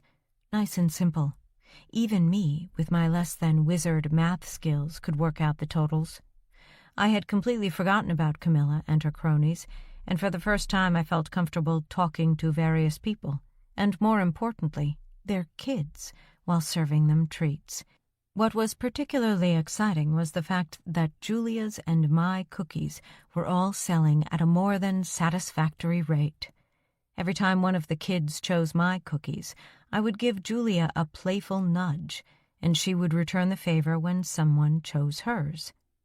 We had quietly and efficiently sold probably 2/3 of the food on the table and almost all of the cookies, when I noticed someone in a pantsuit looking across the table with a sour, sardonic eye. When I looked up properly, I realized, too late, that it was Camilla, and she was casting a very critical eye over what was left of what we had to sell. "So, despite your best intentions, you didn't get around to baking any cookies, then?" she asked, standing arms crossed and with an officious clipboard tucked under her armpit. All I wanted to do right then was to clump the woman on the head with her own clipboard and tell her to mind her own goddamn business. Except, of course, as PTA chairperson, it was her business, much as I didn't like the idea. Trying to think straight was proving impossible with Camilla close by. I picked up my box of cookies to find that all that was left were 2 less-than-a-half cookie segments. "Actually," I said, determined not to let this woman get any further under my skin, "this box was full when I left home earlier today. And look," I said, tipping the box upside down, scattering crumbs over the black cloth covering the table. "Now it's empty. all bought by the parents and their kids. Oh, and several of the other moms, too. Of course, if you didn't have your tongue so far up the principal's ass, you might have noticed that. Camilla looked at the box in my hand and the mess on the table and said nothing for a few moments, just flicking her eyes and going red in the face, as if she was trying to keep the lid on something and was losing the battle. Eventually, she blew. "Well, aren't you just the little homemaker?" she said, through clenched teeth, and with so much hatred in her eyes that all I could do was watch as the outwardly sophisticated Camilla became a seething mass of wrath. The difference was, this time, I wasn't going to back down in the face of her hostility. Why should I? I had done nothing to her to warrant the level of antagonism she had displayed toward me, or if I had no memory of it. "What is your problem, Camilla?" I said loudly, noticing Julia checking around, red-faced. She was just going to have to suck it up for a moment while Camilla and I faced off. I wasn't going to let her embarrassment hold me back. "You've had it in for me since my first day back." "What is my problem? What do you think is my problem? You waltz back in here as if nothing has happened and expect me to be best friends again?" "Again? And I don't remember ever asking you to be my friend." "Oh, yeah. We used to be friends." "We did? Well, all I can do is apologize for my poor taste in past friends." Her eyes flared briefly at that little jibe. Something had hit home through the hardened carapace she laughingly called her personality. "You've changed," she growled darkly. "You don't say." "You've changed for the worst, Hannah." "For the better if it means you don't want to be friends with me anymore. Why don't you just leave me alone and crawl back under your rock?" "No, definitely for the worst. You've changed into a bitter woman." Her voice had dropped a little, as if she was trying to add some extra menace, but she didn't scare me.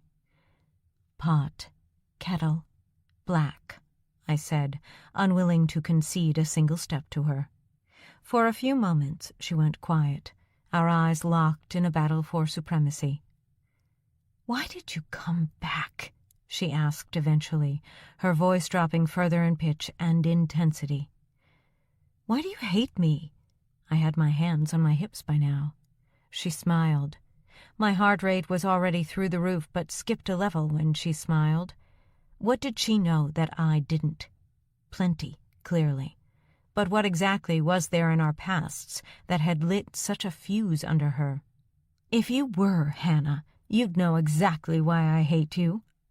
I scoffed at that. "Has nobody told you, Camilla? I remember nothing before the accident, and I'd prefer to forget some of the things that have happened since I came out of the hospital, and some of the people, too." I dug that jibe in nice and calmly, with a sarcastic smile to boot. I wasn't going to give in to her. I refused.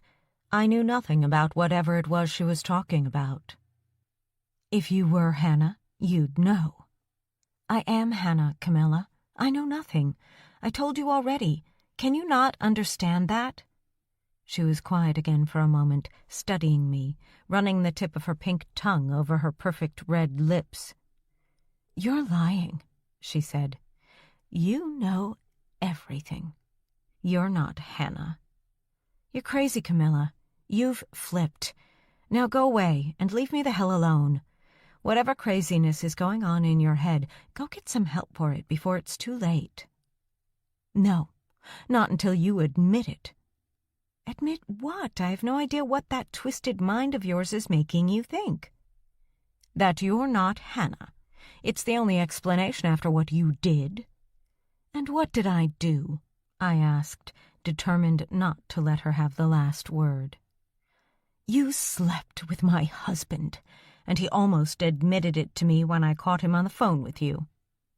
My face dropped, and I felt my stomach lurch. Rick had mentioned something about this before, but I discounted it. It just wasn't what I'd do. I was convinced of it. "Nothing to say now?" Camilla's face was resplendent with victory, her eyes gleaming, a vicious sneer curling her lips. And I didn't. I was dumbstruck at the revelation. To mark her victory, Camilla pointed at me from over the table. Either you're not Hannah, or you're lying about your memory, because no one could have forgotten what you did. Then she turned away, tossed back her mane of hair, and walked out of the room with her head held high. I watched her go, unable to think or move. Julia grabbed me by the arm and pulled me out from behind the table. "Come on, let's go. Everyone is watching you," she hissed in my ear. I allowed my eyes to roam across the room, taking in the shocked faces and open mouths of all those present, including Principal Deacon, whose slow headshake was the most damning look of all. Chapter 15. "It just isn't something I would ever do, Julia. I can feel it inside. It feels wrong." I know," Julia said rapidly as we walked back toward our houses, looking over her shoulder occasionally after she almost dragged me out of school and away from that horrible confrontation with Camilla. It was the truth. I'd told Rick before when we talked about it. I was still convinced. Sleeping with someone else's husband was not on the agenda. It went against everything I thought I believed in. Can beliefs be forgotten? Could I have been that type of person before the accident? I tried to make myself think that way, but try as I might, it just didn't work. That little packet of morals we all keep safely locked up inside told me I wouldn't do it, and nothing about the way I felt inside would convince me that I had changed in that respect. I felt that strongly. I might not like purple things anymore, and I might bake, but screwing around? Nah. So where did that leave me?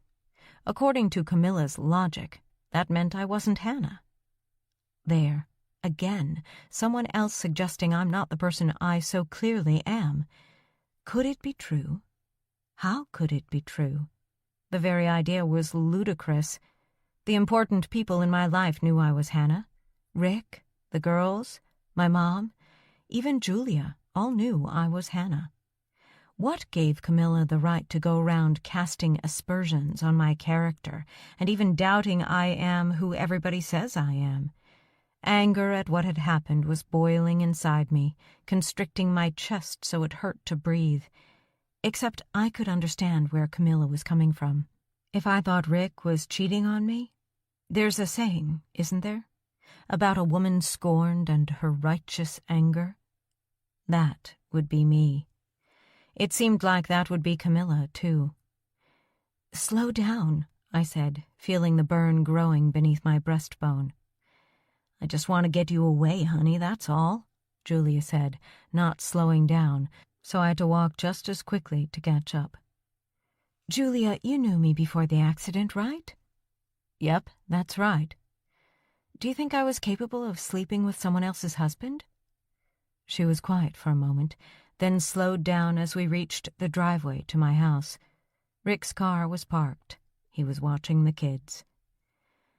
"I don't think so." She stopped at the bottom of our driveway, breathing as heavily as I was. "You don't think so?" "No." "But you're not sure?" "How can anyone be 100% sure, Hannah? I wasn't with you 24/7, but I really don't think it was the type of thing you'd do." I heard the doubt in her voice and her words. She couldn't be sure that I wouldn't do it, but I was certain. "Okay. Well, thanks for looking after me back there, Julia." I twisted up my mouth into a smile. "Don't take what I said the wrong way, Hannah. I'm just saying that I can't be absolutely certain. Who knows for sure what anyone else is like but themselves, right?" "Right, it's fine. I understand what you mean. You want to go get coffee sometime next week?" I asked, putting on as much bonhomie as I could. "Sure," she smiled. "I'll call you." She reached over to give me a hug. I could feel her trembling. Obviously, the confrontation had gotten to her as much as to me. I headed off up the drive, running my finger slowly along the gleaming, metallic-painted bodywork of Rick's SUV, feeling the faint hint of warmth where the weak winter sun had been shining on the silky smooth bodywork. It was Rick's pride and joy, and I had watched out the kitchen window as he'd spent hours polishing the bodywork to a mirror finish several times in the month I'd been out of the hospital. I'd even teased him that he thought more of the car than he did of me, something he had proved to be incorrect since the day I woke. How could any woman cheat, and especially me, with a husband like Rick? He was everything I could have ever wanted in my life, and yet even he had said we'd had troubles. By the time I got to the front door and pulled open the screen, I'd decided to ask Rick about it again. I was feeling all kinds of emotions as I headed inside the house. Shock that I might actually be capable of doing such a thing, and sadness that I might have betrayed Rick and gotten a devoted and caring husband as a reward for my terrible behavior. Mostly, I felt the most gut-wrenching guilt in the pit of my stomach. "Rick," I said loudly, not quite yelling. I didn't want to alarm the girls. No reply. No noise of any kind. I knew he was home. His car was out front. Maybe in the backyard? I headed through the kitchen and utility to the back door, but it was locked tight. I couldn't see anyone in the yard either, so I turned back into the house. Once I got back into the kitchen, I stopped and listened. All I could hear was the hypnotic, metronomic tick of the clock on the kitchen wall and the occasional click and creak as the house adjusted to the falling temperature outside. There was nothing. The feeling of being all alone was overwhelming, breathtaking. Why was it such a strong feeling? Like I didn't want to be there alone? I'd been there plenty on my own while Rick was at work and the girls were at school, so why did it feel so different this time? Was it a memory? Was something coming back to me? I leaned with one hand on the countertop, letting the feeling wash over me.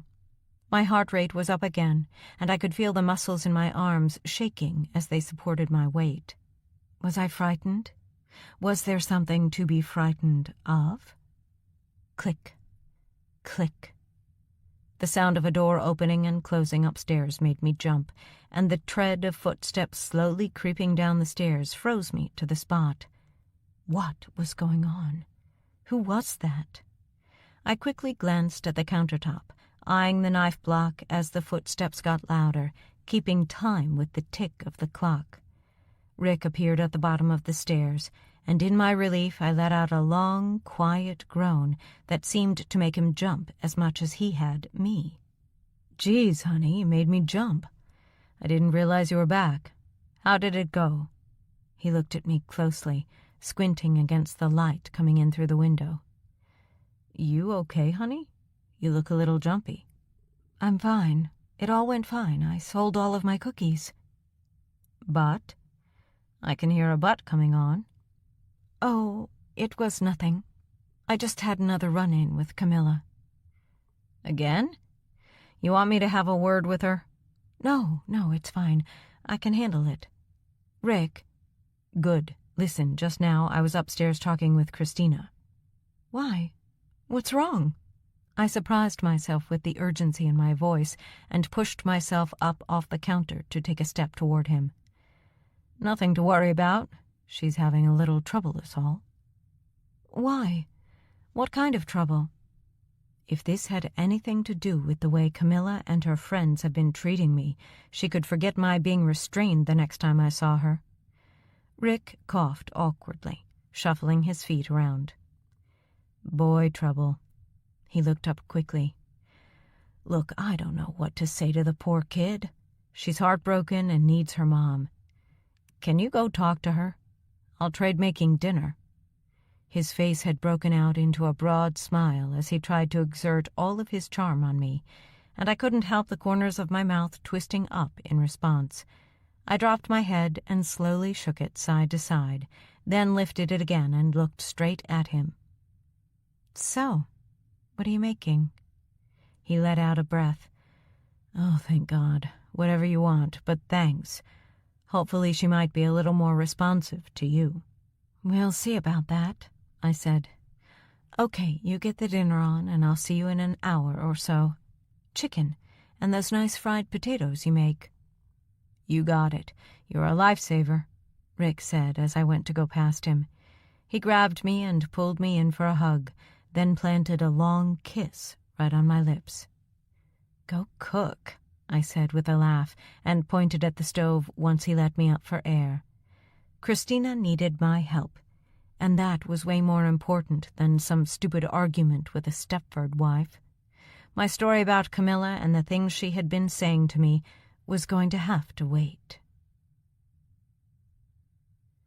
"Christina, can I come in, honey?" I tapped lightly on the door to Christina's room. No reply. "I'm coming in, okay?" I turned the door handle and felt the catch release. Then I opened the door just wide enough to put my head around. "Christina, are you okay?" The 12-year-old face poking out from under the bed covers scrunched into tears. I stepped inside and closed the door behind me. I didn't ask her what was wrong. I didn't ask her who the boy was or what he'd done. I just held her. I lay on the bed next to her trembling, sob-racked body and held her tightly, waiting for the hurricane to blow itself out. I don't know how I knew it would, but I knew. I'd cried enough tears of my own. Once the sobs became sniffles, I loosened my grip a little, half-turned, and pulled a handful of tissues out of the box on Christina's nightstand, gently dabbing away the moistness around her beautiful brown eyes. "Hey, honey." I smiled down at her, and she responded with a crooked, half-hearted smile of her own. "Hey, Mom," she said, between sucking in short breaths. "Boys, huh?" She nodded fiercely. "You want to tell me what happened? Just between you and me?" "He said he liked me." "Well, that's a nice thing, isn't it? Who's he?" "Todd. He's in 7th grade. "So Todd said he liked you?" "He said he thought I was pretty." "Oh, well, he was wrong there. You're not just pretty. You're beautiful and smart, too." "Mom!" "It's true, you are. You have your sights set on your phone all the while, but I don't, and I see it. I know you don't like to show it too much, but when you give me those little signs, a shoulder bump," I put my finger under chin and lifted her bleary-eyed face to look into mine, "or a little smile, then I know how you feel." "You notice that stuff? You never say." "Well, I figure you don't want me to make a big fuss about it, but I notice." She nodded her ruffled head. "So what did Todd do?" "He told me I was pretty. Then when I talked to my friend Sophia about it, she said he'd said the same thing to her, too." "He did? Would Sophia lie to you to make herself feel better, do you think?" I sat up a little and wedged my elbow into the pillow, then supported my head on my hand. "I don't think so. I know she likes Todd, but we've been friends right through school, and I don't think she would do that." Christina shifted around to lie on her side, and I pushed away a lock of hair that flopped across her face. "Okay. So why do you think Todd said the same thing to Sophia?" "I don't know, Mom. I thought he liked me the way I like him." "Maybe he does. You weren't there when he spoke to Sophia, right?" "No. I wish I had been, though. I'd have told him what I thought about him." "I'm sure you would," I said, holding back a laugh at the thought of my daughter laying into someone for hurting her. She was a good, quiet kid, but she had a mean teenage temper on her when she needed one. We lay there for a while as I used my fingers to push even more stray hands of hair away from her face. "So, what are you going to do?" "I don't know, Mom.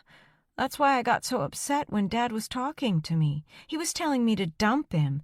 Plenty more fish in the sea." I finished the line for her with my best impression of Rick, which brought a small smile to her face. That's right. Well, what do you think you should do? Strangle him? I sputtered at that thought. Maybe just a tad extreme.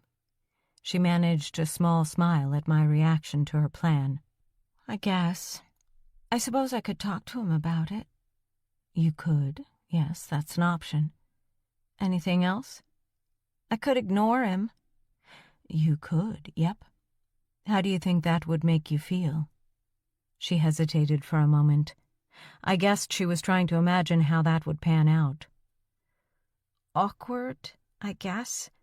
I normally see him every lunchtime. He sits at our table. Right, so you see him every day? That would be awkward. I could pretend I don't know about him talking to Sophia and act like nothing's happened. Do you think you'd be able to keep it up? It's a lot to keep bottled up like that. You know what it's like when you keep things bottled up. Sooner or later they explode. Yeah, they do. Maybe I should talk to him. Maybe you should. But remember, it's your decision. I gently tapped the end of her nose with my finger. Thanks, Mom. Is that dinner I smell? It was nice to see that matters of the heart still didn't outweigh feeding her teenage appetite. Smells like chicken. That's my favorite. She sat up in bed, letting her bunched-up hair fall in tangles down her back. Well, that's a nice surprise then, huh? Why don't you run a brush through your hair and splash some water on your face so Elise doesn't see you've been crying, then come down for dinner? I swung my legs off the bed and stood as she nodded her assent. She clambered out and headed to her bathroom and made a grab for her hairbrush. I stood watching her until she turned her head, offered me a brighter smile, and said, "Thanks, Mom." Then she turned her attention back to the mirror. I headed off back downstairs where the delicious aroma of cooking chicken filled the kitchen. I watched Rick as he stood over the pan of fried potatoes he was currently preparing, occasionally shaking the pan by its handle while he jiggled to whatever music was coming through his headphones. I thought about the girls upstairs and what I'd said to Christina about bottling things up. What I'd said was true, but the thought of upsetting everyone, Christina, Elise, and especially Rick, by talking about what Camilla had said to me, made me realize that I wasn't ready to talk about it yet. I wasn't going to bottle it up forever. I knew that much. But for now, the time wasn't right.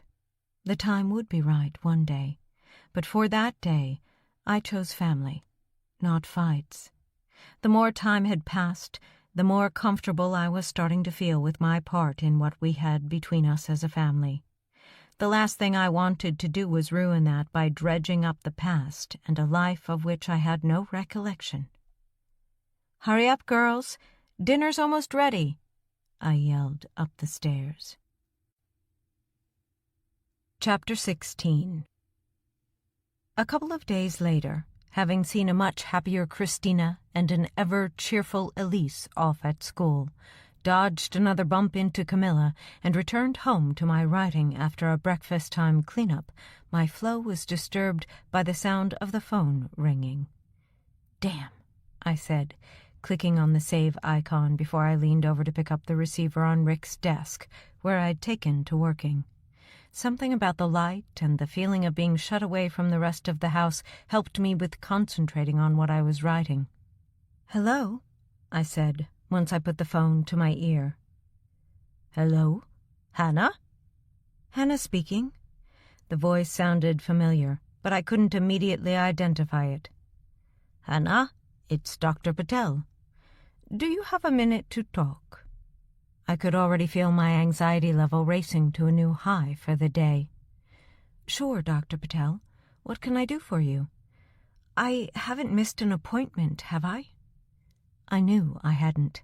The next one was highlighted in my calendar on my laptop. "Oh, no, nothing like that, and nothing for you to worry about. No bad news." I breathed softly in relief at that news. "So what can I do for you?" "Well, we have a little problem that I'm hoping you'll be able to help us out with. The other person who was in the car with you?" "Uh-huh." I'd been trying not to think about her or Bernie, and hadn't for several days until now. Well, as you know, the body was burned almost to nothing in the fire, and what was left of it has been cremated now. But we managed to get a DNA sample from it before it was cremated. She, I said. Sorry, You said it. It was a she, Doctor. The least I could do was stand up for the poor woman, even though I had no clue who she was. Yes, of course. You're right. We managed to get a DNA sample from her, but, and I hate to admit this, somehow it has been contaminated by other DNA. How did that happen? I don't know, Hannah. Nobody seems to know. So, what do you need from me? Well, either we need your permission to use some of the blood samples you've given, or you can come down here and let us take a fresh sample. We need to compare your DNA to that found for comparison, so we at least know whose DNA is whose. The police are still trying to identify the body, and think it might help. What do you think? I can email the consent forms if you'd like. Is Jolene on shift today? Hang on a moment. I could hear the rapid rattle of keys on a keyboard. Yes, she's on shift at midday. Okay. Well, I haven't seen her since I left, so I'll come down and you can have a fresh sample, and Jolene and me can do a little catching up. That's excellent. Thanks for the understanding. No problem. Bye, Dr. Patel. The phone went dead, and I replaced it in its cradle. I picked up my pen and wrote myself a post-it, which I stuck to the corner of my laptop and set up an alarm to notify me 30 minutes before I needed to leave so I could call a cab. And then I got back to work on my story. I probably shouldn't admit to it, but I had a great time at the hospital. I spent a while catching up with Jolene and some of the other nursing staff who had looked after me so well once I woke up. I even found the time to go to see my nemesis, the physiotherapist, and thank her for what she did for me, and apologize for being such a harridan toward her when I was under her care. I brought her a bunch of flowers, and she took great pride in setting them on her desk in a glass vase filled with a couple of sample pots of water. I'd been there an hour or so when a receptionist told me Dr. Patel could see me, so I followed her along the corridor and knocked on the door to his office. "Come in," he shouted through his door. I pushed the squeaky door open and stepped inside. The heat of that room hit me like having hot blankets draped over me. I made a mental note to ask why Dr. Patel kept the room so warm. "Ah, Hannah, nice to see you again. Take a seat." "Thanks. Will this take long? I have to be back to collect the girls from school." No, just a minute or two. It's just a case of taking a blood sample is all." The sound of a printer whirring filled the room as the doctor fiddled with his keyboard. He reached behind himself to get the printed pages and slid them over to me. "These are just some forms to say we have your permission to use the blood sample for a DNA test." I took the pen he was offering, briefly glanced at the form, then signed and initialed it in the requisite places. I slid the papers back with the pen lying on top. "There you go," I said. He checked over the forms, then slid them inside the folder with all my records, a familiar sight to me from when I was stuck in the hospital for days after I woke up. "Right, I'll just get a nurse in and we'll get the blood. Then you can get away to pick up the children." He picked up the phone on his desk and asked whoever was on the other end to arrange for the nurse, then replaced it in its holder. He sat back in his chair and looked at the top of my head for a few seconds. "What? Is my hair untidy?" No. I was just looking at you in wonderment at how amazing the human brain really is." "You're a neurosurgeon. I'd hope you knew that already." He threw me a charming smile. "Oh, I do. But sometimes even a grisly old surgeon like me can be surprised. Your case deserves to go in the medical journals." A knock came on the door. Trouble is, I'd never get a minute to write it up. "Come in," he said loudly. I turned to see who it was and saw Jolene's smiling face, just as I remembered it from when I woke up. Jolene put a tray of supplies on the doctor's desk, wiped down my arm, then unwrapped a new syringe, capping it off with the needle, and setting the now empty cap aside. "Okay, Hannah, you know the routine?" she said in her trademark booming voice. I held out my arm to my right, closed my eyes, gulped, and turned away. "I've always hated needles," I said as I felt the sharp sting of the needle entering my vein. "What did you say?" I heard Dr. Patel's voice, but I couldn't have answered him if I'd wanted to. The split second that needle broke my skin, an avalanche of memories came tumbling out from under the tarp and into my head. The accident, dark and horrifying memories full of screams and blood and fire. Memories from before then. Memories back into my troubled teen years, and even back into the time when I was Elise's age, talking to and playing games with my parents, tossing a ball about on a beach, flying a kite, sitting quietly in a corner on family occasions while my extended family chattered and laughed together at things I had no understanding of. Back through to the present day, past pain and torment, much of it self-inflicted. Then a memory of being determined to do what I could to get what I wanted, then right back to the moment that freed them all to live again inside my head. I let my head rock back over my shoulders and stared at the ceiling until Jolene slid the needle back out and bent my forearm up to clamp it against the cotton pad she had placed over the puncture wound. "Hold that there for a couple of minutes," she said. So I did. I held it for a minute while flickering images like a full-color version of an old black-and-white movie played in my head, telling me who I was, why I was there, and putting to rest any nagging doubts in my head about whether I was Hannah Jolly. "Hannah?" I heard the voice distantly, as if it was being shouted through fog. "Hannah, are you okay?" I opened my eyes and leveled my head, gazing into the brown eyes of Dr. Patel. "I'm fine. Thank you," I said in a voice that sounded different, but which I knew was my own. "Good. You said something about always being scared of needles." I nodded. I had. "Do you remember that? Is that something you remember from your past?" I thought back to injections I remembered having when I was young, school-age, shivering, petrified in a doctor's office while my dad held my hand and told me everything would be okay, and promising me ice cream if I was a good girl. I looked at the doctor and smiled sadly. No. Just since I woke up. I felt amazing, almost reborn now that I knew the truth. Now that I finally knew who I was.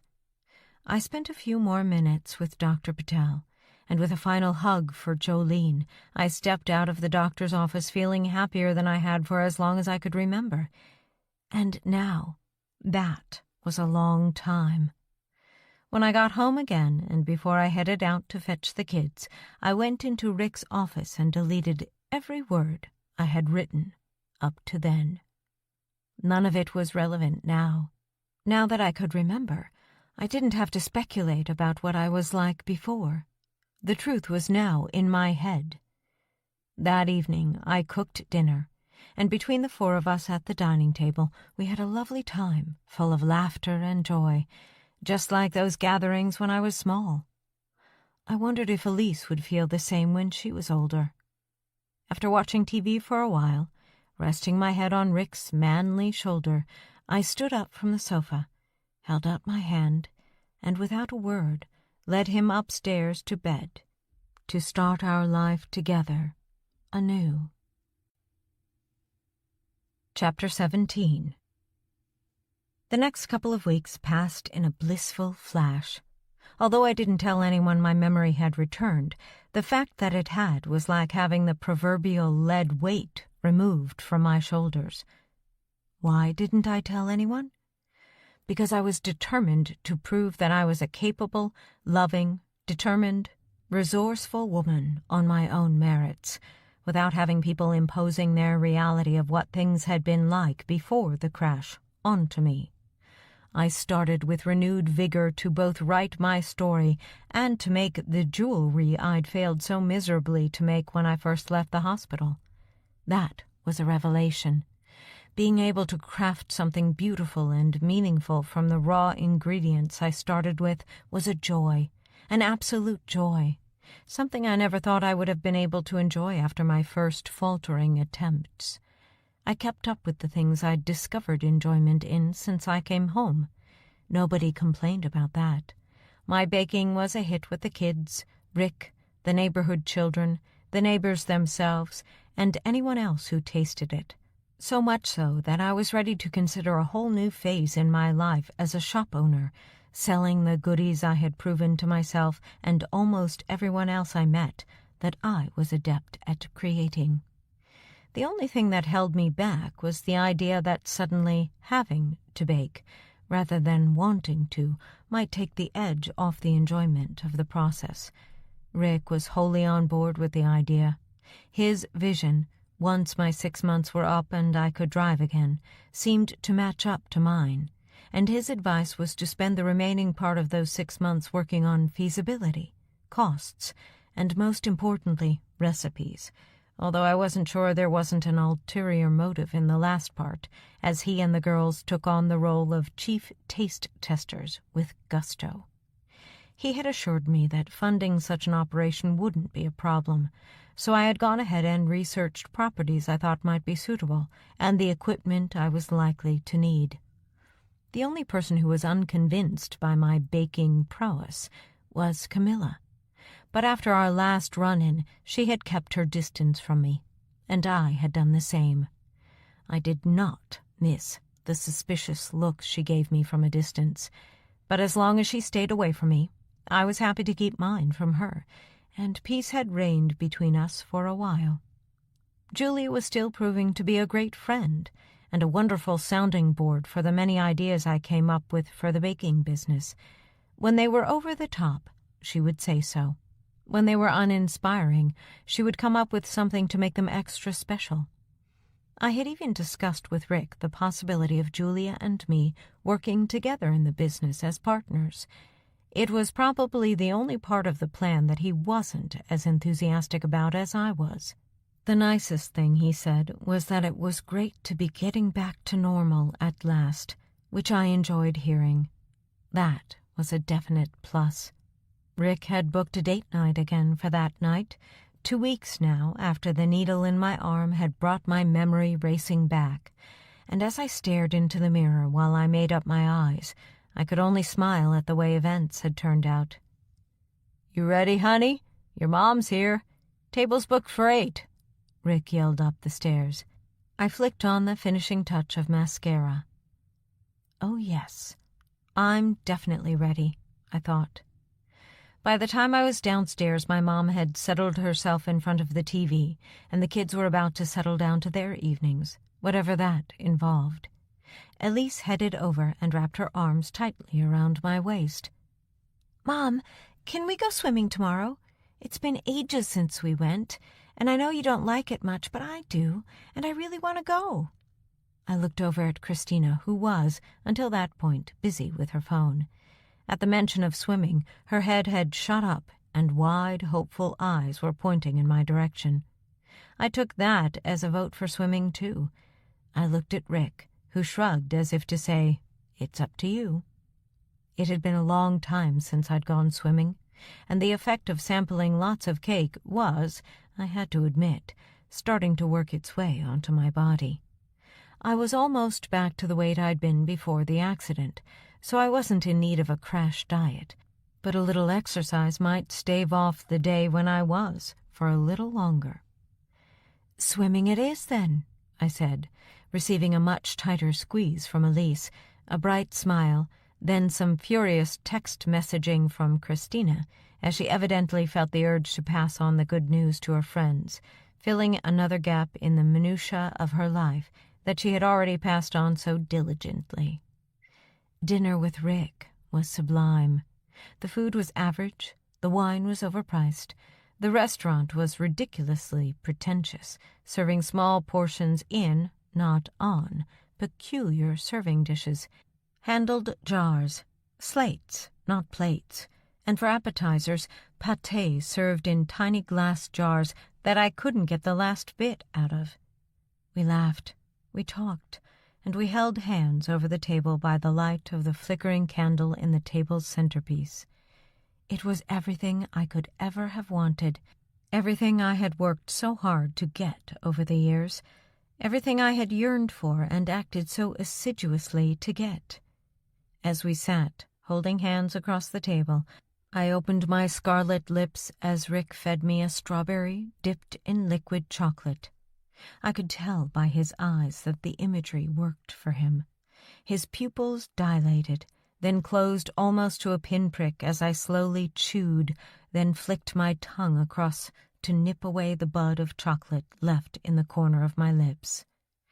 The ride up to our hotel room in the elevator was a steamy affair, alone as we were, and by the time we were 6 feet in through the door, we had both abandoned our clothes and fallen onto the bed in a heap of unremitting lust that only stopped when Rick fell asleep exhausted, his hand on my belly, his head on a soft white pillow.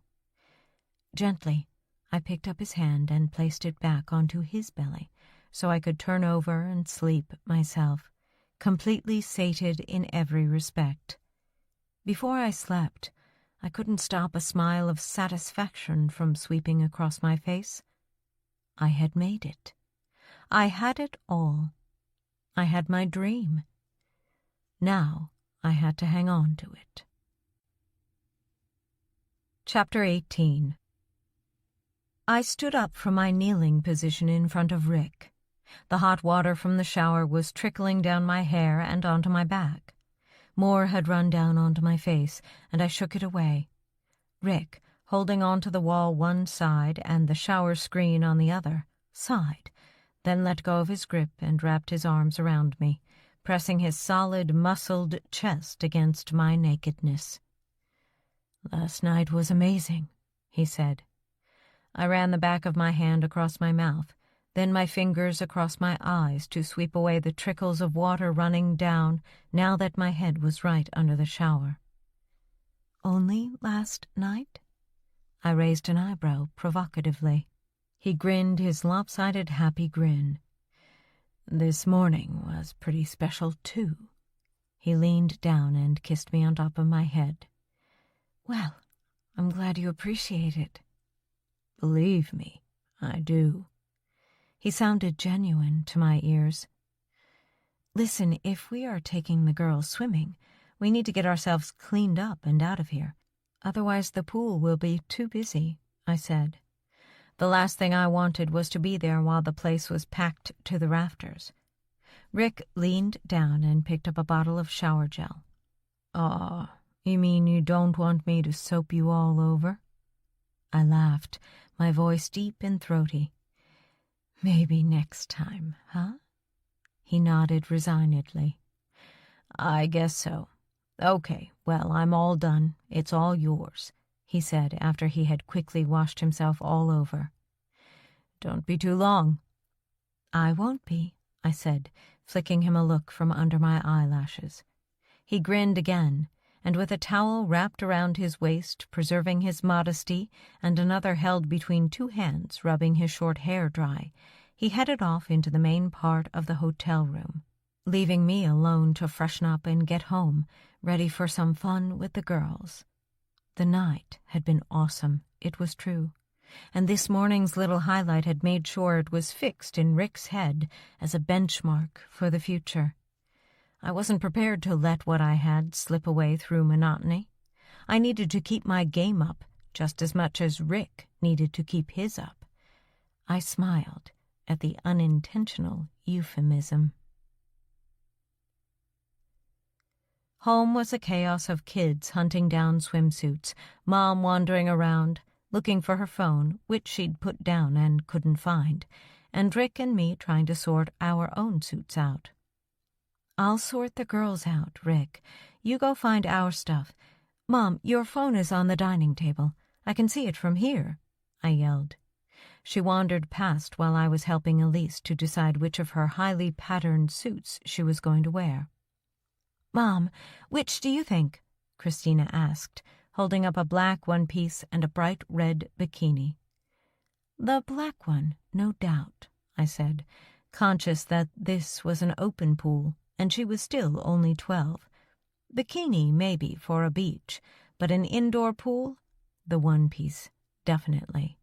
I noticed my mom nodding her agreement. "Mom, your cab is here," I yelled, seeing the car pull up outside as I dumped suits and towels in a bag and into the trunk of the car. My mom appeared from the house and headed down the drive. "Bye, Mom. See you later." Mom stopped on the driveway a couple of paces before where I was loading up. "What did you say?" I said bye. "After that," she said, shaking her head. I said, "See you later, Mom. Why?" She stared hard at me for a few moments, then stepped past me down the drive without looking back or saying goodbye. Weird. Maybe whatever was affecting her was getting worse because she seemed both lost and bewildered at the same time. A 15-minute drive had 2 excited kids, and Elise and Christina, who were already rolling their eyes at Rick's and my antics, relaxing by the side of the pool. It was surprisingly quiet, just the 4 of us and another couple with 2 kids who had occupied the side of the pool nearest the shallow end. I was pretty sure it would get busier later, so I wanted to make sure we got all of the fun we could get in before it was too risky to jump into the water. Mom, come on in the water, it's great," Elise yelled after she had jumped in just behind Christina. "This reminds me of that pool we went to in the Caribbean," Rick said from behind me as I watched the girls splashing around and pulling themselves out of the water to jump in again. I turned to Rick. I hadn't been to the Caribbean. He was fiddling with the ties on the inside of his shorts and didn't see me staring at him. "When did you go to the Caribbean, Dad?" Christina asked as she ran a hand over her face to get the pool water out of her eyes. Rick looked up quickly and spotted me staring at him, a fixed smile on my face. "Oh, it was a little while back now when you were both little." "So, not when you went away while Mom was in the hospital and we stayed with Grandma Nora?" No, that was a business trip. Hey, come on, you guys. Last one in is a wimp, huh?" With those words trailing behind him, Rick ran off the edge of the pool, creating a giant splash as he landed and disappeared under the surface. Squealing loudly, the girls followed him over the edge and back into the blue water. Rick went away while I was in the hospital? It was obvious from his face that it was true, and the way he had shut Christina down so quickly made it more than obvious. A business trip? A likely story. Maybe it wasn't just a one-sided thing, the trouble Rick had told me about in the marriage. That was a discussion I wasn't looking forward to, and one I hadn't expected to have to deal with. "You okay, Mom?" Christina shouted from the pool's surface. Rick was swimming away down the pool, no doubt keen not to be too close until he got his head around the fact that I now suspected he had cheated. I waited until he dipped down and turned at the far end of the pool, slowly breaststroking his way back toward us. "I'm fine. You all ready?" I ran and leaped off the edge of the pool, landing a perfect cannonball, holding my breath just before I landed and watching the blue water swirl bubbles around me as I loosened up and kicked myself back to the surface. When my head popped to the surface, Rick was back in hearing distance. "Honey?" he said as I treaded water. "Mom?" Christina said, looking confused. "What?" I was enjoying myself. It had been so long since I'd been in the water. It felt so great to be buoyed up and surrounded by it. "Are you okay?" Elise asked, also looking worryingly confused. "Yes, I'm great. Why?" "You don't like the water, Mom," Christina said. "You always said you were scared of it." I looked around at Rick, who was back with the rest of us now. He looked away. Why? What was he thinking about? I could see the strain around his face. Either that or the pool water was irritating his eyes. "I love it now," I said, splashing a little water with the palm of my hand at Elise, who squealed, the sound echoing in the cavernous pool hall. She ducked under the water and bobbed back up. "Mom, you splashed me." "I know," I said, grinning, and splashed Christina the same. She squealed as well, and within moments all three of us were splashing and bobbing in the water. Rick kept his distance and watched us before heading back off to do another length or two. After an hour in the pool, we adjourned to the small cafeteria overlooking the pool. The girls were both tackling mountainous hot chocolates with marshmallows and whipped cream. Both had pink eyes from the water, and their wet hair was clinging together as it hung down their backs. I sat next to Rick with a coffee, sipping on it and smiling at the memory of the wonderful time we'd had in the pool, even with Rick being withdrawn and quiet. I couldn't read his face. He seemed to not want to look at me, though, and I wondered if there was another reason besides being caught lying about what he had done while I was in the hospital. I thought we had moved things along well in the last few weeks, and now I wasn't so sure. After today's little outing, we seemed to have taken a step backward. The coffee was lukewarm and bitter, and I put my cup back down on the table. "So when did you learn to swim, Mom?" I looked at Christina and her hot chocolate and whipped cream mustache. "I must have always known how to swim. Maybe it's just another one of those things that has changed in me since the accident. You know, like the baking and what have you." "Right. How did those things change?" "I don't know, honey. I asked the doctor, and he said that we only understand a tiny bit about how the brain works." "Especially people with tiny minds, huh, Elise?" Elise sipped on her chocolate while chewing a marshmallow. Then she realized what Christina had said. "Hey, you, I don't have a tiny mind. Mom, tell her I don't have a tiny mind." "I was only kidding with you, Elise," Christina said with a laugh. "Humph." Elise huffed and concentrated on eating more marshmallows. "It's just weird how you jumped in the deep end like that, when before you wouldn't venture out of the shallow end." "I don't know," I said. I could feel myself getting annoyed at the questioning, but knew I couldn't let that show. "Maybe having a huge car crash is the cure for hydrophobia." "Hydro what now?" Christina mumbled with a mouthful of marshmallow herself now. "Fear of water." "Maybe," Christina said, looking at me over her chocolate. "I wouldn't recommend it as a cure, though," I said, holding her gaze and making sure the fixed grin on my face looked as natural as I could make it. "So what shall we do now?" Rick asked, suddenly coming to life. All I wanted to do was go home and spend some time alone, thinking. But I couldn't just disappear on the girls. That wouldn't be fair. What I was wrestling with was not their fault. It was Rick's fault. I knew that now. That revelation about his little trip had allowed a couple of things to click into place, and with my memory back, I had a lot of thinking to do. I needed to straighten things out. I needed to keep what I had at all costs. At all costs. How I was going to play this so those involved didn't suspect anything, I wasn't quite sure just then. But one thing I knew I did need to do was find someone I could talk to about it, and I could only think of one person who might understand. "Pizza!" yelled Elise. "Yeah, can we, Dad?" Christina's face was a picture of excitement. Rick held up his hands in surrender to the onslaught. "That okay with you, Hannah?"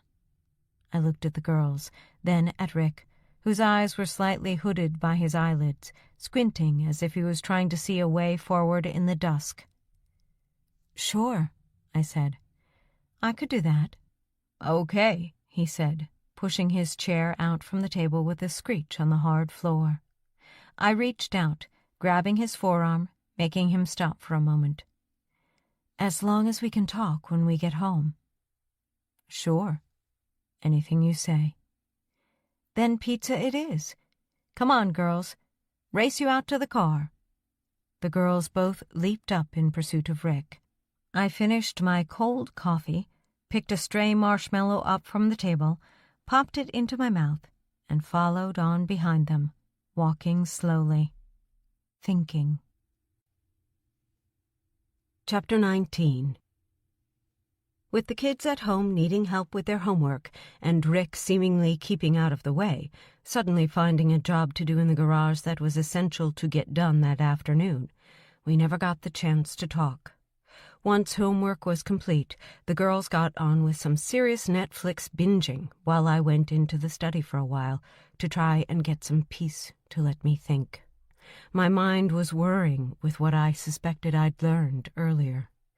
While I was lying in a hospital bed unconscious, and with Rick not knowing if I would be anything but a mumbling husk when and if I woke up, he'd been screwing around in the Caribbean with some hussy. I slapped my hand down hard on the desktop, disturbing the mouse to the computer, making the sign-in screen spark into life on the computer. It was a photo of somewhere hot with an impossibly blue sky and an impossibly white beach with a heart drawn into the sand near the water's edge that was being washed away by the gently lapping waves. I looked at the picture for a while. It looked like a bog-standard wallpaper, but something about the contrast between the perfect sky and beach and the heart dissolving into the water reminded me of what I had and what I'd had to go through to get it. I had the life I dreamed of, and now Rick and his stupidity threatened to take that away from me. That wasn't something I could allow to happen. We had to talk. Somehow I needed to get him on his own so I could tell him how disappointed I was in him. I picked up the phone on Rick's desk and was just about to call my mom to come take the kids for a sleepover at her house when the phone rang, almost making me jump out of my skin. "Hello?" I said cautiously. "Hey, Hannah, it's Julia." "Oh, hi, Julia." "Are you okay? You sound a bit down." "No, I'm fine," I said, adding a bit of zing to my voice. "Oh, good. Listen, my kids are asking if Elise and Christina want to come over for a sleepover. I'll make them some dinner, and I've baked some cupcakes. Not on par with yours, but I think they're edible." I laughed. "I'm sure they'll be great. I'll go ask." I carried the phone through with me into the living room and asked the question. Both girls jumped to their feet. A Saturday night sleepover at Julia's sounded good to them. "Did you hear the reaction?" I said, once I put the phone to my ear again. "Sure did. That's great. Tell them I'll be around in 10 minutes. I know my two have got a whole night of stuff lined up, so I'm sure they'll have fun." "I'm sure they will, Julia. I'll see you." The phone went dead. Serendipity had made its mark, and it meant I got Rick to myself to talk later, if he ever emerged from the garage again. It really couldn't have worked out any better. 10 minutes later, after a quick hug from Elise and a smile from Christina on the way out the door, the house was suddenly silent. I hadn't told Rick they were going. I'd decided to tell him over dinner instead. But before that, I needed to speak to someone. Urgently. My gut was telling me that this whole charade, the whole sorry story about what had led to my accident, the truth was going to come out tonight. I knew the truth. I knew what had happened. I hadn't been sure why, and I'd been willing to go along with things to try to find out, but now I couldn't. I couldn't keep what I had bottled up inside any longer, and I knew that if I didn't deal with what had happened, the chances were that somewhere down the line, another little accident would happen, and maybe, just maybe, I wouldn't make it out alive this time. I picked up the phone. The dial tone purred a couple of times before the voice I was expecting answered. "Hi, it's Hannah. We need to talk," I said.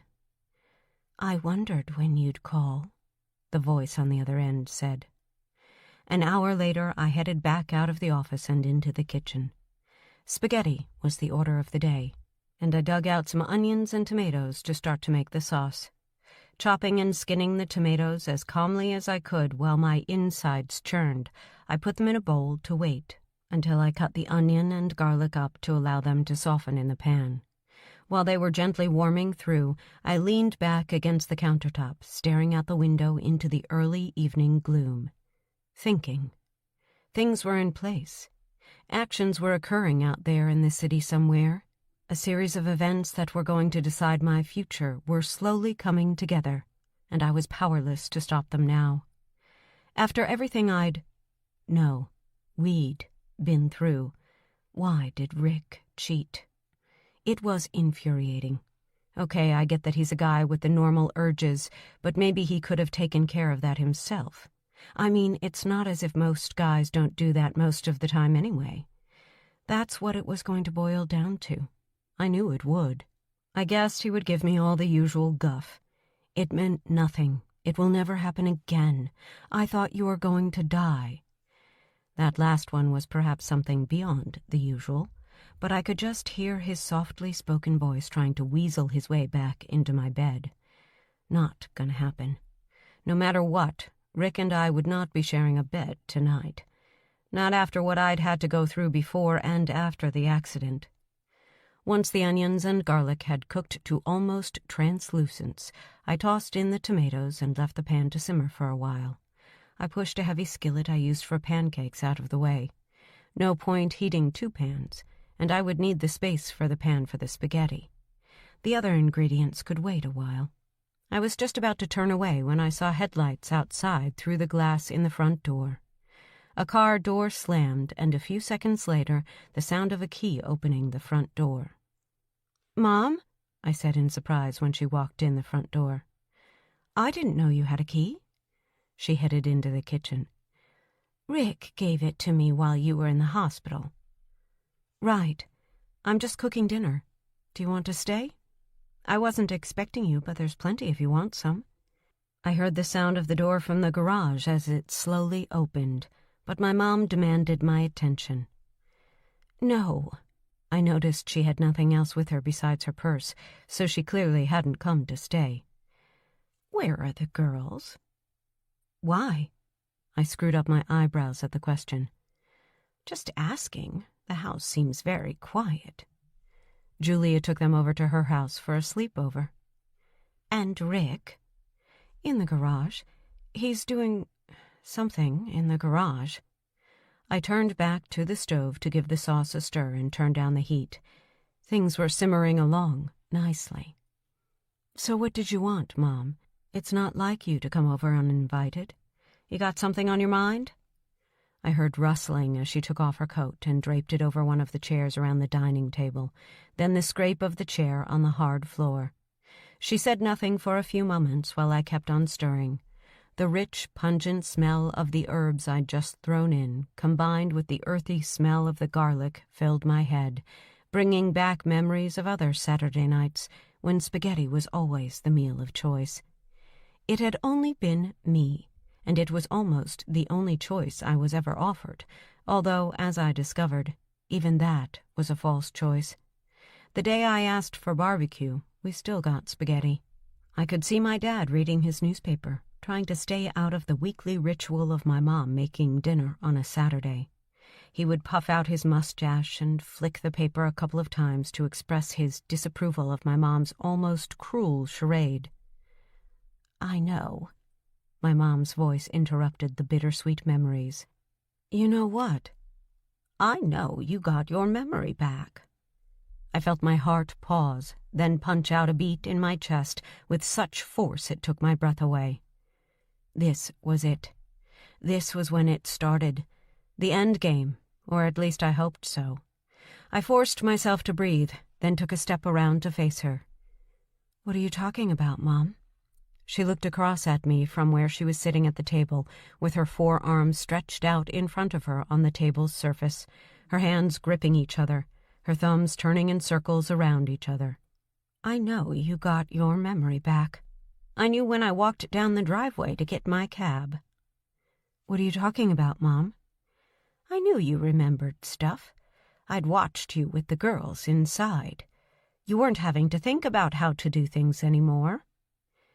"I've been out of the hospital a month now. I've had some practice, you know," I said as calmly as I could, and with a slight laugh to try to keep my tone light. "I know, but now things are different. Before, you used to delay just for a second while you thought about what you had to do. Suddenly you're doing things automatically." "You're imagining things, Mom." She whipped her head around to look at me, as if the accusation stung her. "I'm not imagining things. I wish people would stop saying things like that about me. I'm perfectly normal. It's not me who's losing her marbles. It's everyone else." I could hear the pain in her voice that people might be thinking that about her. I'd thought it myself. "You said I did something on the driveway?" "Yes." "So what did I do or say to put this crazy idea in your head?" I said, as she pulled up her purse from where she'd dropped it on the floor by the chair leg and laid it on the table in front of her. "I'm not crazy." "I didn't say you were, Mom, so what did I say?" My voice was rising. I couldn't help it. Mom's arrival and what she said had released a boulder, one that had been hanging over me since I got my memory back. It was trundling down a big hill toward me, and I didn't know how to get out of the way of it, or the bigger rock fall that would surely follow. "You said, 'See you later.'" I stood, my mouth wide open, breathing in gasps of confusion. I could see the picture in my head of her standing close to me, hesitating on the drive, asking me what I'd said. "What the hell are you talking about, Mom? I said, 'See you later.' So what? I always say that. I said it before." "Before what?" I hesitated. I felt the trap. "Before that time, I must have." I trawled back through my memory of the times I'd spoken to her. I couldn't remember for sure what I had said. It was like driving a car, something I said on autopilot. "It's just a phrase, Mom." "It is, but not one you used before with me. You always used to say the same thing every time we parted." I shrugged. "Mom, I lost my memory. I do and say a lot of things now that I didn't before." "How do you know?" "How do I know what?" "That you didn't do them before." Her voice was rising now to meet my own increasing volume. "Because people have told me, for crying out loud. Right from day one. My favorite color was purple. I hate purple. I made jewelry, but I couldn't figure it out. I bake now, but never used to before. Things have changed, Mom." Her voice became quieter, and she looked down at her purse. "You always said, 'Love you, Mom,' when we parted. Always. Right from when you were a kid, younger than Elise." I thought about what she was saying, desperate for a way to turn it to my advantage. "But if that was what I always said, how does my saying something different upset you enough to have you come over, upsetting everyone with your allegations?" She looked up and around the room. "I don't see anyone else here. The only person I'm upsetting is you." I sighed. "Okay, why come around upsetting me?" "Because I know." "What do you think you know?" "That you're a fraud. You're not Hannah." I forced a smile to my face, even though it was the last thing I felt like doing, even though my heart was now pounding on the inside of my rib cage and blood was hissing through my ears in time with its rapid staccato beat.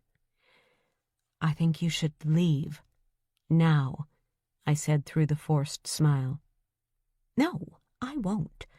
You need to be punished for what you did." "What are you talking about now?" "I told them I didn't want to see you, and you came back." "You're not making any sense, Mom." She slid her hand into her purse. I don't know why, but I flicked my head around to where I'd left the knife I used to chop up the vegetables. Its glint in the overhead lights caught my eye, and I slowly slid my feet a foot to the side toward it. "Look," she said, dragging her hand out of her bag. She held a faded color photo out to me between two fingers. I reached out and took it. "Hannah's on the left, and you're on the right. Megan, you're on the right." The ugly faces of two identical newborns looked up at me from the photo, which was creased with white lines in all four corners. I could see the raspberry birthmark on the one on the left, and instinctively put my hand to where it should be. "She had it removed when she was 10.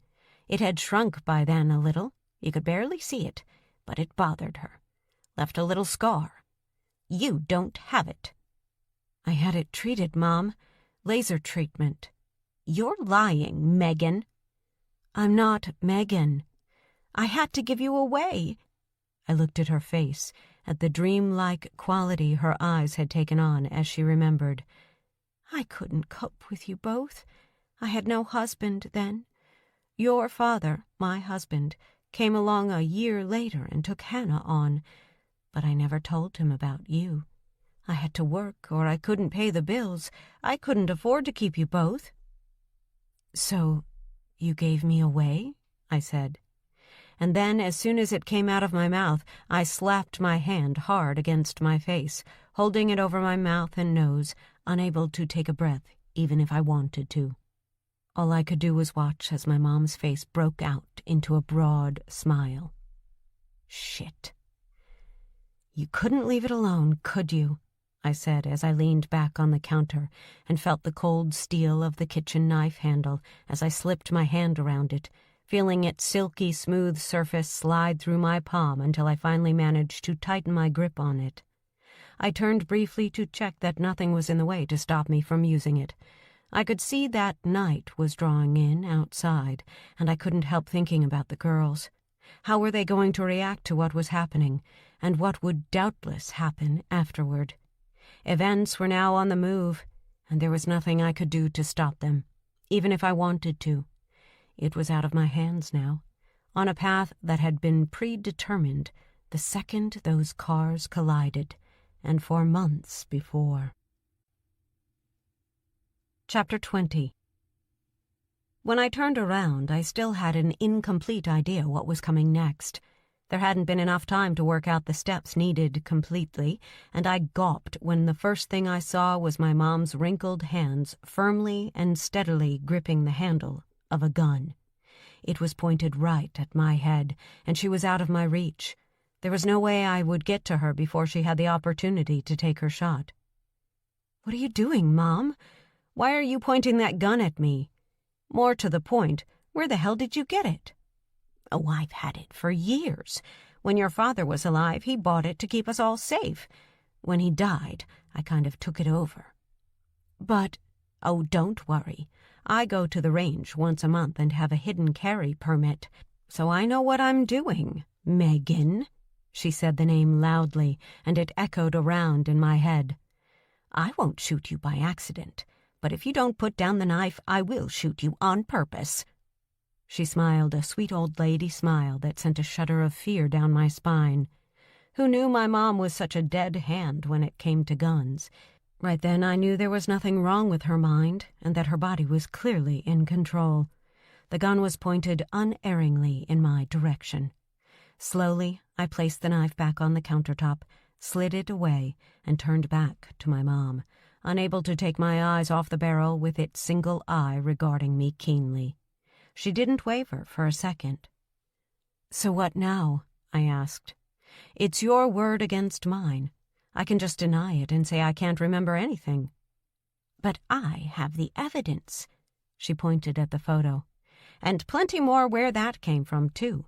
Adoption papers, photos from your adoptive parents when you were a baby.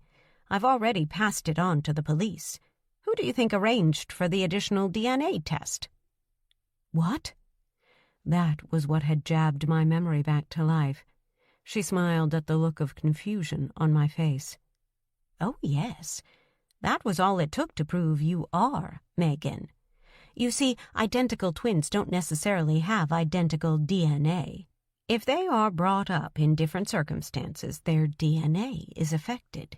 It's amazing what you can find out these days. She leaned back a little, clearly enjoying the limelight. I was thinking she might be heading into dementia, and in reality, she was Googling genetics. So, where do we go from here? The smile on her face spread even wider, and I couldn't help but admire the way the old woman was handling herself. Oh, I think you know. The police are on their way to cart you off for impersonating and probably killing Hannah.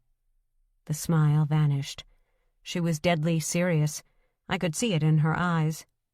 I could see Rick out of the corner of my eye, too. He must have crept in from the garage and was listening just around the corner, out of sight of my mother. I was counting on his coming to my rescue, intervening in some way to get the crazy old woman out of my house. I needed him to. Why did you come back, Megan? I leaned on the counter, pressing the small of my back against the edge, feeling the cold, hard surface digging into me, keeping me grounded while I waited for events to take their oh-so-predictable route. Why did I come back? Isn't it obvious? I snapped out the words angrily. There was no point in holding back anymore. It is to me, but I want to hear it from your own mouth. I want you to admit what you've done and why. I glared at her and flicked a glance over at Rick, who was still hiding. When was he going to come out? Okay, I admit it, I said.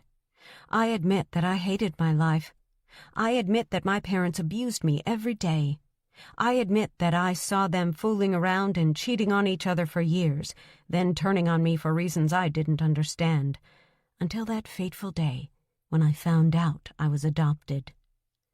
I felt no relief from saying the words, no feeling that I'd released something and was any closer to closure. I wasn't. Not yet. You were abused? Do you mean? My mother obviously couldn't bring herself to say the words. No, nothing like that. But going to school sore and bruised at least once a week, unable to get changed for PE in case the bruises showed, unable to go into the shower in case people saw the welts on my back. It might not have been sexual abuse, but it was bad enough to break me. The moment I turned 18, I ran. I ran away as far and as fast as I could run, and instead of running out of hell into the light, I just ran headlong into even more flames. What do you mean? Does it matter? It matters to me. It might matter to the judge. It might matter to Rick, who is going to find it hard to ever forgive you for what you did. I dropped my head, trying to find the right words for what I had to say. Let's just say I hooked up with the wrong kind of guy. The wrong kind of guy who knew what could take away the pain I was feeling, and when it did, I trusted him. I sank into a life that was even lower than the life I had been living, and it took me 5 years to slowly work my way back up from the bottom, get rid of his toxic presence, and slowly bring myself back to somewhere close to normal. Drugs? I shook my head. No, booze mainly, although I did dabble at times. And you got out? Was that sympathy I could see in her face? She tightened her grip on the butt of the pistol and made sure it was pointing back at me again. And once you were out of that? I smiled. This was the juice now. I hoped once I said what I needed to say, this would be over. I wanted it to be. I was tired of all the pretense and the sneaking around to get where I was now. Chapter 21. I leaned forward to ease the pressure on my back and saw my mom's finger inch closer to the trigger. Can I sit down at least? She glanced at the chair at the opposite end of the rectangular table, then looked back at me and flicked her head toward it. I stepped away from the countertop, trying to work out why Rick still hadn't shown himself. She tracked me with the gun every inch of the way, as cool as a cucumber, until I slid the chair out from under the table with a scrape of its feet on the hard, tiled floor. When I sat, I heard the quiet rush of air from the cushion as I settled down, keeping my hands on the table where they could be seen. I wasn't planning on getting shot any time soon, and now my mom was facing away from where Rick was standing. I hoped he took the hint and made his move. I was doing my bit by distracting her. Now it was his time.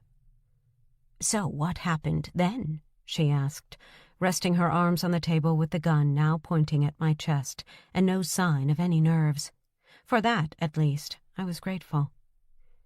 I started to pick myself up out of the gutter. "That was a good thing, right?" "You'd think.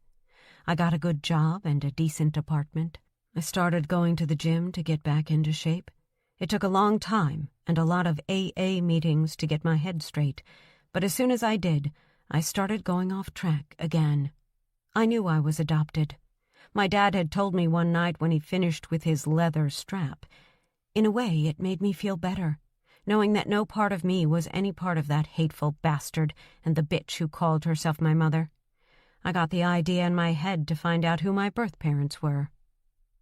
"Right." "Yeah, right. First I found out about you. Then I found out that I had a sister, a twin sister I never knew about. So I started doing a little research. I found out where you lived and watched your place for a while until you got a visitor. Then I waited until that visitor was Hannah." "You watched my home?" I laughed out loud. "I watched you everywhere. At the market, at the mall. I even sat in the back pew at your church a couple of times while you piously prayed on your knees, knowing you gave away a child." "I had my reasons. I told you." "I know. You must have been desperate." I was. Where was Rick? He'd disappeared now. So once I found you and Hannah, I switched my attention to her. I followed her around everywhere she went. I was obsessed with her. I was jealous of her. Here I was, beaten, a wino in waiting, with absolutely nothing in my life except parents who beat and rejected me in turn, and a sister who had everything I wanted in my life. 2 beautiful girls, a good-looking, wealthy husband, and a beautiful home. I waved a hand vaguely in the direction of the rest of the house. "So this is all about jealousy?"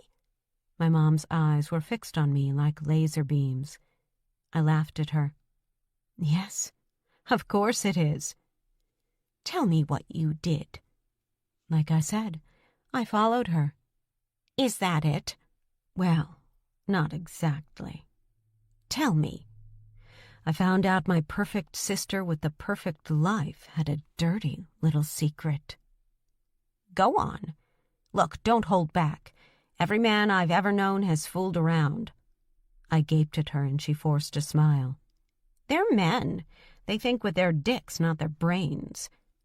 That sounded more like my mom. But this was Hannah, not some dude with more hormones than he knew what to do with. "I guess it involves a man?" I nodded. She was ahead of me there. "Camilla's husband. I watched them one day. Or rather, I watched Hannah and saw them going into a hotel one lunchtime. Boy, they looked happy when they saw each other. Could barely keep their hands off each other." "How did you know who he was?" "From the plate on his car. When you've had as many run-ins with the law as I have, you can always find a cop who'll take pity on you, if you know what kind of payoff he needs." I saw the flash of distaste across her face. This was going well. The attention was entirely on me. "And then?"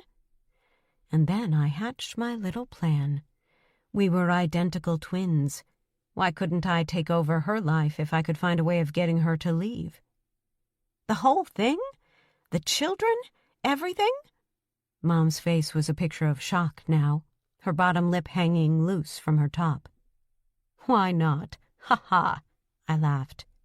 She had everything I wanted, but was in the process of throwing it all away by having an affair. All I did was help her on the way. "How?" "I told Rick." "What?" I told Rick about what Hannah was doing. Then I slept with him. Then I slept with him some more." Mom shook her head with her eyes closed, and for a moment I wondered if I had said too much. "But I didn't mind. Megan is way better than Hannah ever was," Rick said as he emerged from where he had been hiding before. Chapter 22. I stared at the gun Rick had in his hand. I recognized it. It was the one from the car on that fateful night. He had it pointed straight at my mom, but even then he was struggling to hold it straight. Since I came around in that hospital bed, I hadn't known Rick to even talk about guns, never mind have one around the house and threaten someone with it. He didn't look comfortable. For as long as I'd known him, that was the case when it came to guns. "You went along with it all?" Mom said, looking unsure quite who she should be pointing her gun at. In the end, she opted for Rick. Now that he was out in the open and she wasn't pointing it at me, I could relax a little, although the situation was tense, and I still wasn't sure exactly how it was going to pan out. "Why wouldn't I?" Rick said. I thought I could see his bottom lip wobbling slightly, despite his bravado. "Hannah went off, screwing around with that guy behind my back. What Megan and I did was payback for that. But I didn't expect to fall in love with her." I smiled. "But you went with Julia while she was in the hospital. Strange kind of love, if you ask me." I frowned. Mom had a point. I'd forgotten about that little trip he'd taken. "Julia's been chasing me for years. Every time she came around here, she would find an excuse to rub herself up against me. It was only a matter of time. And Megan, was unconscious in the hospital, and I had no idea if she was going to come around." "I don't believe you," Mom said. "I don't care, old woman." Rick managed to steady his hand for a moment before it began to shudder again. "You took her to the Caribbean. That doesn't happen on the spur of the moment, Rick. How long have you been seeing her?" Rick looked at me. All I could do was shrug. If he wanted to tell the truth, I wasn't going to stop him. "A few years." "A few years?" Mom and I both said at the same time. "The first time was just after her mom died," Rick said, running his tongue over dry lips. I looked hard at him. She'd told me she hadn't told anyone else about that. "You never said anything about that, Rick," I said. I could feel the first stirrings of anger at his betrayal, and even stronger stirrings toward Julia. I had no idea she was involved with Rick at any time. "When we got together," he flicked the gun in my direction, then back to my mom. "You were so crazy about what Hannah had done, and I was so besotted with you. I told Julia we had to cool it for a while." "And the trip to the Caribbean?" Mom asked. "A bribe, I guess. I needed her to keep quiet." "So what was the plan?" Mom asked. "Huh?" Rick asked, flicking his eyes quickly at me. "What was the plan, Rick?" "We decided to kill Hannah." He said it so plainly, in such a matter-of-fact way, as if it wasn't the most hideous thing one person could do to another. It shocked me. It shocked me to the core. "Hey!" I yelled. "That was your plan. I was supposed to meet up with her and take her to where you were. It was your idea to kill her because you were too much of a coward to confront her.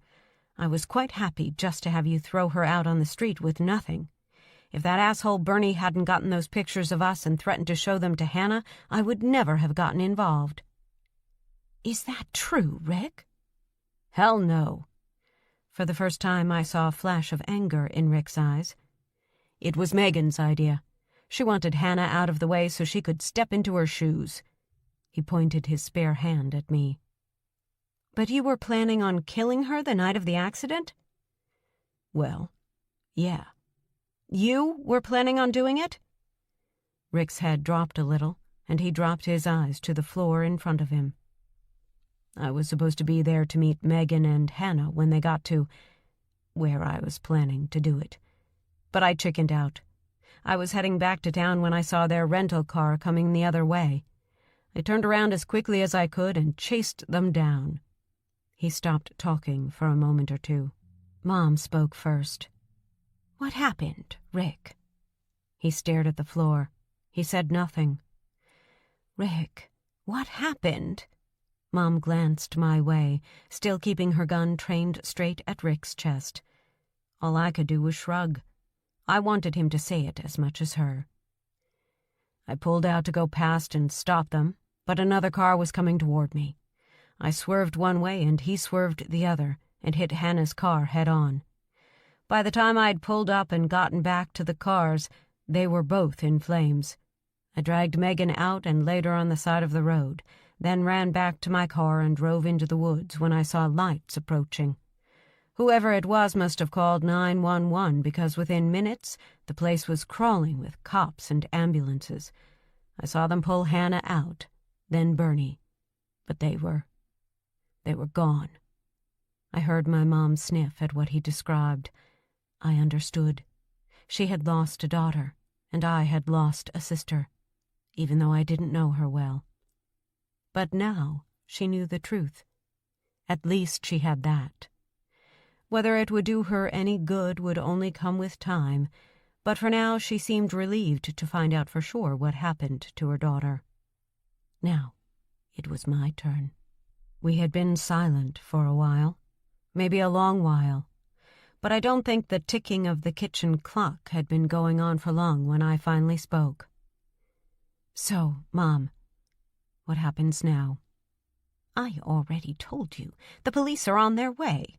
They should be here any minute." "Why did you have to interfere?" Rick said, suddenly angry. "If it wasn't for you and your poking around, we'd have gotten away with it." He looked away from Mom to me. "We could run. We could run away, Megan. Would you come with me?" "What about the kids?" Mom asked. "Oh, they'll be fine. You can look after them." I sucked in a quiet breath at such a callous statement. I wandered over to the counter and leaned close to the stove, then looked at my mom. She nodded. "I can't, Rick. Rick!" she snapped, demanding his attention. "Pay attention, for God's sake. You're talking about ruining the lives of 2 innocent children." Rick turned back, taking a step toward her until she waved the gun at him. He stopped with his back now facing me. "They're going to be ruined anyway. Once the police get here, we'll be going to jail anyway. Maybe I should just kill you right now and finish the job He pulled the trigger of his gun, but nothing happened, and he never finished the sentence. Even if he had, the sound of the reverberation from the iron skillet I used to make pancakes as it collided with the back of his head would have drowned out the words. He dropped like a pile of rags onto the floor. Rick came to a few minutes later and immediately started to struggle against the ropes binding him to the dining chair I'd been sitting on. When he looked up, a mixture of rage and confusion swept across his face. My mom had taken up her seat again after helping me lift a prostrate Rick onto the chair. Rick's eyes swung wildly between us before settling on me. "Megan, No, Rick. I'm not Megan. I'm Hannah." Chapter 23. "What? But how? I don't believe you." Rick's mouth was a tight line now, his brows screwed up over his now dark and dangerous eyes. "Oh, it's true," I replied. "Ever since that DNA test, my memory has been back as good as ever. I remembered everything, Rick." I paused for effect, so he knew without a doubt that I was speaking the truth. "Everything." His face changed again to a pleading smile. "Oh, come on, honey. Get me out of these ropes and we can still get away."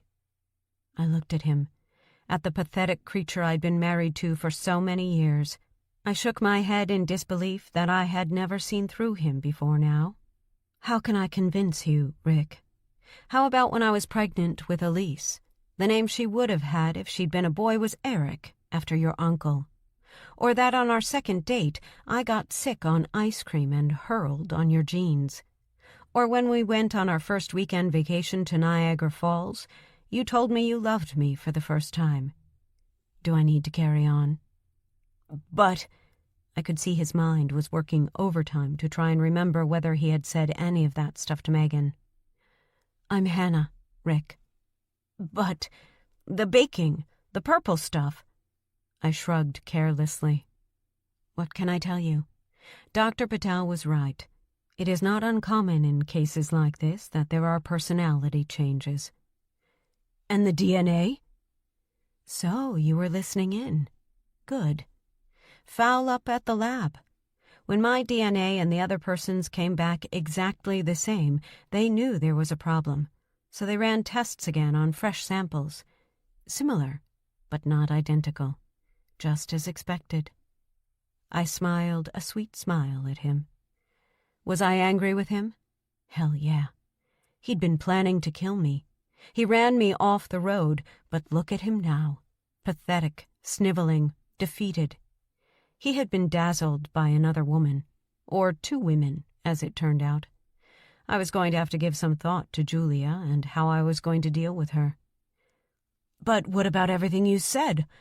All that about her being abused and all that stuff. How well did you know Megan, Rick? She'd only been around a couple of months, and my guess is you spent most of that time screwing her. Am I right? He glared at me, his eyes back to being dark and hooded, his wrists straining against his bindings. She told me stuff. She did me, too. The night we met for her to take me to wherever you were planning to kill me. We had a real good talk. I mean, I was staggered at the resemblance to her, so I knew she was telling the truth. But pretty much everything I said during my and Mom's little play acting was what she said to me. The rest we just made up. The chances were you wouldn't remember one way or the other.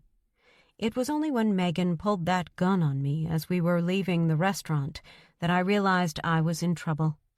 She took my keys and made me get in the passenger side of her rental while she drove.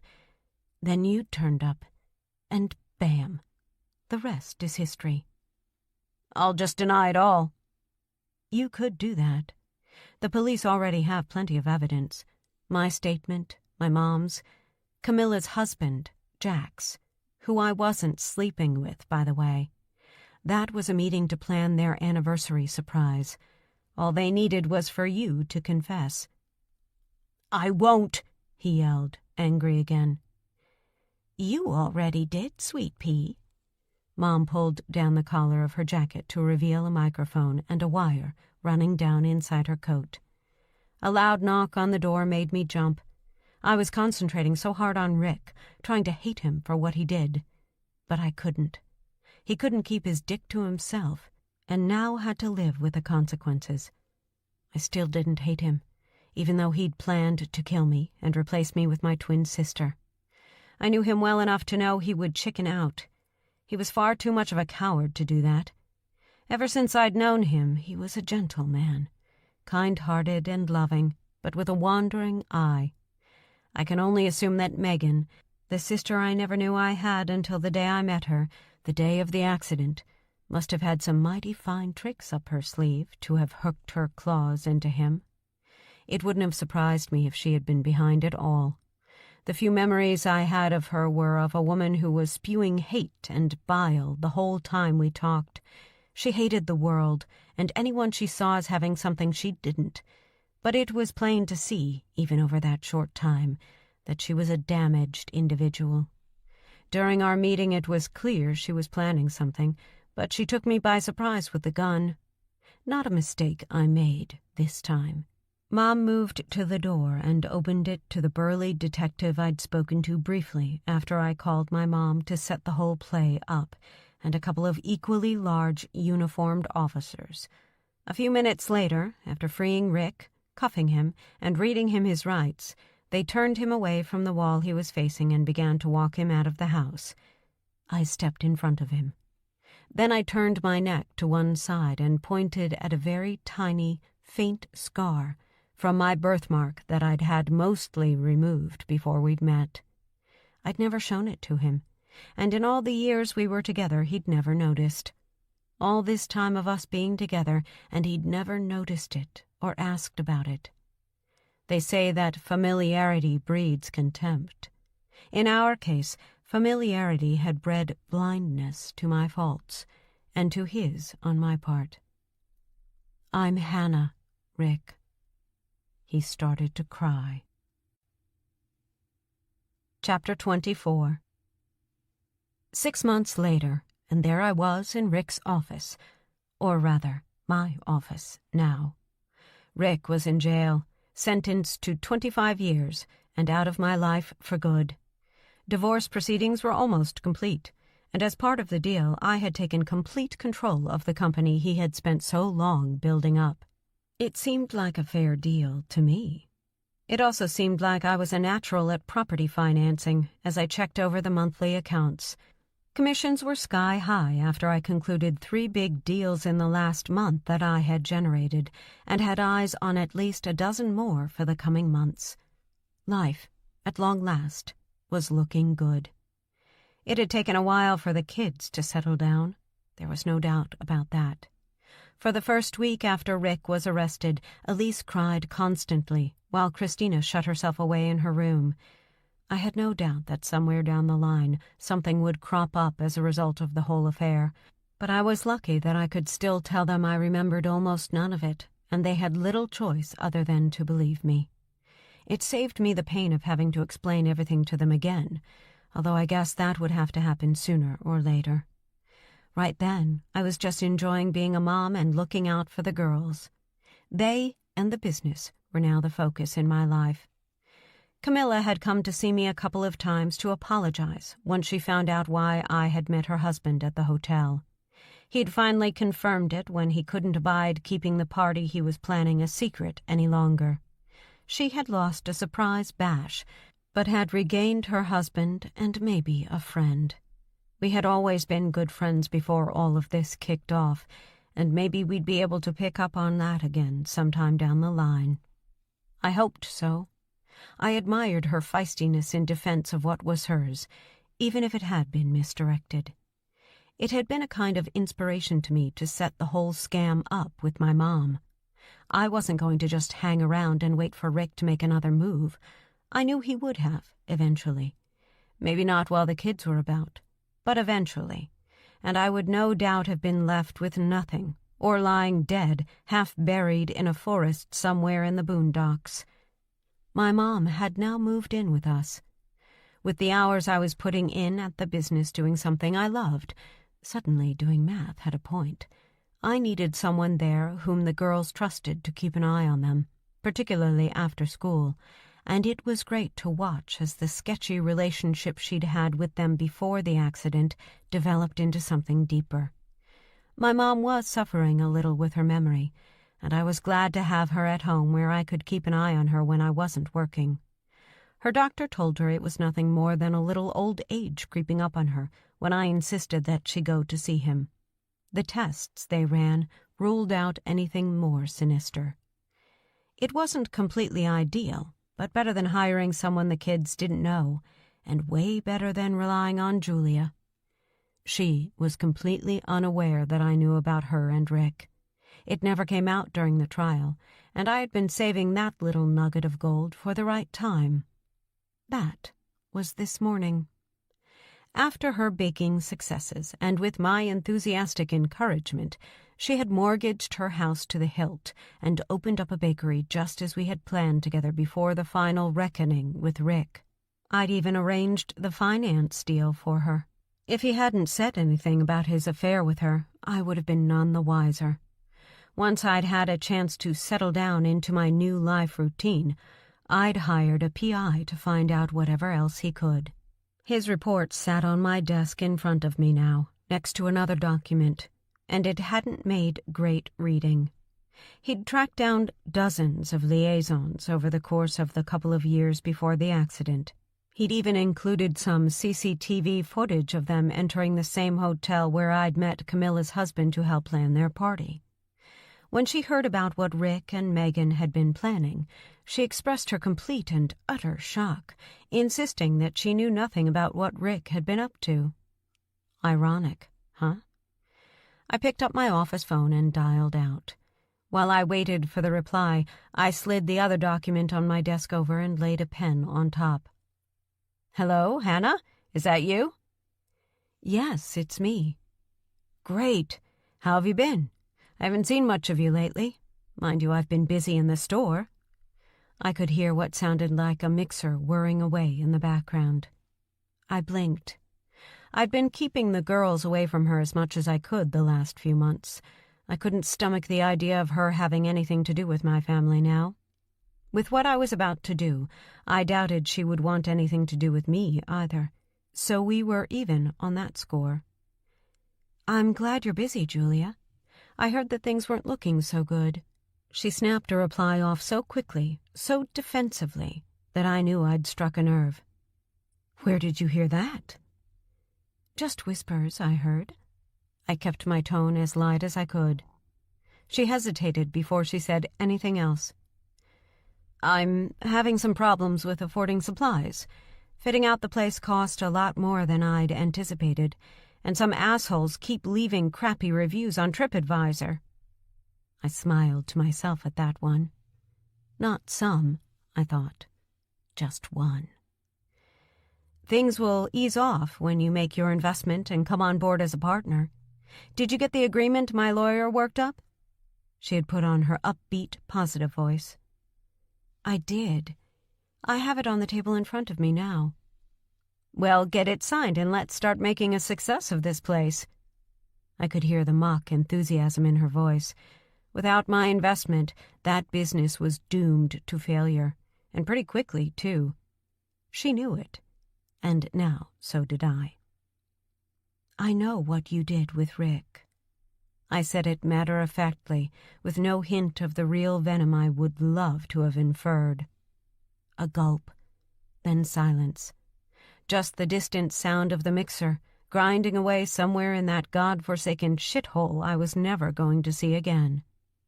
When she did reply, her voice was weak. "What do you mean?"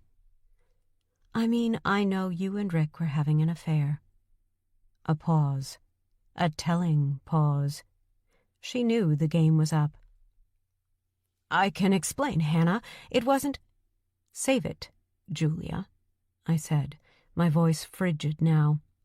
I picked up the document on the table and wedged the phone against my shoulder.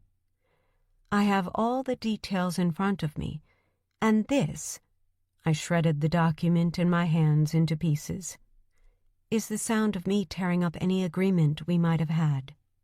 "But, Hannah, I'll be ruined, homeless. I put every penny I had into this."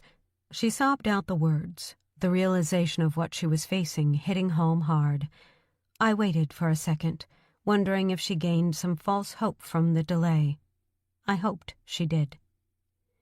"Shame," I said, and put the phone back onto its cradle. Somebody famous once said that revenge was a dish best served cold. I understood exactly what he meant as I tossed the pieces of paper in the bin, leaned down to my purse, and pulled out a homemade cookie I'd brought for a snack. Never had a cookie tasted any sweeter. This concludes What She Forgot by Cole Baxter. Narrated by Emily Sutton Smith. Copyright 2019 by Cole Baxter. This unabridged audiobook is published by arrangement with Cole Baxter and was produced in the year 2020 by Tantor Media Incorporated, a division of Recorded Books, which holds the copyright thereto. Please visit tantor.com for more information on our growing library of unabridged audiobooks.